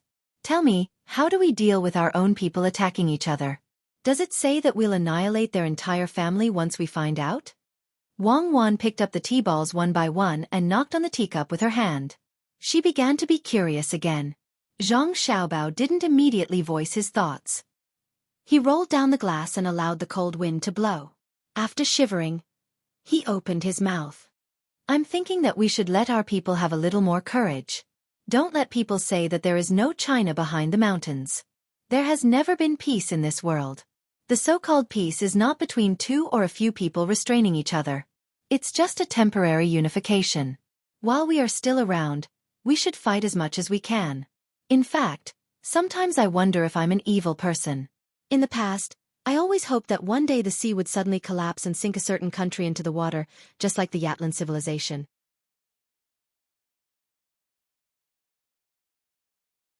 Wang Wan leaned back lazily to attract Zhang Xiaobao's gaze and asked, You're talking about Japan, right? Zhang Xiaobao carefully looked at Wang Wan and said in puzzlement, I didn't realize that the girl beside me has become a woman. Aya, if this figure is taken out, wouldn't it be called an S shape? Come, let me hug you. Wang Wan curled her lips and didn't respond to Zhang Xiaobao's words. Zhang Xiaobao didn't mind and continued, I've never taken Japan seriously. I admit that they are developing well, but that small place is destined to be unable to achieve great things. I'm planning to let Li Longji stabilize and expand at the same time. He has to fight hard like the Yuan dynasty and develop the economy like the Song dynasty. I always hear that the Song dynasty is good, but didn't it still fail? What you said about there being no China behind the mountains is actually referring to the Song dynasty and the Southern Song dynasty. Many people jumped off the cliff. When I was in Beijing, my mother asked me to discuss the engagement with you. She said that it should be decided by next year at the latest. You should think of a way to reject it. Why should I reject it? It's not like we are getting married or engaged. It should be decided first. In fact, many rich families already have mothers at your age. I'm afraid that you will bully and be a hooligan at night after the engagement. Now that there is no crime of being a hooligan, the engagement is settled. Oh, I remember something. When some of the merchants become pirates, we will form a special maritime patrol team. One will train the navy, one will help the merchants to safely plunder resources from other places, and one will be able to beat people up as we wish. Just like the United States, we can openly bully people. Zhang Xiaobao did have the intention to take advantage of her, but only a little. Wang Wan didn't discuss the engagement anymore. She followed Zhang Xiaobao's words and said, "A pitiful person must have a hateful side. The small countries that are bullied are not wronged at all. They want others to help them, but they don't want to take sides. No one is a fool."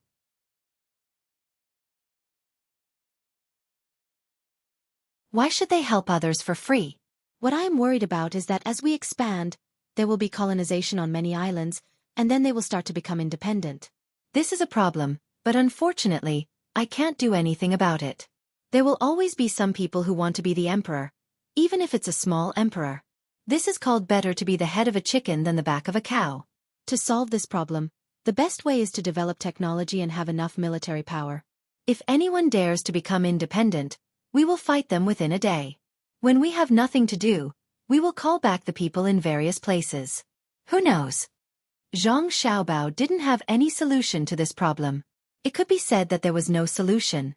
At this time, the person in charge of delivering the message to Zhang Xiaobao came over and handed the balled-up memorial to Zhang Xiaobao. When he opened it, Zhang Xiaobao was happy. "Come look. Our Xiaobei has done another big thing. Zhuo County's County Magistrate Yan is actually an inventor. He made the steam engine. Comrade Xiao Yan, who is the county magistrate of Ying County in Jili Province, is his younger brother." As he spoke, Zhang Xiaobao handed the letter over. Wang Wan also smiled after reading it. "Xiaobei and the others are really lucky. What are you going to do with craftsman Yan? We can't let him continue to be a county magistrate. That would be a waste of his talent. Yes, if he can't be a county magistrate, he can be transferred to Jili Province to reunite with his younger brother. Arrange a judge position for him and let him study together with craftsman Yan. The steam engine is a small matter. Even without him, we can still make it. The key is this person's idea. It is very rare. Come, give the order. Hurry up." Zhang Xiaobao wasn't willing to give such a talent to others. If he could make the steam engine today, he might be able to make the diesel engine tomorrow. The speed of the team suddenly increased. After rushing for 6 days, they finally arrived at Zhuo County. They saw craftsman Yan, who was working with Xiaobei and the others to improve the steam engine. Xiaobei was very reserved, and explained her advanced theory of using the steam engine to generate electricity, and then use electricity to boil water. She received Zhang Xiaobao's affirmation and praise. Craftsman Yan was much more restrained. He knew that his fate was no longer in his control. He hoped that Zhang Xiaobao and Wang Wan were really as open-minded as Xiaobei and the others said. Zhang Xiaobao was very kind. He naturally wouldn't let go of such a great talent.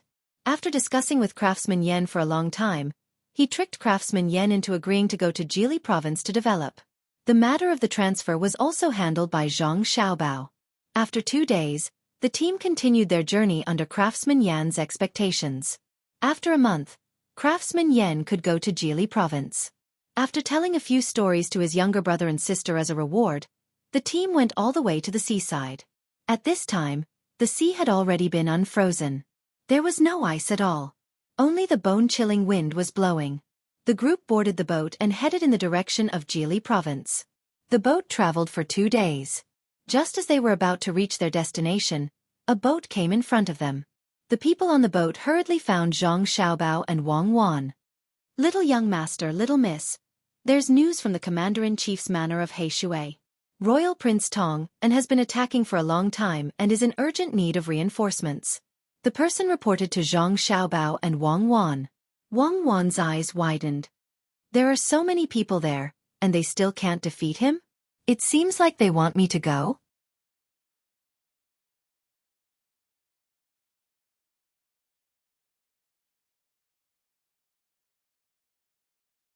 Chapter 833. When Wang Wan and Zhang Xiaobao returned to the prefecture of Jili State, they saw the detailed information sent back by Li Sun. Although it was called information, it was actually a nagging letter. Li Sun complained a lot in the letter. First of all, he complained that he did not have a good New Year. He had been leading the army outside. It was very cold and very uncomfortable. Then he complained about the supply difficulties. The people who went to help transport from Jili State could support the consumption of the army in the beginning, but as the army continued to advance, the inconvenience became obvious. Often, when the army advanced dozens of miles, The supply team behind would need a few days to send the follow-up supplies, which greatly affected the mobility of the army.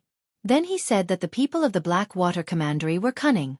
They did not confront him head-on, but ran all the way back and took all the people with them. Before the new year, when they were about to catch up, they had to give up because of a heavy snow, which allowed the people of the Black Water Commandery to effectively gather. More importantly, many people who were taken from Xueqi were sick and needed people to take care of them. The people who were taken from Jili State did not have a good time either. In the beginning, there was no problem. It seemed that they had adapted to the cold environment. However, as they fought on the snowy ground for a long time, many people had frostbite. In short, the Black Water Commandery was not a place where people could fight. They needed support. They hoped that Wang Wan, who was like a god of war, could show her power again. After reading the letter, Zhang Xiaobao smiled and said to Wang Wan, "It seems that Li Sun encountered the tactic of scorched earth and cleared field.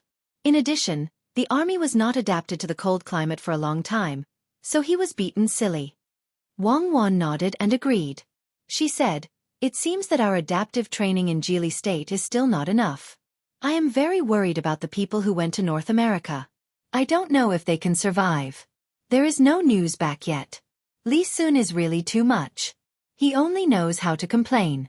He doesn't know how to clearly write down the tactics of the enemy. It makes it difficult for me to judge what the enemy's general is planning. How else could he have fought? When winter comes, he should have used the fastest speed to infiltrate the enemy.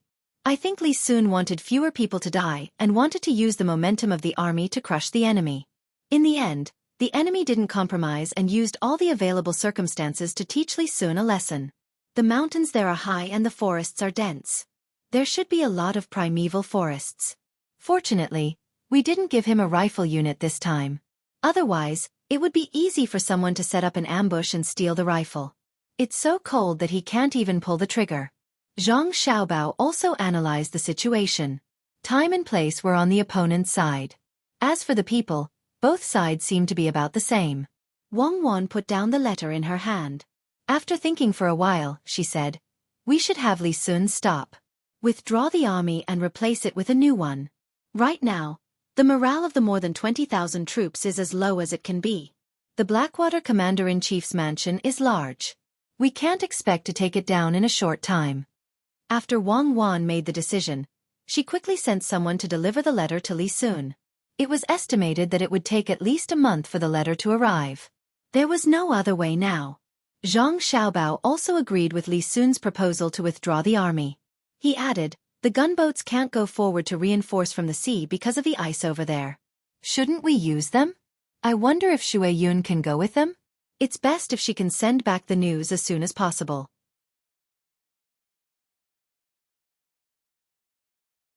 Perhaps because she heard Zhang Xiaobao's call, Xueqi flew back the next day. Seeing Zhang Xiaobao and Wang Wan appear to be very intimate and eating a meal of beef, she reluctantly left with Wang Wan's order. A gust of cold wind blew, causing Li Sun to involuntarily shiver. He put down his binoculars and gently rubbed his face that was covered in wounds from the wind. He gritted his teeth in pain and cursed, "Motherfucker, this group of people don't have any backbone at all. Are they still men? If they have the guts, come up and fight with blades and guns. They only know how to hide." At this time, Li Sun's adjutant, who was responsible for giving advice, didn't say a word. He was also beaten to a pulp by the other side. As long as this side formed a large scale, the other side would immediately retreat. Relying on their familiarity with the terrain, their speed was very fast. Every time they looked like they were about to be surrounded, they would find that the other side had disappeared between heaven and earth. Li Sun gritted his teeth and turned to ask the adjutant, "Tell me, how do we fight this battle? A few days ago, we managed to surround them with great difficulty and surrounded them on a mountain. Just as we were preparing to attack after resting for a while, in the end, after one night, they actually turned into a city. We trapped them for a few days for nothing and let them run away again." When the adjutant heard Li Sun's words, he really wanted to say, "If you didn't insist on giving the enemy a chance to live that day, how could they have found a chance to escape if we surrounded them with only one person left? The people lying in ambush wouldn't have had time to move at all."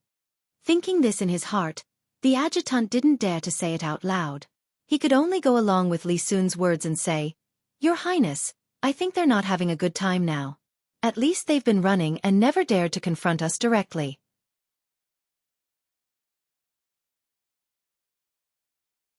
They've eaten almost all of their food and other things. As for heating, without a house, how can they not be cold? Li Sun didn't say anything. He thought the adjutant was talking nonsense. Who wouldn't be cold? He was cold too. After chasing for so long, how could there be a fixed house to stay in?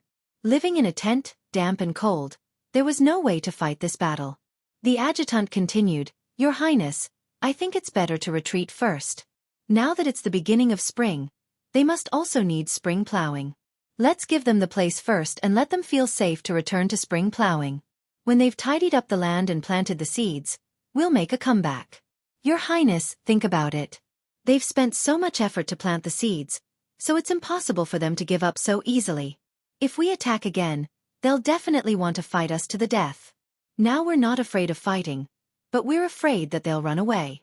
If they still run away, we'll destroy their land." Good idea. The important thing is to cut off their hope of survival. They'll definitely go crazy. Your idea is good, retreat. But if I retreat, won't I be laughed at when I go back? What should I say to the emperor? Spring. Why don't I see any signs of spring? It's still cold when it should be. Li Sun didn't want to fight anymore. He was physically and mentally exhausted. Now he was in a dilemma. He couldn't enter, because the Blackwater Commander-in-Chief's mansion was too big. He couldn't retreat even if he chased after them. Everyone knew that this was the Emperor's sword competition on Mount Hua. The people of the Blackwater Commander-in-Chief's mansion wanted to wipe them out. If he didn't submit to such an obvious provocation, where would the national prestige be? What's more, this was his first battle. If he ran away with his tail between his legs, wouldn't the other brothers laugh at him? The adjutant might not be able to fight in such an environment, but he had a good grasp of human nature. At first glance, he knew what Li Sun was thinking, so he gave him an idea. Your Highness, we're not retreating. In fact, this is called a strategic shift. When Adjutant Wang was at the front line of Jinchuan, he also shifted a lot. Didn't he win in the end? A good general who only knows to move forward is not a good general. Sometimes it takes more courage to temporarily make concessions that are helpful to the overall situation. Li Sun liked to hear this. He squinted his eyes and kept nodding. He said to the adjutant, "Since you insist on shifting, I'll listen to you this time. Pass down my order. The front team will change to the rear team. Shift. Pay attention to maintaining the formation. Don't let them counterattack." The adjutant was stunned and looked helpless. He had to take the responsibility. But he didn't help to win the battle, so he had to do this. With Li Sun's order, the troops began to retreat. It was easy to say, but it couldn't be done in a short time. And it was impossible to retreat to Jili in one breath. They could only retreat to the Bohai Commander-in-Chief's mansion first. Li Sun was very reluctant to go there. He was afraid that if he met the people of the Bohai Commander-in-Chief's mansion, they might learn from the Blackwater Commander-in-Chief's mansion and make trouble. It would be really difficult to deal with them. The Tang army retreated when its morale was at its lowest. As in all wars, the people of the Blackwater Commander-in-Chief's mansion would not give up such an opportunity to chase.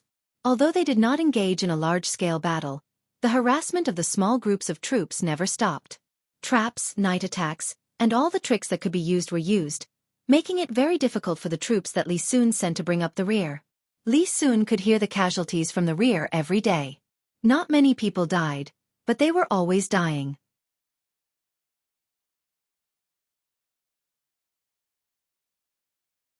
He was very worried that the troops at the rear would retreat when they had no morale. In that case, he didn't know how many people would die. After retreating for a few more days, what Li Sun was worried about did not happen. Instead, there was a turning point. The 2,000 people left behind to stay behind actually built a temporary camp in an open place. They learned from the people of the Blackwater Commander-in-Chief's mansion that they also poured water into ice and were resting. Your Highness, the 2,000 people at the rear seemed to want to counterattack. One morning before breakfast, the army officer came to Li Sun's tent and said to Li Sun. Li Sun was stunned and asked puzzledly, "Do they want to fight to the death?" "That won't do. 2,000 people are not a small number. If they die, how can I explain it to Xiao Bao?" They are from Jili province. The army officer shook his head and replied, Your Highness, I don't know whether they want to fight to the death or not.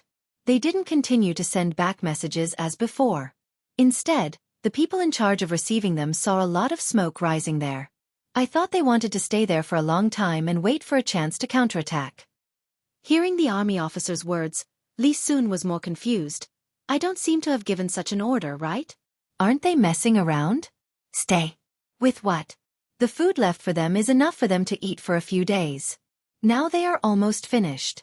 Do they want to starve themselves to death? Find a way to get in touch with them.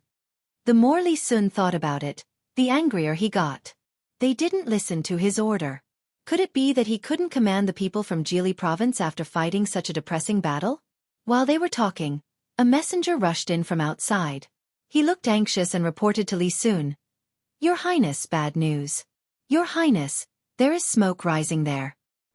I know. Isn't it just the troops at the rear? Li Sun said disapprovingly. Yes, yes.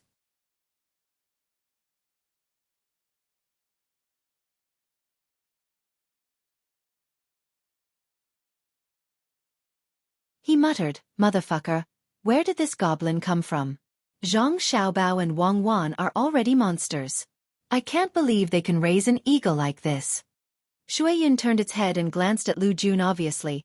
It had heard Lu Jun's words and expressed its dissatisfaction. Ha ha ha ha. Li Sun laughed, looking very happy. He said to Lu Jun, We only have one Xueqi in the world. This is good. As long as there is news, there will be a way. I don't know if the news came directly from the fleet or from somewhere else. While they were talking, Li Sun had already taken off the bamboo tube tied to Xueqi's leg. He also helped Xueqi massage it to relax. It was uncomfortable to be tied for a long time. When Li Sun stood up and opened the letter, someone had already brought the wild animals that had just been killed to him. They cut them into strips and put them on the ground. They wanted to see how Xueqi would eat them. However, Xueqi didn't move at all. It only stared at the person who brought the meat. All right, let's do it this way. Those who should withdraw, withdraw, and those who should stay, stay. What's there to be afraid of burning the forest? As long as we can disrupt the enemy's deployment in the Blackwater Commander-in-Chief's office, everything will be worth it. Cuckoo is indeed cuckoo, she can command from so far away. After reading the letter, Li Sun suddenly seemed to change into a different person. He went from a defeated general to a victorious general. Lu Jun really wanted to see what was written in the letter. Seeing that Li Sun didn't give it to him, he had to change the topic. He pointed to the meat on the ground and asked, Your Highness, does this eagle not like to eat venison? It's called Yun Shui. It's not that it doesn't like to eat it, but it's afraid of being poisoned. Xueqi, don't worry. Eat it. If someone dares to poison it, I'll kill his whole family. Li Sun explained to Lu Jun and made a promise to Xueqi. Xueqi shook its head and still didn't eat it.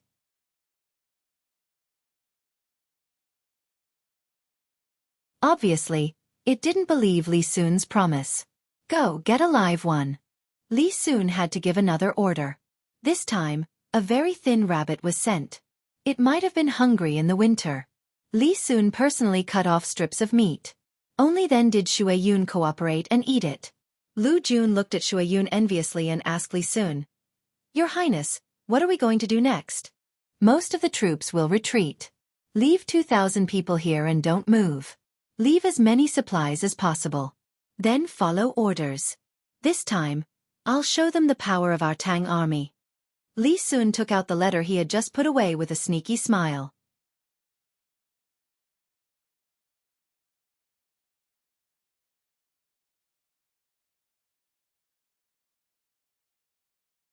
Chapter 834. Li Sun, who had received the tactical support from Wang Wan, was completely relieved. Most of the troops retreated, except for those who had received instructions from the fleet in advance to cover the retreat. 2,000 people had already started to set fire. Li Sun left another 2,000 people behind to provide support, and at the same time divided into small groups to set fire. Billowing smoke rose from all directions, blowing here and there as the wind changed direction. The people who had finished setting the fire all hid by the seaside and did not move. They were under the protection of the gunships that could not continue to head north. Looking at the gray sky, Li Sun sighed, as if talking to himself or to the people around him. Unfortunately, I don't know how much wealth will be lost this time. It's all my fault. I didn't succeed in conquering the Blackwater Commander-in-Chief's mansion. Otherwise, I wouldn't have to resort to this. Xin Jun was beside Li Sun. Hearing Li Sun's words, he was very puzzled and comforted him. Your Highness, why worry? Even if it's burned, it's the trees of the Blackwater Commander-in-Chief's mansion. It's not a pity. The others who only knew how to fight nodded in agreement. Li Sun chuckled. What do you know? There's no Blackwater Commander-in-Chief's mansion. You have to look at the long term. Now it seems to be someone else's territory, but after this is over, it will be Tang's territory. There are many trees that can be used as pillars, and the rare beasts and medicinal herbs on the mountain are all gone. Do you know how much money has been lost? It can't be counted. If the burned land is developed, it might be able to contribute to 1/5 of Tang's territory. Damn Blackwater Commander-in-Chief's mansion, playing hard and fast in guerrilla warfare with me. Isn't it because they can't adapt to the environment? Shen Jun was shocked. So much money? If I had known this would happen, I would have let Wang Wan personally lead the troops. I think that with her ability, she can definitely destroy the Blackwater Commander-in-Chief's mansion. Shen Jun only realized after saying this that he was belittling Commander-in-Chief Tang, and he was about to explain, but Li Sun waved his hand. Yes, I'm not as good as Cuckoo, but Cuckoo can't come here to command the troops. Wouldn't that make it seem that Tang has her as a general? That's why they only gave me advice and didn't come here personally. This battle has to be won, no matter how many resources are lost or how many Tang soldiers are injured or killed. Not only must we win, we must get a result as quickly as possible. We can't drag this out. If we do, who knows how many people will start having other thoughts. The army officer sighed and echoed, Your Highness is right. Our Tang Empire is full of talents. We can't let Zhang Xiaobao and Wang Wan participate in everything. Otherwise, what will others think of our Tang Empire? Let's burn it. We'd rather lose it. Li Sun laughed. Who said they won't participate? They just won't fight directly. When the number of casualties is about the same, Zhang Xiaobao will definitely have a way to minimize the losses. Since they came up with the idea, they will definitely have a follow-up plan. Can we really get any benefits from it? Xin Jun didn't believe it. What benefits could there be if it was burned down? I don't know about others, but Zhang Xiaobao definitely won't just focus on destruction. Maybe it's a trick within a trick. Let's wait and see. We'll know when the time comes. Li Sun didn't doubt Zhang Xiaobao's ability at all. He looked at the gray smoke that dyed the sky and felt much better. In the government office of Jili State, craftsman Yan, who had become a judge, finally got together with his younger brother. They talked about various things after they parted.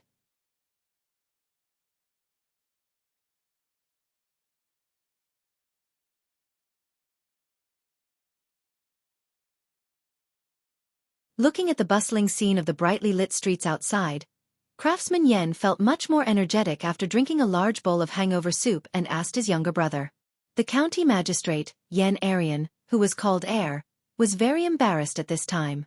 In the past, when he wrote to his older brother, he didn't dare to say that he was targeted and thrown to Zhang Xiaobao and Wang Wan to deal with. He only said that he was chosen by the two, so he was transferred from another place to Xinsai County, which was close to Baoxin County. Then he was transferred to Jili County and promoted all the way from an ordinary county magistrate to the position of county magistrate. He asked people to bring back good things like fungus, ginseng, sea cucumber and so on. He also said that Zhang Xiaobao gave him because he performed well. In fact, all county magistrates had this treatment. Hearing his older brother's question, he hesitated but still decided to tell the truth. He stood up and said a few words to the waiter in the restaurant. After a while, the waiter of the restaurant served a pot of tea. He poured a cup for his older brother and picked up a cup for himself. He said, Brother, try this Maojian tea. It's premium Maojian tea. It's only a little worse than the premium Maojian tea given to the emperor and a few important people. You can't buy it outside even if you have money. Craftsman Yen was stunned. He picked up the cup and tasted it. He nodded and said, It's indeed better than the one I bought. The package I bought also said premium. Why is the taste different? Did they fake it? After drinking 2 sips of tea, Craftsman Yen felt like he was cheated and was angry. Yen Arian smiled and said, "It's not fake. The package says premium, so it's premium. It's just premium Maojian tea that can be bought and sold. It doesn't count those that can't be bought and sold. If you like it, you can take more when you leave." "Oh, I'm leaving. I'm in the manor now. It's time for me to go back to Ying County. Why don't you give me good tea? You said you can't buy it. Where did you get this tea?" Craftsman Yen smacked his lips and savored the bitterness and sweetness of the tea. He was very happy that his younger brother was living a good life now. "It's from the Blue Sea Silver Sand. You're now the magistrate of Jili Province. Your benefits are better than mine. I won't use my own things to make up for it. I say I understand Governor Zhang. And I really do. How can I not understand the so-called enemy? It's a pity that I'm too bad as an opponent. He doesn't recognize me as an opponent. I've racked my brains to create some trouble, but he doesn't even look at me. I've worked myself to death and learned some skills. It's nothing more than a fool's dream to want to deal with Governor Zhang. Big brother, what do you want to know?" "I'll tell you what I know." After Yen Arian told him his original thoughts, he felt much more relaxed. It was as if he had put down a heavy burden. His words shocked Craftsman Yen. He began to look at his younger brother again. He wanted to see if his younger brother had 3 heads and 6 arms. He actually dared to go against Governor Zhang. After looking at him for a while, he lowered his voice and said, "Arian, didn't the letter say that Governor Zhang likes you? Why did it change?" Yen Arian smiled bitterly and said, "How could he like me? Any random person from his family is better than me. It was the emperor who liked me. No, it was the emperor who liked him. He put me, a useless official, by their side to train them. I'm not the first one. The first one was a man named He Wei. Now, he's a high-ranking official in Yaozhou. I came later. His Majesty wanted to see what they were capable of, so he threw me around them. After a while, the edges and corners in my heart were smoothed out. Before I came to Jili Province, I wanted to make trouble for them. In the end, I didn't succeed.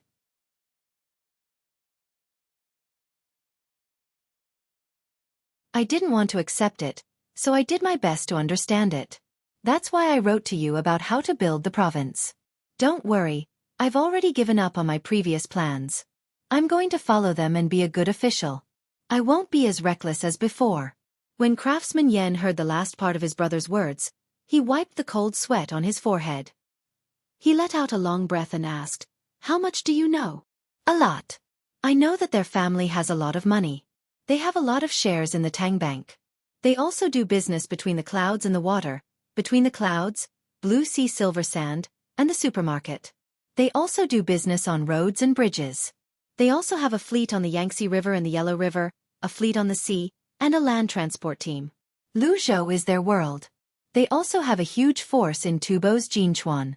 They have a big ranch in Feng Province. They have a winery and a ski resort in Wing Province. There's no need to mention this place. In addition to these, I also know that they have a lot of weapons. Not all of them are exposed to the public. I know that the number 0 seedling protection team of their 2 families has started to form their own teams. They are trained to be generals. I know that all the servants in their family's inner court are very powerful. I know that there is an even more important matter that others do not understand, and that is that in my observations, I have discovered that they are not thinking about fighting with the officials of the Great Tang, nor are they thinking about competing with the merchants of the Great Tang. They want to solve all their problems at once, such as... Yen Er told his brother what he knew, but before he could finish, his mouth was covered by his brother's hand.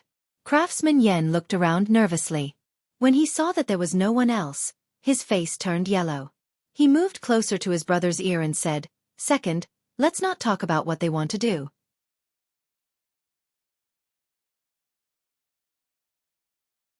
If they want to rebel, they need evidence.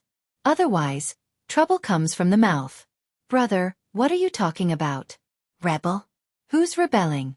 "I didn't say that the Zhang family and the Wang family wanted to rebel. If they wanted to rebel, they would have done so long ago. With the strength of their 2 families, even if they don't directly become the emperor, they can at least control half of the country. What I want to say is, for example, they sent people to travel along the sea. It seems that they are looking for some very good things. From the people in their family's inner court, I heard that as long as they can find those things, our Tang won't have to fear any disasters in the future. Also, they want to turn all the places they can see into our Tang's land. Xinyuan Island is one of them. But there will be more in the future. For example, the Bohai Sea Commander-in-Chief's office. In the past, our dynasty couldn't directly control it, but now we can. They are currently attacking the Blackwater Commander-in-Chief's office. Once they take it, they will continue to occupy the north. What I want to say is that if you follow Zhang Xiaobao and Wang Wan, you won't have to worry about not being able to become a high-ranking official. Wang Wan doesn't have to worry about losing a war. Even if they don't have the legendary mystical abilities, with just their weapons, others won't be able to defend their territory. Zhang Xiaobao's ability to build a territory has already reached the level of a demon. I've studied it before. Miraculously, no matter where they go, they can always find the local resources very quickly. There are coal mines, iron mines, gold, silver, copper, and so on, as well as all kinds of local specialties. For example, when I interplanted soybeans and sesame seeds in Shinsai County, they produced sesame oil. Sure enough, it's different. It tastes good and sells well. Yan Er's words left his brother dumbfounded. Craftsman Yan knew of the power of the Zhang family and the Wang family, but he didn't know so much about it. Only after hearing from his brother did he truly understand the power of the Zhang family and the Wang family. If that's the case, doesn't that mean they can turn stone into gold? No wonder the 9 children in their family can be so arrogant. At such a young age, they are already 4th-rank officials. Although they are not official, they are still officials. They can be impeached and can also be questioned. It turns out that the current emperor is afraid of them rebelling. Craftsman Yan felt a lot better. He no longer cared about why Xiao Bei and the others could be such high-ranking officials. Going back to the history, such a thing had never happened before. Yan Er shook his head.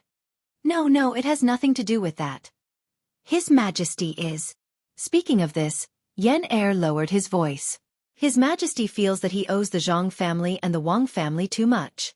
The two families have countless businesses, such as the Tracker Association on the Yangtze River, the Breeders Association in Jiannan, and the construction team in Jiannan.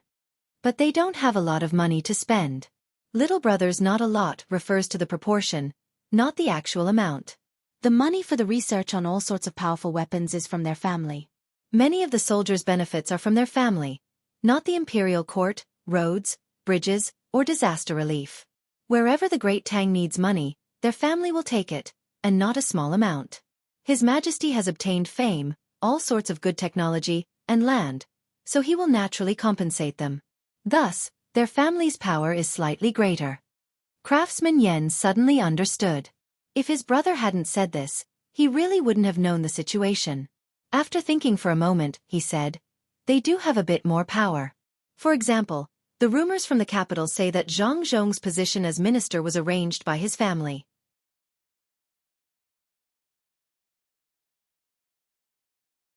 For example, the transfer of my position was done with a single word. But if they do this, can their family really support the entire Great Tang? Will His Majesty tolerate a family like theirs in the Great Tang? Of course, they won't be able to support it for long. They are currently changing. One reason is to avoid His Majesty's suspicions, and the other is to gradually withdraw from this kind of financial support.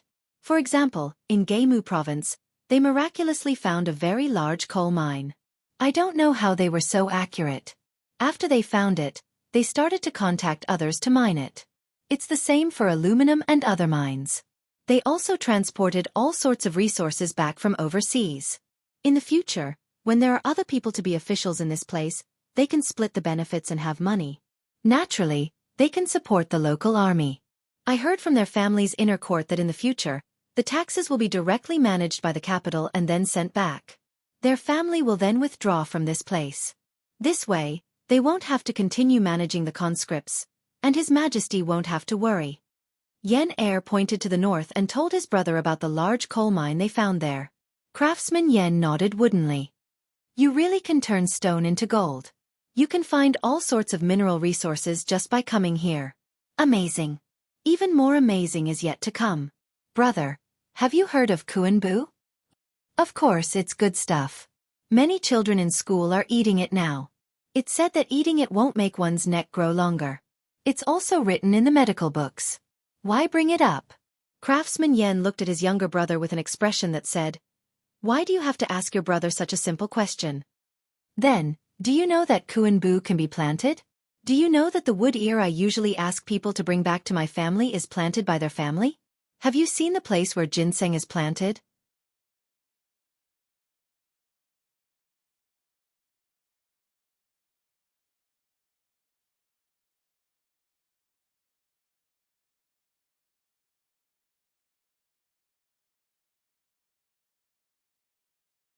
We were busy all day, running from east to west, and from west to east. At this time, Wang Wan spoke to wake Craftsman Yen. That's right, that's right. The two of you must be very tired. It must be very tiring to predict. Craftsman Yen followed up on his earlier thoughts. Zhang Xiaobao and Wang Wan were stunned. At the same time, they smiled at Wei Wei. They did not explain what psychology was and walked on the street with Craftsman Yen. Craftsman Yen was a little nervous and a little excited. He did not know how to talk to Zhang Xiaobao and Wang Wan. After walking for a few dozen steps, he seemed very bored. It was Zhang Xiaobao who spoke first. Official Yen, do you want to be an official or a researcher? If you want to be an official, look at the construction situation of Zhuo County. As long as you don't go greedy for money to do research, I can arrange for you to be the provincial governor of a province. Zhang Xiaobao's words stunned Craftsman Yen. He then reacted and asked, "What if I do research?" "If you do research, you can't be an official. You can only be a research official. It's not the Ministry of Works, nor is it the Military Weapons Administration. It's a new department that will appear soon. What you need to do is to research all kinds of technology. There will be other people taking care of your daily life." Zhang Xiaobao told Craftsman Yen about the things he had been thinking about recently for him to choose from. Craftsman Yen knew that if Zhang Xiaobao said that there would be a department dedicated to this in the future, there would definitely be one. No one in the imperial court could stop it. Which aspect did he want to work on? The meaning behind his words was that as long as he became a research official, he would not be able to manage the people. He had to consider it carefully. As he thought about it, Craftsman Yen raised his head to look at the bright street lamps. For a moment, he did not know how to answer. Wang Wan also looked at the street lamps and explained. The electricity used for these street lamps is driven by wind turbines. They found a vent here and set up a cluster. No matter which direction the wind blows, there will be a windmill that will turn. Usually, it will provide public services and street lamps in the provincial capital. Some merchants who are willing to spend money will also receive electricity. This is all due to the advancement of technology. If the steam engine is good enough and can be used to generate electricity, there won't be a need for a vent. Being a research official is a blessing to the people. In fact, researching more advanced technology will also benefit many people. As for the treatment of technical officials, they will be treated the same as administrative officials. At the current stage, they will be treated better than administrative officials. Our great Tang needs the rapid development of technology to leave other countries far behind. We need to build bigger ships and search for more useful resources overseas. As soon as Craftsman Yen heard this, he understood what Wang Wan meant. Wang Wan wanted him to be a technician because he had figured out the steam engine. He couldn't help but feel excited when he thought about how the things he made in the future could be as convenient as this electric light. He felt a great sense of achievement. Adjunct Wang, is my steam engine going to be used on the people soon? I will continue to improve it and try to make it smaller and easier to use. What benefits will the people get from it? In an instant, Craftsman Yen felt that he was very noble to be able to use the things he made on the people. Wang Wan and Zhang Xiaobao also admitted that Craftsman Yan's idea was noble, but the two of them couldn't follow Craftsman Yan's suggestion and use the steam engine on the people.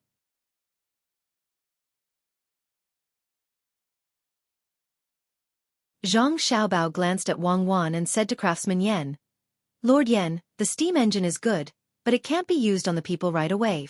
Then where should we use it?" Craftsman Yen was surprised. "Use it on warships.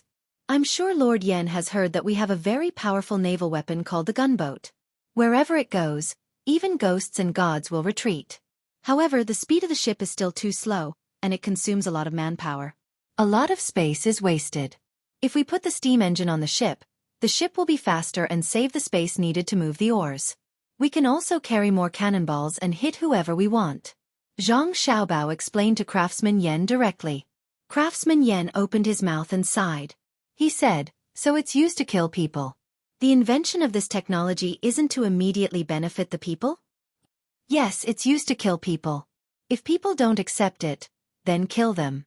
If they accept it, then it's a deterrent. It's not directly benefiting the people, but it's still in the category of benefiting the people.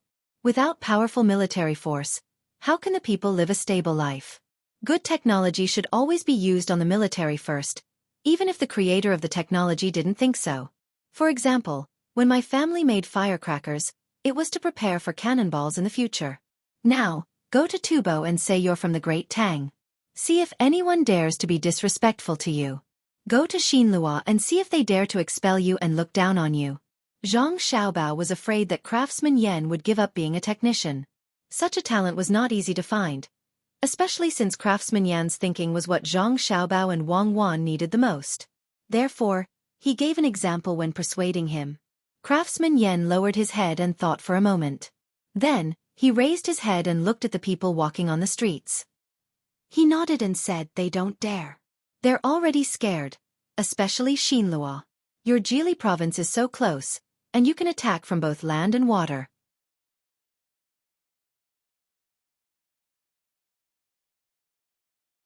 Plus, with Adjunct Wang's vengeful personality, they don't dare." Just like what Adjunct Wang said when he led the logistics camp in Yingzhou to kill the Tubo people, "If you kill me, I'll slaughter your village." Thinking about it, the people who died in battle, the people who starved to death, and the hundreds of thousands of slaves who ran to your hand should be enough for each person to slaughter a village. "Then, Lord Yen, have you thought it through?" When Wang Wan heard Craftsman Yen mention her, Wei Wei smiled and asked. Nodding, Craftsman Yan's gaze became firm. "I've thought it through. I'll be a technician and strengthen the Tang army first." Hearing his answer, Zhang Xiaobao and Wang Wan heaved a sigh of relief. In order to give Craftsman Yen some confidence, Zhang Xiaobao said, "Lord Yen, actually, the steam engine can not only be used on warships. If it's the mainstream of the Yangtze River and the Yellow River, it can also be used for civilian transportation and carrying people. Try it on warships first. If it's useful, we'll immediately put it on civilian ships. Then, it'll be more convenient to travel between the north and the south. Lord Yen, you should have heard of the Huayuan Express delivery. That's actually under our management. With a fast ship, it'll be more convenient to send goods and letters to the people who need them." Perhaps he was numb from the shock, but when he heard that the most powerful letter delivery organization in Great Tang was under the management of the Zhang Xiaobao and Wang family, Craftsman Yen didn't show any surprise. Instead, he smiled. "I know. My little brother wrote me letters in that direction. Back then, my little brother was afraid that you guys would find out about his letters, so he didn't dare to use the official route. I didn't expect that the other direction he took would still be under your control. I'll definitely study the steam engine properly." Wang Wan suddenly had an idea and added, "Lord Yen, actually, there's one more thing that we haven't told you yet. After all, it requires too much money to support. However, I can promise you that as long as you can make the steam engine work well and not break down too often, we'll spend a lot of money on it." "Can you tell me about it first?" Craftsman Yen was curious. "That thing is called a train. Why is it called that?" "Because it needs to ignite and release steam. It travels on 2 tracks and its speed is very, very fast. It can travel at least 1,000 kilometers in 2 hours. Oh no, it can travel at least 70 to 80 li. It's very convenient whether it's transporting people or goods." Wang Wan almost told him the speed of the train she and Zhang Xiaobao used back then. 2 hours was 2 hours, so it wouldn't be a problem for it to travel 1,000 kilometers.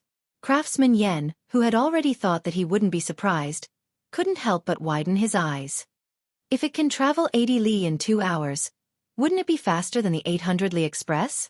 "Governor Zhang, Adjunct Wang, can you go ahead and tell this lowly official in detail?" If someone else had said this, Craftsman Yen felt that he would have scoffed. Who were they trying to fool? Traveling 70 to 80 li in 2 hours meant that it would only take 40 to 50 days to travel from one side of Great Tang to the other. How was that possible? But when Wang Wan said this, and when he thought of the two's ability to calculate, even if he didn't think it was possible, it should still be possible. For a moment, Craftsman Yen couldn't hold back his curiosity and insisted on dragging Zhang Xiaobao and Wang Wan to a place so that they could talk about it in detail. Zhang Xiaobao glanced at the roadside and saw a big stall in front of him. The meat skewers on the stall were emitting light green smoke. There were also bowls of rice wine being served by the waiter from time to time.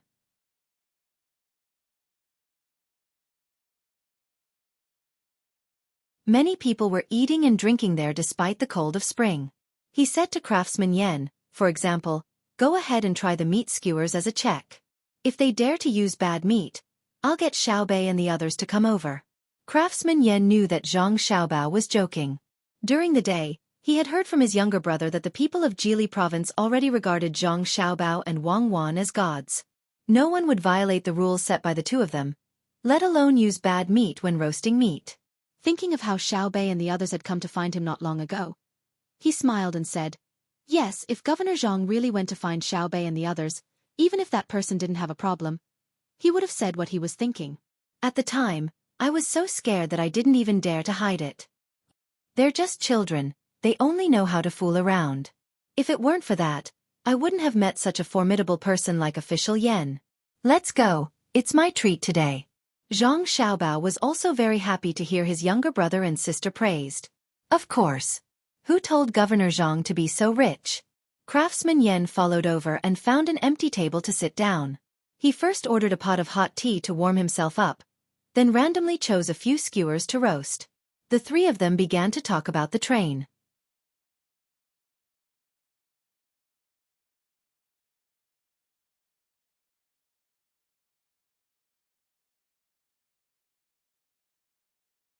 Chapter 835. The Blackwater Commander-in-Chief's mansion, which was the Xueqi tribe and its affiliated tribes, had just turned defeat into victory. They were ready to take down the Bohai Commander-in-Chief's mansion, which was secretly supporting the Tang army. The battlefield was very bright. The Tang army could not adapt to the bad weather. Although there was an army that was very good at fighting in the forest, they could not withstand the cold of the snow, so their fighting strength was greatly reduced. Just as they were about to defeat the Tang army of more than 20,000, the Tang army suddenly changed tactics at the critical moment. They used a small elite force to pin down the enemy and then set fire everywhere. The thick smoke not only scared away all kinds of animals, but also made the Tang army lose the strategic initiative. It was said that the commander of this army was a nephew of the great Tang emperor, Li Longji. He had been accustomed to a life of ease, so he wasn't very familiar with war. For some reason, his fighting style had changed, becoming unfathomable. It was impossible to continue north. That kind of cold would not be relieved by the change of season. Coupled with the cold of the late spring, one would die if one went. If they wanted to head west, those high mountains would not be easy to cross, and even if they did, they would probably be met with fierce attacks from the Turks. They would not give the Great Tang an excuse to send a large army to pressure them. There was no need to consider the south. That was the territory of the Tang army. The only place that could temporarily avoid the fire was the east. If they went down the mountain and ran to the coast, the fire could not reach the water. After this consideration, the Blackwater Commander-in-Chief's mansion began to carefully move toward the coast. Fortunately, the sea was still frozen where they were going, so the Tang ships could not get close. Throwing away everything that was in their way and taking only clothes and food, the people of the Xueqi tribe headed for the seaside. They no longer thought about taking down the Commander-in-Chief's mansion in Bohai Sea, nor did they have any intention of wiping out the entire Tang army. Li Sun, who had been staying by the seaside in the south, had been living quite comfortably for the past few days. Originally, he was worried that they wouldn't be able to win the war, but after seeing Zhang Xiaobao's follow-up plan, he knew what to do. The hot air balloons on the fleet rose to avoid the smoke and were responsible for patrolling high in the sky. Your Highness, what do you think is so coincidental? Why do all the people in the hot air balloons on the fleet come from Izhou? If it were people from Xuzhou who flew to such a high altitude, they would be frozen to death even if they were not scared to death. What a coincidence. Li Sun did not see the plan in Li Sun's hands. It was not about the military, and there was very little about it. Most of it was about the construction after the war. It involved a lot of benefits, and Li Sun did not want others to know about it. Otherwise, he would not be able to benefit much. Hearing Lu Jun's words, the team responsible for protecting Li Sun huddled close to Li Sun and rested. They had the same thought as Lu Jun. which was that this was a good idea. It just so happened that there were people in the fleet who were used to the cold weather. Li Sun glanced at Lu Jun and curled his lips. What coincidence. Do you think everyone is as stupid as you? Didn't you know it was cold when you sent the fleet here? It has already been prepared. No matter what the situation is, it will not be affected. Now, we don't need these 2,000 people. Go up the mountain and grab the things. Don't miss the roe deer, and all kinds of game, including mushrooms and other mountain vegetables.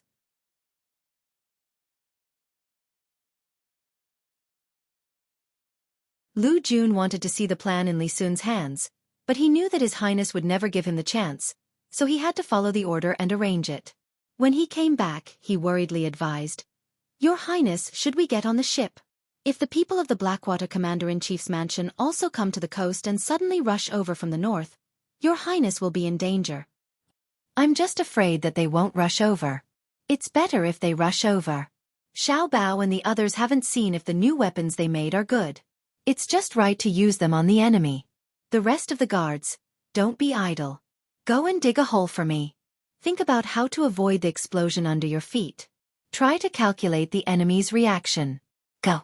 Li Sun gave another order. The guards didn't know what the commandery prince wanted to do, so they obeyed and really went to dig a hole. 2 days later, all the holes were dug. None of them were deep, only about half a foot. At this time, Li Sun asked someone to signal the fleet on the sea. The fleet immediately lowered a small boat. When they arrived, the guards saw many iron pancakes. The people who delivered the iron pancakes were very careful when moving them, as if they could take people's lives at any time. Lu Jun looked at them for a while. In the end, he still couldn't figure out what the iron pancakes could do. He asked Li Sun, Your Highness, can those things kill the enemy? Li Sun had already moved some distance away from the boat. She worriedly watched as the iron pancakes were placed into the holes that had been dug. She nodded her head and introduced, Those things are called landmines. Do you know about cannons? Cannons are used for active attack while landmines are used for passive defense. So it's the same as cannonballs. One explosion will kill people? Lu Jun also began to retreat. He knew the power of cannonballs. That's natural. After stepping on it, as long as you raise your foot, it will explode. There's also a trip mine and a hanging mine.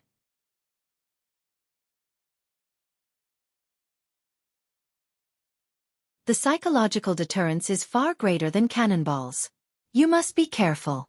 Don't go over after you bury it. Otherwise, even if you have several lives, it won't be enough to kill you. Li Sun only knew about this kind of weapon. He had never seen it in detail, but when he introduced it to others, he seemed to know it very well. Lu Jun didn't doubt Li Sun's words. He also didn't doubt the authenticity of the weapons sent by the Zhang family and Wang family. He pulled Li Sun back and hid, afraid that he would accidentally step on one. Even though he knew that the place where the landmines were buried was very far away from him. A guard stood in front of Li Sun, his body faintly blocking that direction. He curiously asked, Young master, why did you ask them to catch all kinds of wild animals and collect mountain vegetables? Of course it's to make money. In this mountain, Xiao Bao wrote in his letter that there are many kinds of resources, especially minerals. When the time comes, it won't be easy for us to occupy them. However, other resources won't be a problem. Animals will run. No matter how big the mountain fire is, it will start from one direction. Most of the animals will run away. Some will run further west, and some will run to our surroundings. Xiao Bao and the others can't continue to pay. Otherwise, the imperial court will think that they want to stretch their hands too far. Sometimes it will make people jealous. Li Sun had been with Zhang Xiaobao and Wang Wan for a long time. In addition to the teachings of his family, he understood that what the Zhang family and Wang family needed to do now was not to build up one place after another. What they needed to do now was to avoid making others unhappy. This others referred to his imperial uncle. The guard nodded in agreement. That's right. The Zhang family and Wang family have made enough money now, and the power they control is not small. If they still want to occupy a place everywhere, they don't know what's good for them. But how can they make money by catching animals? The other guards also had the same idea. Now, there was no one in Gongji province who did not know about the Zhang family and Wang family. The members of the imperial family who had gone to various places knew about the sphere of influence of the Zhang family and Wang family. If the provincial governors who were in charge of a region did not know about the Zhang family and Wang family, they would really have seen a ghost. The Zhang family and Wang family had been in the limelight for a long time. It was time to hide. Li Sun understood that his imperial uncle could not do without the Zhang family and Wang family. As long as the two families acted appropriately from now on, they could still maintain a balance. In particular, Xiao Bao's letter stated that in the future, when they expanded and occupied territories, the Zhang family and Wang family would not participate and would let others do it. In this way, more people would have too much power to cover up the Zhang family and Wang family. More people would occupy the Blackwater Commander-in-Chief's mansion and the Bohai Commander-in-Chief's mansion. His imperial uncle had to find a way to maintain a balance. Compared to the Zhang family and Wang family, which were easier to control, the new territories that the Tang Empire occupied in the future would be more troublesome. With one less worry in his heart, Li Sun's expression became more natural. He said to the people who still could not figure out why they had to catch so many wild animals and collect wild herbs. Can the wild animals here be seen south of the Yellow River? I think it's impossible, so we'll catch a few live ones and send them to the capital to raise. As for the rest, we'll kill them and directly make them into cans here. Then, we'll sell them to other places. A can of braised roe deer meat can be sold for 10 strings of coins, and people will fight to buy it.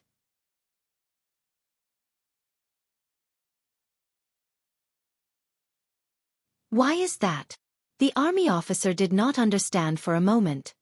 Things are valuable when they are rare. What is identity? Being able to wear clothes that others can't wear and eat food that others can't eat is called identity. I think 10 strings of coins for one is cheap. When the time comes, we'll definitely sell them at a higher price. If we entertain guests at home and can't take out a few cans of roe deer meat, it's shameful. Li Sun suddenly felt that he had become smart. Everyone else was a fool. No matter whether they were really stupid or pretending, at least he felt comfortable in his heart. So, all the animals here can be sold for a lot of money? The army officer thought about it and was very excited. He wondered if he should catch a few more before leaving and show them off when he returned to the south of the Yellow River or even further south. It would be good even if he could let his family have a taste. This was a treasure. Many animals had never seen it before, let alone eaten it. Li Sun nodded and said, "The money earned from this will be used to recruit people from other places. Don't think that a large part of the forest will be burned down. As long as the ashes are nurtured for a year, they will be able to grow food. After plowing and plowing, when Xiaobao and the rest deliver new food, they will be specially used to cultivate seeds." Seeds? New? Is there food that hasn't been seen before? The army officer tried to guess what the new seeds looked like. Of course, if Xiaobao says there will be, then there will be. Moreover, the output will be very high. Even if people don't like to eat it, it can be used to feed more animals. It can also be brewed into wine. After purification, it can be used as firewood. Li Sun once again put the future matters on himself. He felt that he had participated and was also the organizer. Even if no one gave him credit, he thought that he could get a share of the credit. Now the people around him were silent.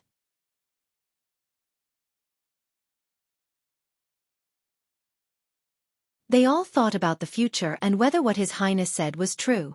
In Jili province, Zhang Xiaobao and Wang Wan no longer bothered to think about the situation in Blackwater's Commander-in-Chief's mansion. The two people's energy was more focused on science and technology. Now they had written down all kinds of ideas and passed them to the craftsmen from all over the country. It included all kinds of aspects. For some aspects, the two people understood more thoroughly and developed faster. For those that they didn't understand, they gave a general idea and let the craftsmen figure it out by themselves. After meeting Zhang Xiaobao and Wang Wan, the craftsmen who didn't have a high status obviously improved a lot. In addition to being given official titles, the treatment they received was also incomparable to before. According to their own abilities, they were evaluated. The higher the rank, the more salary they could receive every month. At most, they could receive 200 strings of coins a month. Under the temptation of money and the promotion of official positions, the craftsmen worked very hard. If they were interested in a certain aspect, they would dive into it and study it. They wouldn't give up until they had some results. The leaders in charge of various fields, according to Zhang Xiaobao and Wang Wan's request, had to gather together once every 10 days to discuss their own achievements in areas that they didn't understand. They could get inspiration from other people's fields and cooperate with each other. More Taoists were also invited. They had nothing to do, so they refined pills. Zhang Xiaobao and Wang Wan didn't eat their pills, but they appreciated their persistence. They personally refined several kinds of pills for them. After using both fire and water methods, the Taoists saw a new world. On this day, after reading the report on the progress of the Industrial Revolution, Zhang Xiaobao and Wang Wan stayed in the room to discuss new things. There are still many Taoists from all over the country who haven't come. Think of a way to trick them. People like them are very useful if we use them well. They already have a lot of knowledge, but they lack a guide. We can't let them continue to pretend to be gods and ghosts. We have to get them into scientific research. Zhang Xiaobao had lost weight recently. He was busy with the matters of the bank and managing the accounts at home.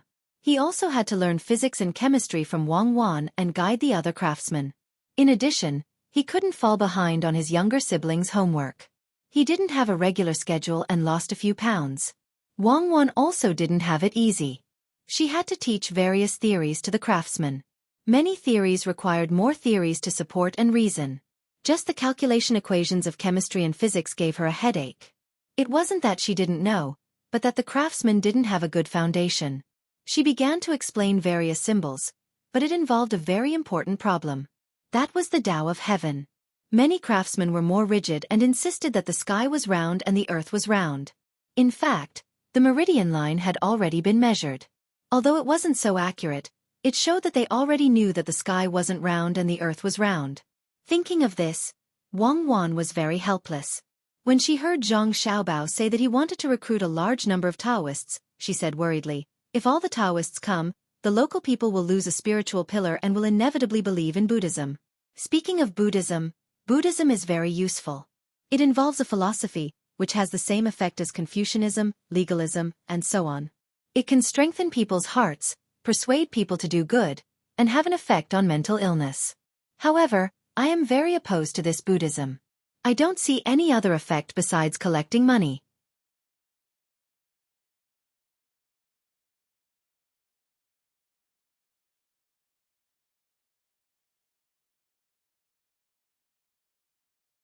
But this is impossible, right? Zhang Xiaobao could guarantee that his heart wouldn't change, but he couldn't make everyone in the world think the same way as him. Wang Wan also understood. The reason why people don't believe in themselves is because many people can't summarize a set of systematic theories related to the spiritual aspect. Think of a way. Even if you can't destroy it, you have to limit it and suppress it. Keep a portion of it and use it as a tourist destination in the future.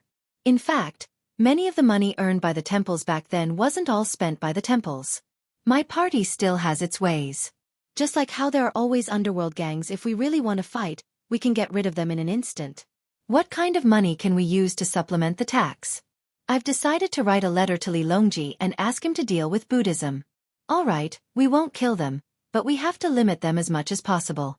For example, Buddhism has to pay taxes, and the land that belongs to each temple has to be rented. Do you think that you can live a comfortable life just because you can recite a few lines of scriptures? Of course, we have to continue supporting those that we should support. For example, we have to make sure that they don't forget to add the imperial authority when they propagate their teachings. If a religion can't serve the ruler, then there's no need for it to exist. The ruler is too much of a failure. Zhang Xiaobao had also made up his mind to give them a sweet date after giving them a slap. Not only Buddhism, all the other sects in Great Tang had to be treated this way. They were not to believe in Tubo at all. Otherwise, it would be troublesome in the future. While Zhang Xiaobao and Wang Wan were busy, Xiaobei and the others were not relaxed either. They were already officials in Jian and County, but they hadn't been appointed. It wasn't that they didn't want to, but they didn't know how to. Although they had learned a lot from their brothers and sisters, they were at a loss when it came to applying what they had learned. When they were clamoring to be appointed, Zhang Xiaobao didn't stop them. He just asked them to take out a proposal according to their official position. Xiaobei and the others were immediately stunned. Usually, when they saw their brothers and sisters doing things, they didn't take out any proposal. It was as if the two of them had come up with an idea long ago. They actually asked for a proposal. Hence, Xiaobei and the others decided to learn more. They didn't want to learn from their brothers and sisters. They felt that it was too big and impractical.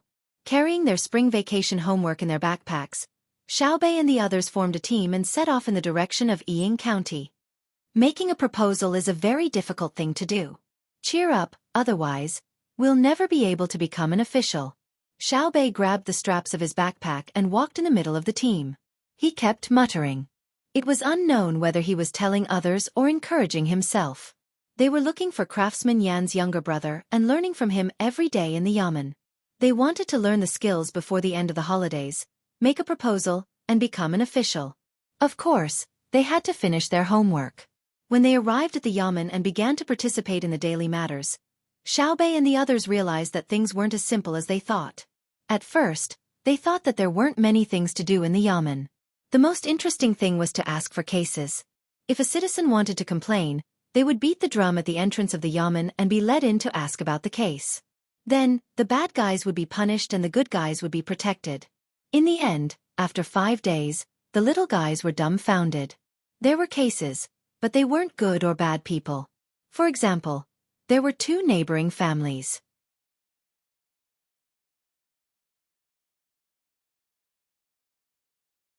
One family's fence was blown down by the wind, and the other family's chickens were crushed to death.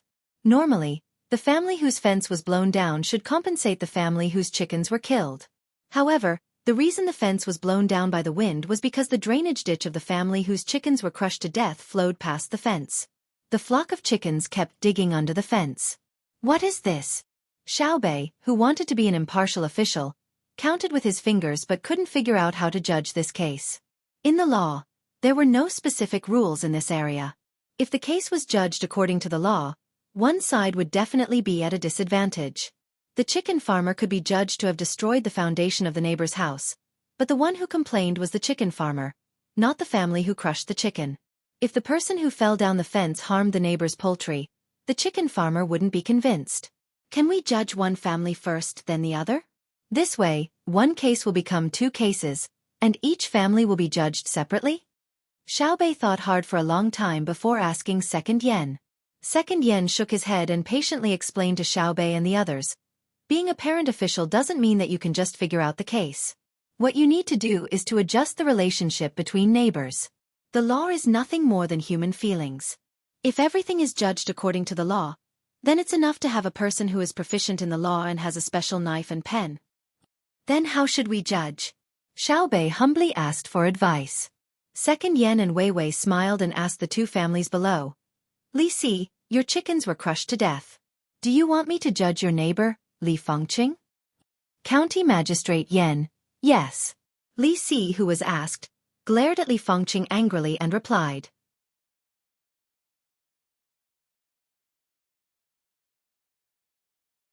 Second Yen then turned to Li Fengqing. Do you feel wrong that Li Si destroyed your fence? That's right. Lord, you have to judge for me, Li Fengqing said. Second Yen nodded. Then I will judge. Li Fengqing, there is a ditch next to your fence. Did you not know about it? Why didn't you report it if you knew? Today you crushed a chicken. Who knows, tomorrow, you might crush a neighbor's child.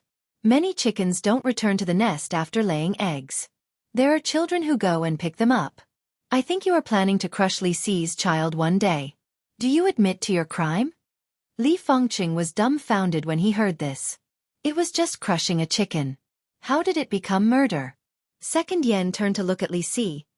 Li Si, don't you know that wherever the ditch passes, the foundation of the house will be unstable? You tried to frame someone's house. I think you want to cause your neighbor's house to collapse. Do you admit to your crime? Li Si was also frightened. Why did he become a homicide case when he came over to talk about the chicken's death? Guards, take these 2 into custody. After I finish writing the case, send it to the provincial middle school. Then, I will go to the capital and behead them after autumn. Second Yan's voice continued. Xueqi turned and nudged Xiao Yuan. Is there such a thing? Do we need to behead them? Xiao Yuan thought hard and shook his head. He whispered, no. He is making a judgment blindly. Xueqi and the others knew, but the 2 commoners below did not. They did not understand the laws of the Tang Empire.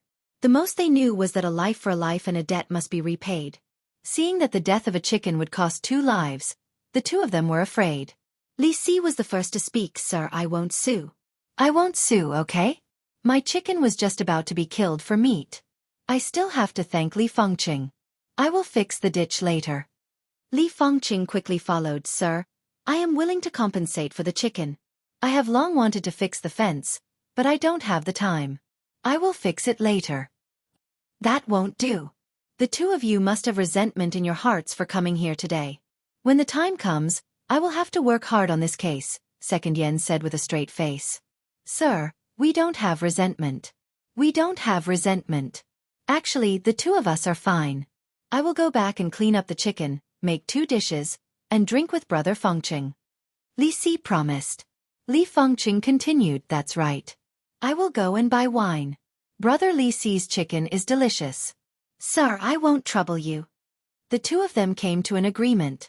They wiped their cold sweat and walked out of the yamen with a look of lingering fear. Seeing the two of them leave, Second Yen chuckled and said to the 9 children, Did you see that? As long as there is no injury or death, as long as the loss is not too great, don't judge if you can. If you judge one of them, the other will definitely bear a grudge. If you judge both of them, it will not be easy for you to get along with your neighbors in the future. Who knows what will happen? As an official, you have to judge the situation. It is better to let go of a quarrel than to make a case. Don't think that you can judge casually just because you have learned a lot of law. That kind of official is definitely not a good one. Xiaobei and the others were shocked. They nodded and finally understood that it was not easy to be an official. They decided to learn from him and become a good official after they learned. Very soon, someone passed the message to Zhang Xiaobao and Wang Wan. After reading the contents of the letter, Zhang Xiaobao smiled. It seems that to be a bad official, you have to be more capable than a good official. Once you become a good official, you will be more impressive than an ordinary good official. Isn't that so? This is good too.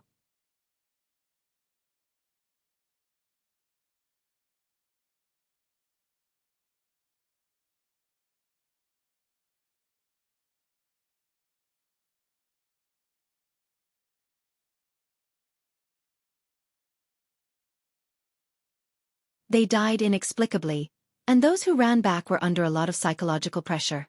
They directly messed up the formation of their own side. When the enemies from 3 directions converged here, the people from the Blackwater Commander-in-Chief's office no longer had the courage to fight. They left some people to cover the retreat while the others ran further north with the old and the young, hoping that the Tang army would give up chasing them if they ran far enough. Go after them. We won't kill those who surrender. Li Sun shouted loudly. He wanted to take the lead but was protected by others. He also shouted along with Li Sun. Those who stayed to cover the retreat and those who were hit by the mines surrendered first because they did not want to die. Li Sun left some people to tie them up and watch them while he continued to chase with the rest. The people from the Blackwater Commander-in-Chief's office were unable to form a formation because of the chaos. Plus, there were the old and the young in the team, so they could not increase their running speed. The more they ran, the more anxious they became. The more they ran, the more tired they felt. Cries came from the team from time to time. The old people who could not run gave up first, followed by the women and the children. The cries and shouts of those who were willing to stay resounded over the beach and the woods. Li Sun did not chase fast. Every time he got close, he would slow down and watch the old people and the women. There were no children, who were all carried by adults. The chase lasted for half a day. The people from the Blackwater Commander-in-Chief's office wanted to hide after a certain distance, but they could not hide from the hot air balloons flying in the sky. What was more, they thought that they had run out of the Tang army's sight, but in fact, they were still within the range of the Tang army's telescope. Li Sun commanded his people to chase for another half an hour. Finally, he could not run anymore.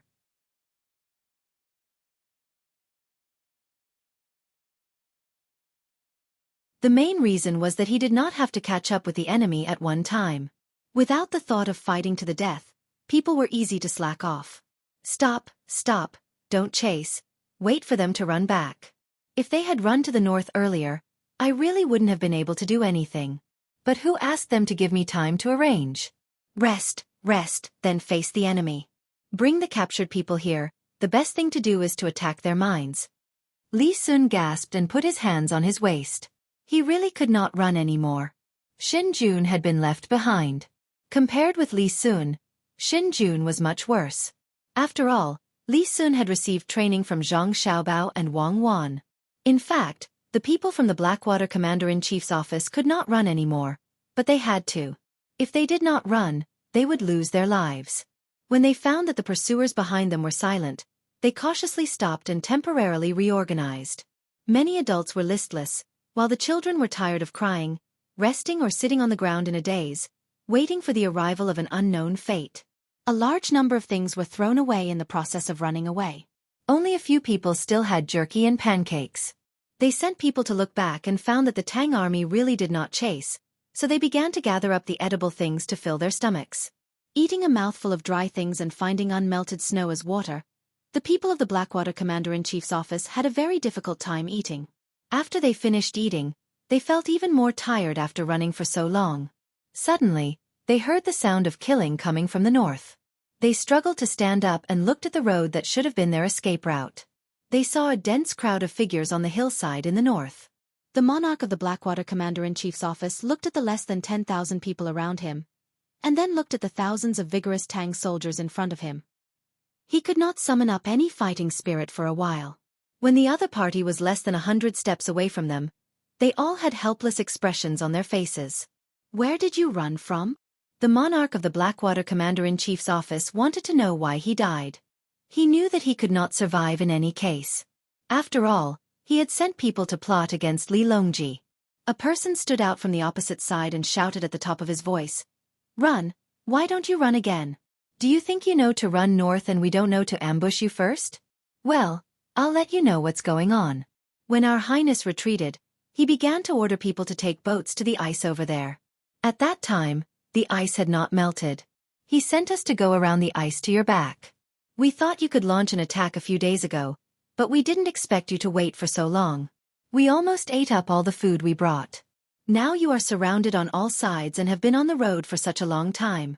I wonder if you still have the strength to fight. Surrender. Our Highness said that those who surrender will not be killed. Except for you, the leader, everyone else will be spared. Hearing his words, the people of the Blackwater Commander-in-Chief's office finally understood what was going on. For a moment, they regretted. If they had not been worried that they would freeze to death in the north, they would not have been surrounded today. As the other side said, they had no strength to fight. They all looked at the monarch and wanted him to make a decision. If they fought, they were not afraid to fight to the last person.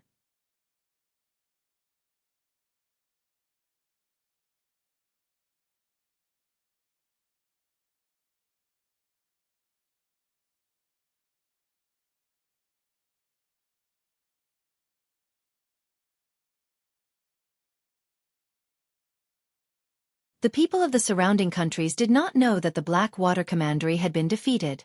They did not know why Li Longji wanted them to come to the court session today. Was he going to make things difficult for them again? The morning court discussion lasted for 2 hours. When an urgent report came in saying that the Blackwater Commander-in-Chief's manor had been captured and all of them were going to be escorted back to the capital, everyone finally understood that Li Longji was telling them not to count on the Blackwater Commander-in-Chief's manor to win against the Great Tang. They should just do what they had to do.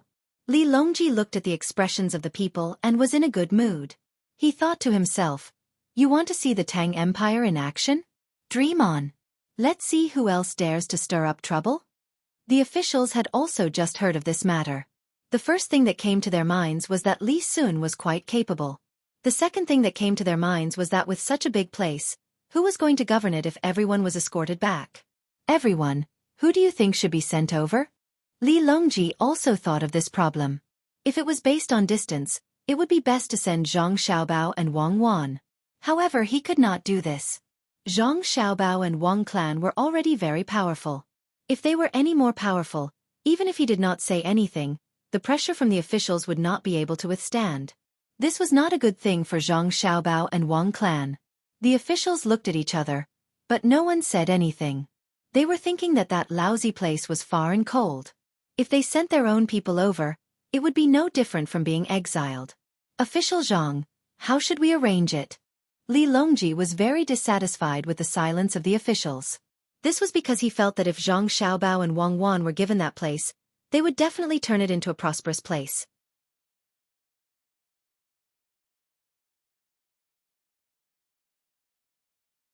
With this comparison, if others were not willing to go, it could only mean that they did not have the ability. If they all wanted to go to a better place, would they not want to work hard to change it? Then what was the future of the Tang Empire? Thus, he stared at Zhang Shua and let him speak. Zhang Shua did not want to be seen by the emperor, but he was standing very close to the emperor. There was no one in front of him, so the emperor looked up and saw him. Seeing that the emperor was asking him, Zhang Shua braced himself and stood up. He looked at Li Linfu, Yu Wanrong, and the others and was about to send them to the Blackwater Commander-in-Chief's manor. However, he paused and gave up on this idea. He felt that the emperor's attitude towards him had been getting worse and worse recently, and his opponent was also trying to cause trouble. If he was really the one who suggested it, what would the emperor think? Would it force his opponent to make a move against him in advance? Of course, he could not mention his opponent, nor could he mention his own people. That would make his subordinates cold. Last time, when he fought with Zhang Zhong, his subordinates were a little uncontrollable. Thinking like this, Wei Wei lowered her head and rolled her eyes. Suddenly, she had a good idea. Your Majesty, this official thinks that we can choose one person from Li Sun or Li Yu to work there. Li Yu has done things steadily in Chongning and has developed the area well. Not only is the economy prosperous, the government is smooth, and he knows how to help the surrounding provinces and counties become prosperous together. This official thinks that if Li Yu is sent to the Blackwater Commander-in-Chief's manor, it will definitely be another Chongning. I believe that it will not take long before that place will become prosperous. Li Sun is the Commandery Prince of Tongan. I believe that all of us know how to govern Xuzhou. He is even more capable and is a member of the imperial clan. We can trust him. This is what this official thinks. Your Majesty, please make a decision. After saying this, Zhang Shua let out a long breath. He felt that he had not offended anyone. As for Li Sun and Li Yu, there was no other way. After all, they were not princes. He believed that the emperor would consider it. Li Longji knew what Zhang Shua was thinking. He was very dissatisfied with Zhang Shua's words. Did he think that governing the country was a child's play? Was it a question of who was taking advantage and who was at a disadvantage? A capable person would be capable no matter where he was placed. Thinking of this, Li Longji did not let Zhang Shua go. He asked him again, how many capable people have come out of Jianjia Academy this year? What do you think? Your Majesty, you can't do that.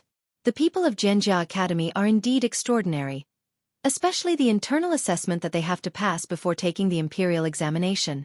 They are good at managing the people of a region or managing a family in the capital. However, they are too close to the Zhang family and the Wang family. Zhang Xiaobao and Wang Wan are in Jili province. If we send them there, the entire northern Hebei province will be connected by them. It will be difficult to govern at that time. If they are plotting something. Before Zhang Shua could finish, Zhang Zhong, who was standing beside him, was unhappy and questioned him loudly. Zhang Shua, who are you saying is plotting something? Zhang Shua also reacted. Usually, Zhang Zhong was always silent in the court, so people almost forgot that he blurted it out. He quickly smiled at Zhang Zhong and said, Haha, Minister Zhang, I misspoke just now. Sorry, but I said that we can't send the people of Jianjia Academy.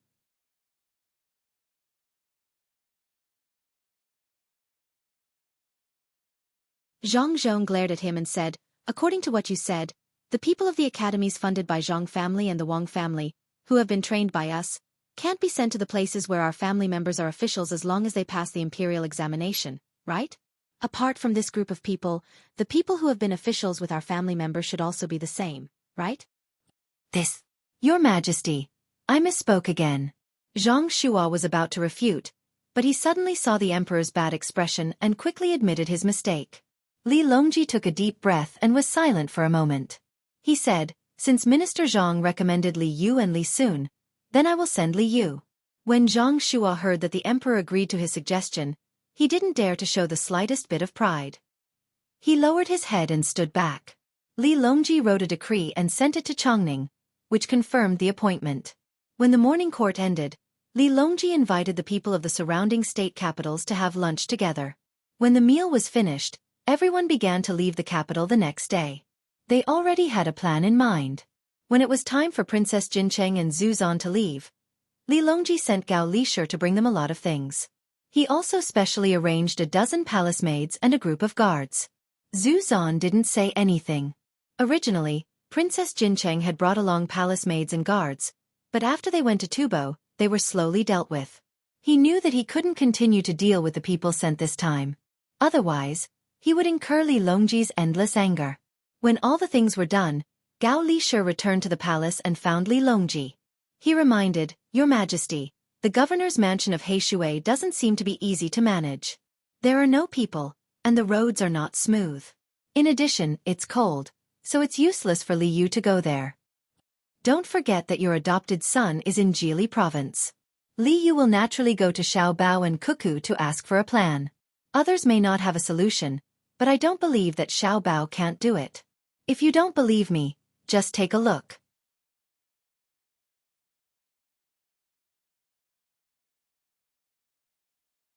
Li Longji didn't have the slightest doubt about Zhang Xiaobao's ability. His words were very firm. "I hope so." Gao Lishe didn't object this time. A few days later, Li Yu, who was enjoying peace in Chongning, received the imperial decree. When he saw the content, he showed a sad expression. He muttered, "How can this be? I worked so hard to make Chongning rich, and now you want to transfer me elsewhere? What about Chongning? Give it to someone else? You're clearly bullying me." Little Worm, who had been Li Yu's advisor, also came over and read the imperial decree. He said, "Your Excellency, there's no one in the governor's mansion of Heishui now. What can we do there? Why don't we write a letter to His Majesty and postpone this matter?" "Dream on. Chongning is gone just like that. Pack up and take a boat. When we pass by Jili province, ask Xiaobao." Li Yu, who didn't want to leave Chongning, finally decided to leave as soon as possible. "Yes, Your Excellency, we should leave early. The young master of the Zhang family must have a solution. There weren't many families in Jili province back then. Didn't they end up like this when they went there? The earlier we leave, the earlier we can make arrangements." Little Worm also thought of the people they would meet on the way. Li Yu closed his eyes and waited for Little Worm to come back. He asked Little Worm, "Do you think we can trick Xiaobao and Cuckoo? Even if they stay in the governor's mansion of Heishui for 2 months. "Your Excellency, it doesn't seem possible. Jili province is to the west of Xinlua while the governor's mansion of Heishui is to the north of Xinlua. It's also close to Japan. I think the young master of the Zhang family must consider how to scheme against these 2 places, especially Xinlua." Little Worm was a think tank after all. His analysis was clear and logical. "Oh, you're right. Xinlua hasn't made its stance clear. Even if we don't beat him, we should give him some pressure. Xiaobao and Cuckoo can't always stay in Jili province." Li Yu thought carefully and realized that Jili province was too important. Zhang Xiaobao might not be able to spare time. Li Yu packed up his belongings and bid farewell to the people of Chongning with tears in his eyes. He boarded a big boat in a neighboring county and was carried dozens of miles by some strong people of Chongning. Only then did he enter the Yellow River. Touching the 10,000 people form with the handprint of the people of Chongning, he also felt the treatment of a good official. When they entered the Yellow River, their speed was much faster because they were following the current. After traveling for a few days, Li Yu was bored when a boat suddenly appeared in front of them. The boat had a cute rice sprout painted on its flag. Without waiting for Li Yu to call for it to stop, the boat stopped by itself. When Li Yu's boat slowly approached, a person came out from the boat with a bag in his hand. "Greetings, young Master Li. Our young master asked me to give you something, and a plan for the construction of the governor's mansion of Heishui. Our young master said that if you don't want to go to the governor's mansion of Heishui, you can use this plan and thing to lure others." The person said respectfully to Li Yu, who was puzzled. At the same time, he put the bag in his hand in front of Li Yu. Li Yu looked at the thing in the bag and the letter with the plan in puzzlement. He laughed and said, "Go, why not? Send a part of the thing to the capital. I'll make those who don't want to go regret it."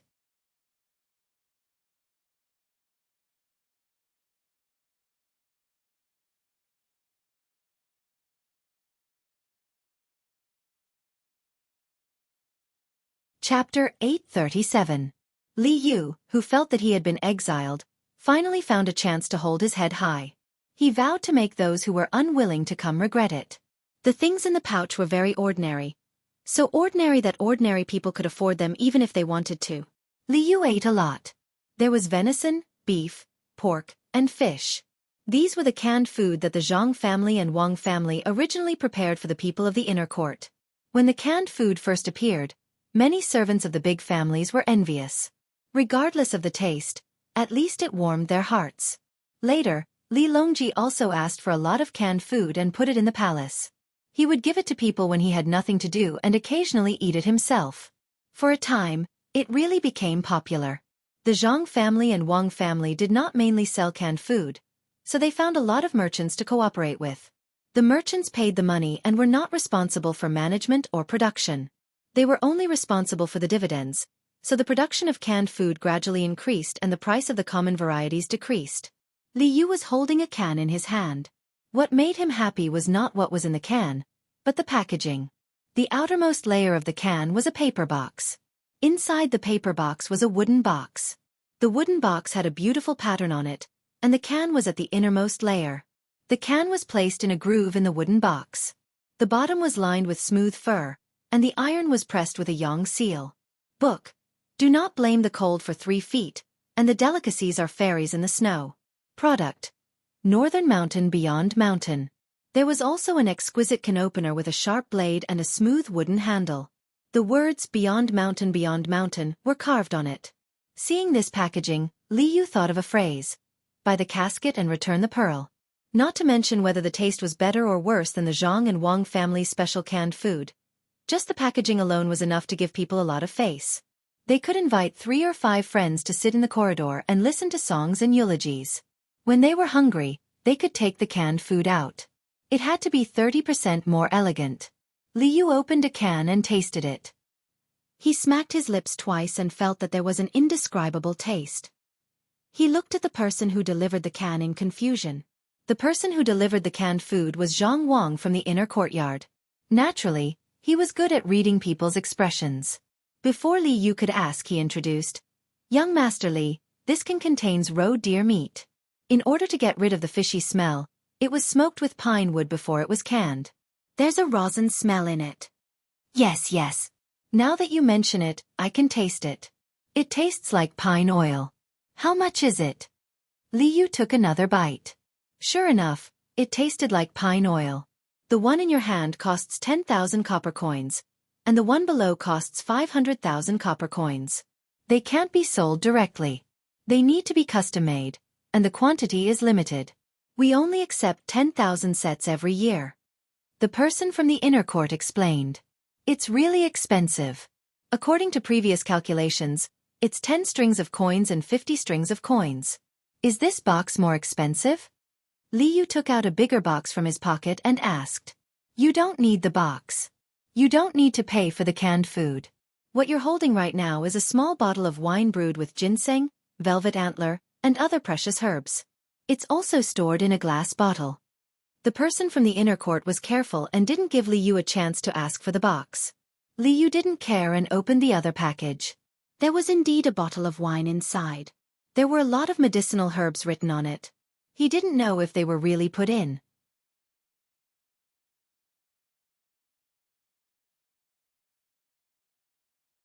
Well, let's see how regretful they are. Well, since we only sell 10,000 cans a year, it doesn't seem like we earn much. The governor's mansion of Xueqi is a large area. Even if we don't use a single copper coin, it's only 500,000 strings of coins. That's equivalent to the land of several provinces. Li Yu felt that he earned too little again. Young Master Li, it's said to be 10,000, but when it's done, it might not be 10,000. Each can has an individual number, but it's not the one that counts next to each other. It's the pinyin alphabet used to mark the pronunciation. It's a very long string. Who knows which one it is? Don't you agree? Yes, there's no such thing as a businessman. Li Yu admitted that he couldn't compare with Zhang Xiaobao in this aspect. He asked people to send the other cans to the capital on the ship, especially to the high-ranking officials. He slowed down and headed for Jili province. When Li Yu arrived at Jili province and met Zhang Xiaobao and Wang Wan to discuss the follow-up plan, the cans had already reached the hands of the officials in the capital. The exquisite packaging and unique taste immediately won the praise of the officials. When the pigeons that Li Yu released from Jili province flew to the capital and reported the various mines of the governor's mansion of Xueqi, the officials who didn't want to send their own people to the governor's mansion of Xueqi all regretted it. It turned out that the governor's mansion of Xueqi wasn't barren. The people of the governor's mansion of Xueqi didn't have a good idea. They used to beg for food with a golden bowl. When they regretted it, they began to propose to the emperor to send more people to help with the construction. As for the problem of population, they thought that Li Yu could solve it. Li Longji knew that the idea was Zhang Xiaobao's. Gao Lisher's letter described the matter in more detail.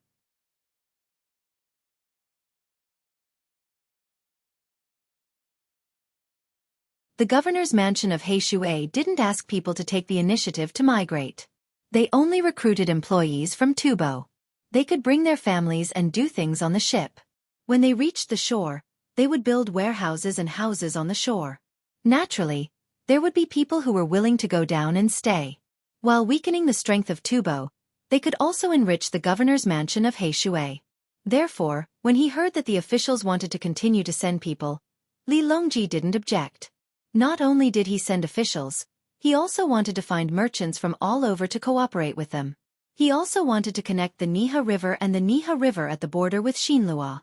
It was convenient for ships to travel, and they didn't need to go around Xinlua Island. When the officials made a suggestion, they had to think of a way to send merchants who were related to them. Even if they weren't related, they had to think of a way to make connections. Does everyone agree? Seeing that the matter was almost done, Li Longji asked another question. The people led by Zhang Shua nodded. Their political opponents also agreed. Since that's the case, then we'll wait for the merchants to find them and talk to Li Yu about the cooperation in detail. The imperial court will use the entire governor's mansion of Xueqi as a shareholder. The land and resources there will be considered as an investment. Tomorrow, everyone will decide on the merchants who will participate. Li Longji finally said something that stunned all of the ministers. If the imperial court used land and resources to invest, how much would others have to pay? And what was the proportion? This was a problem.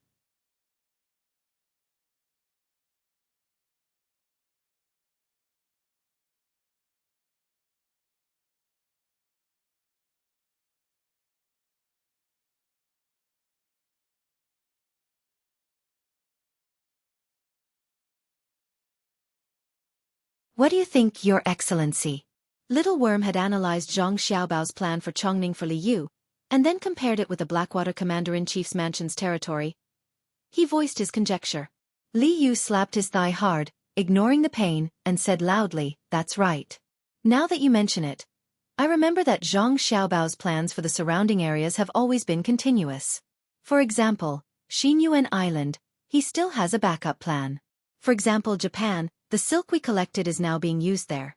For example, Tubo, after a few years of torment, he still hasn't relaxed. A few days ago, the Turks have voluntarily submitted to him, the kind that is different from before. Now that the Blackwater Commander-in-Chief's mansion has just been conquered, the people have moved to the capital to wait for the imperial uncle's decision, and to go there, they have to go through Xinlua. How can Zhang Xiaobao not have some ideas? No wonder I keep feeling that something is missing. Let me go ask." Having made up his mind, Li Yu hurriedly went to Zhang Xiaobao and Wang Wan. Zhang Xiaobao and Wang Wan were spreading out a piece of paper, writing and drawing. Li Yu curiously went up to take a look and saw that it was a large snow scene. Wang Wan was drawing seriously, and Zhang Xiaobao was mixing the colors. Li Yu squatted beside Zhang Xiaobao and whispered, "Xiaobao, what are you playing at?" "Not telling you means not telling you our follow-up plan. Since Little Worm can tell you about Chongning, you can ask him and see if he can figure it out," Zhang Xiaobao said casually to Li Yu, but Li Yu was so scared that he broke out in a cold sweat. He looked at Zhang Xiaobao in horror, not knowing how Zhang Xiaobao knew that it was Zhang Xiaobao who told him.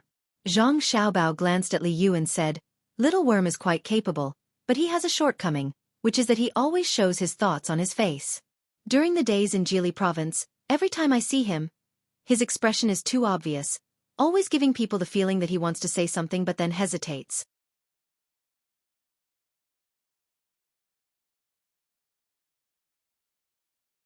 You are not busy with your own things and have the time to come here. It must be because I told you the final plan yesterday." Little worm, who always likes to guess what I told you, otherwise you wouldn't have the ability to think so much. You need to train little worm more. Come, look at this rhyme river painting. What do you think? You can guess other people's thoughts just by looking at their faces? Your plan is finished? Start drawing for fun? Li Yu was slightly relieved to hear Xiaobao's explanation, but he was still very surprised.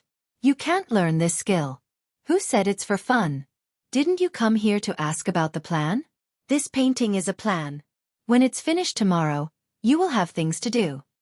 Zhang Xiaobao added some water to a box of ink and brought it in front of Wang Wan, so that Wang Wan could apply some light ink. Li Yu was even more confused. Seeing that Zhang Xiaobao didn't say anything, he could only watch patiently. Looking at the ink, it seemed that she had been painting for a few days and didn't finish it in one breath. The painting was too big and tiring. Now that the painting was almost finished, it looked good, but he didn't know what it had to do with the plan. Wang Wan painted for a while more, then handed the brush in her hand to Zhang Xiaobao. She picked up another brush, paused for a moment, and then began to write on the completed painting. The flowers of the northern kingdom bloom and disappear. Floating clouds fall from the 9 heavens. The river water is soft, and the snowy mountains are painted with frost. Brewing wine. Swords are like rainbows. Brewing tea. People at the border are like jade. One is not a hero until he reaches the northern kingdom. Looking back on last night, the wind came. When Li Yu looked at the painting, he thought it was very beautiful, but when he saw Wang Wan writing, he was shocked. He whispered, "Is it very dangerous over there? Why does it feel like going to the Blackwater Commander-in-Chief's mansion is like going to a hero and not coming back?" It's not dangerous. It's just a saying. That's the real place to go for skiing and skating. How many heroes have actually gone there? If you exaggerate, when people go there and realize that it's not that dangerous, you can brag to others when you come back. For example, you can make a ski slope that's a few 100 feet long and not too steep. You can name it Heroes Snow Road. When you go there, you'll realize that even children dare to skate down a wooden plank. Zhang Xiaobao explained to Li Yu. Li Yu nodded. Oh, it's a lie. Shoo. I'm not lying to anyone. It's really cold there. You find a way to find a woman from the brothel there. Find someone who's not afraid of the cold. It's okay if her skin is a little darker. She'll be white after a while. Now your task is to go to Panglai, Hunan province. Take this painting, and advertise that the Northern Kingdom is the place for immortals. Let people refute. It's best to make it look like they're about to fight. Zhang Xiaobao pointed to the south. Li Yu continued to nod. Should we let people go there together and then compare which side is better? When we compare, even if we can't say which side is better, the Blackwater Commander-in-Chief's mansion will be famous. Okay, I'll go. Go. It's best to find more literati and bring them to the Blackwater Commander-in-Chief's mansion. If they can write a few famous works, we can post a notice and offer a big reward. Zhang Xiaobao dried the ink on the handwriting, rolled up the painting, and handed it to Li Yu. Then, he waved his hand at him. Li Yu pursed his lips solemnly. He really looked like he would never return. He walked out. When he reached the door, he suddenly remembered something important. He stopped and turned his head to ask, I haven't told you the plan yet. It's definitely not as simple as a painting. I'm afraid that you won't keep your mouth shut.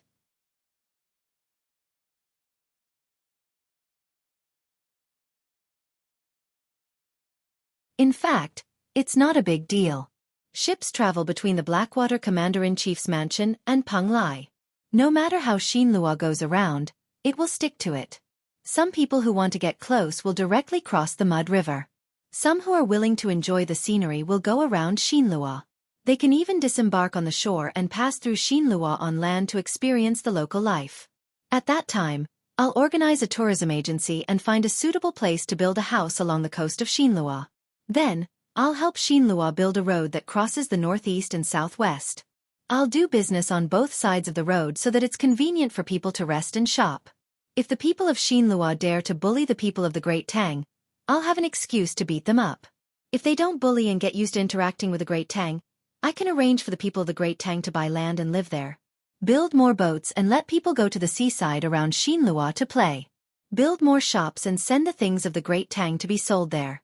Let them get used to the clothes of the Great Tang, get used to the food of the great Tang, get used to the culture of the great Tang, get used to the clothes of the great Tang, get used to the food of the great Tang, and get used to the culture of the great Tang. Zhang Xiaobao counted with his fingers as he spoke to Li Yu. Li Yu finally understood. Zhang Xiaobao wanted to stab people with a soft knife.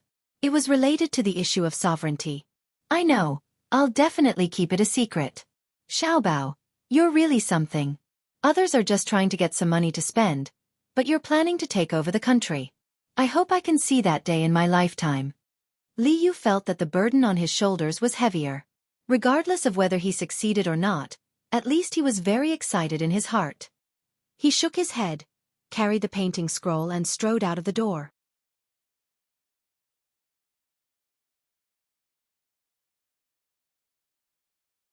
Zhang Xiaobao craned his neck and waited for Li Yu to walk away.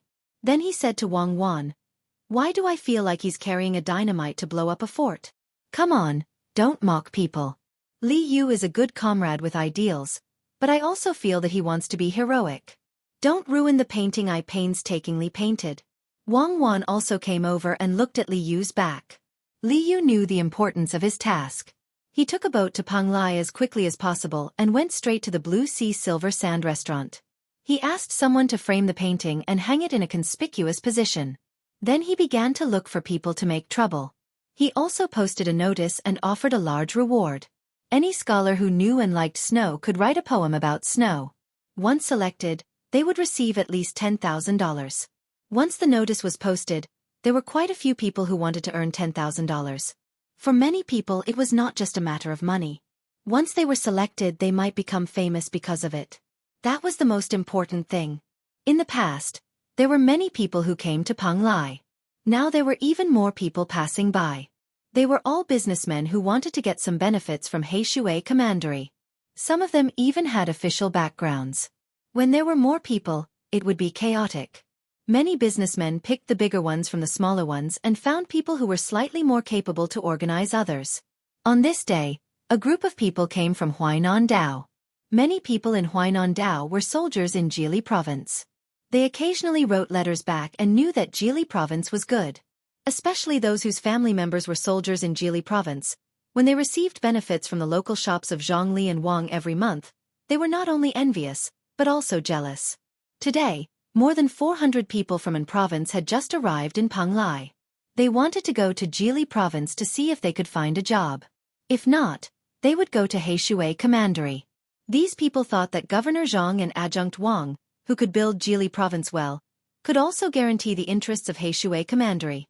As soon as they received the news, they left their hometown and rushed here as fast as they could. Fortunately, the waterway was smooth. They arrived in Panglai in 2 months. The discipline of these 400 people was much better than that of other places. The leader was a person surnamed Su, called Xueqi. His family was also a small local family. He organized this group. When they arrived in Panglai, everyone wanted to see the mirage. Unfortunately, the weather was not good today. It was foggy and they couldn't see anything. Xueqi inquired about the price of the inns in Panglai. They were very expensive. Since there were many outsiders, the price naturally rose. Now that the weather was warm, he was reluctant to spend more money. He was going to find a spacious place to camp in the wild. He knew that he was not good enough, so he had to find his brother-in-law or son-in-law. Thinking of his son-in-law, Xueqi's mood was very complicated. He looked down on this son-in-law who was like marrying into the family. However, he felt that this son-in-law was a little capable and talented. He had helped a lot along the way. However, this son-in-law had a little problem. He always liked to drink. His alcohol tolerance was not high. He drank too much and then made nonsense poems. Go and ask him and see what he says. Xueqi, who had made up his mind, found his brother-in-law who didn't forget to take a sip of wine when he was resting. Tai Bai, because there are many people in the inn, the price is high. Is there any way to find a place to settle down? Xueqi found his brother-in-law and asked his brother-in-law who had just put down the wine gourd and looked at a place in a daze. Tai Bai didn't seem to hear it.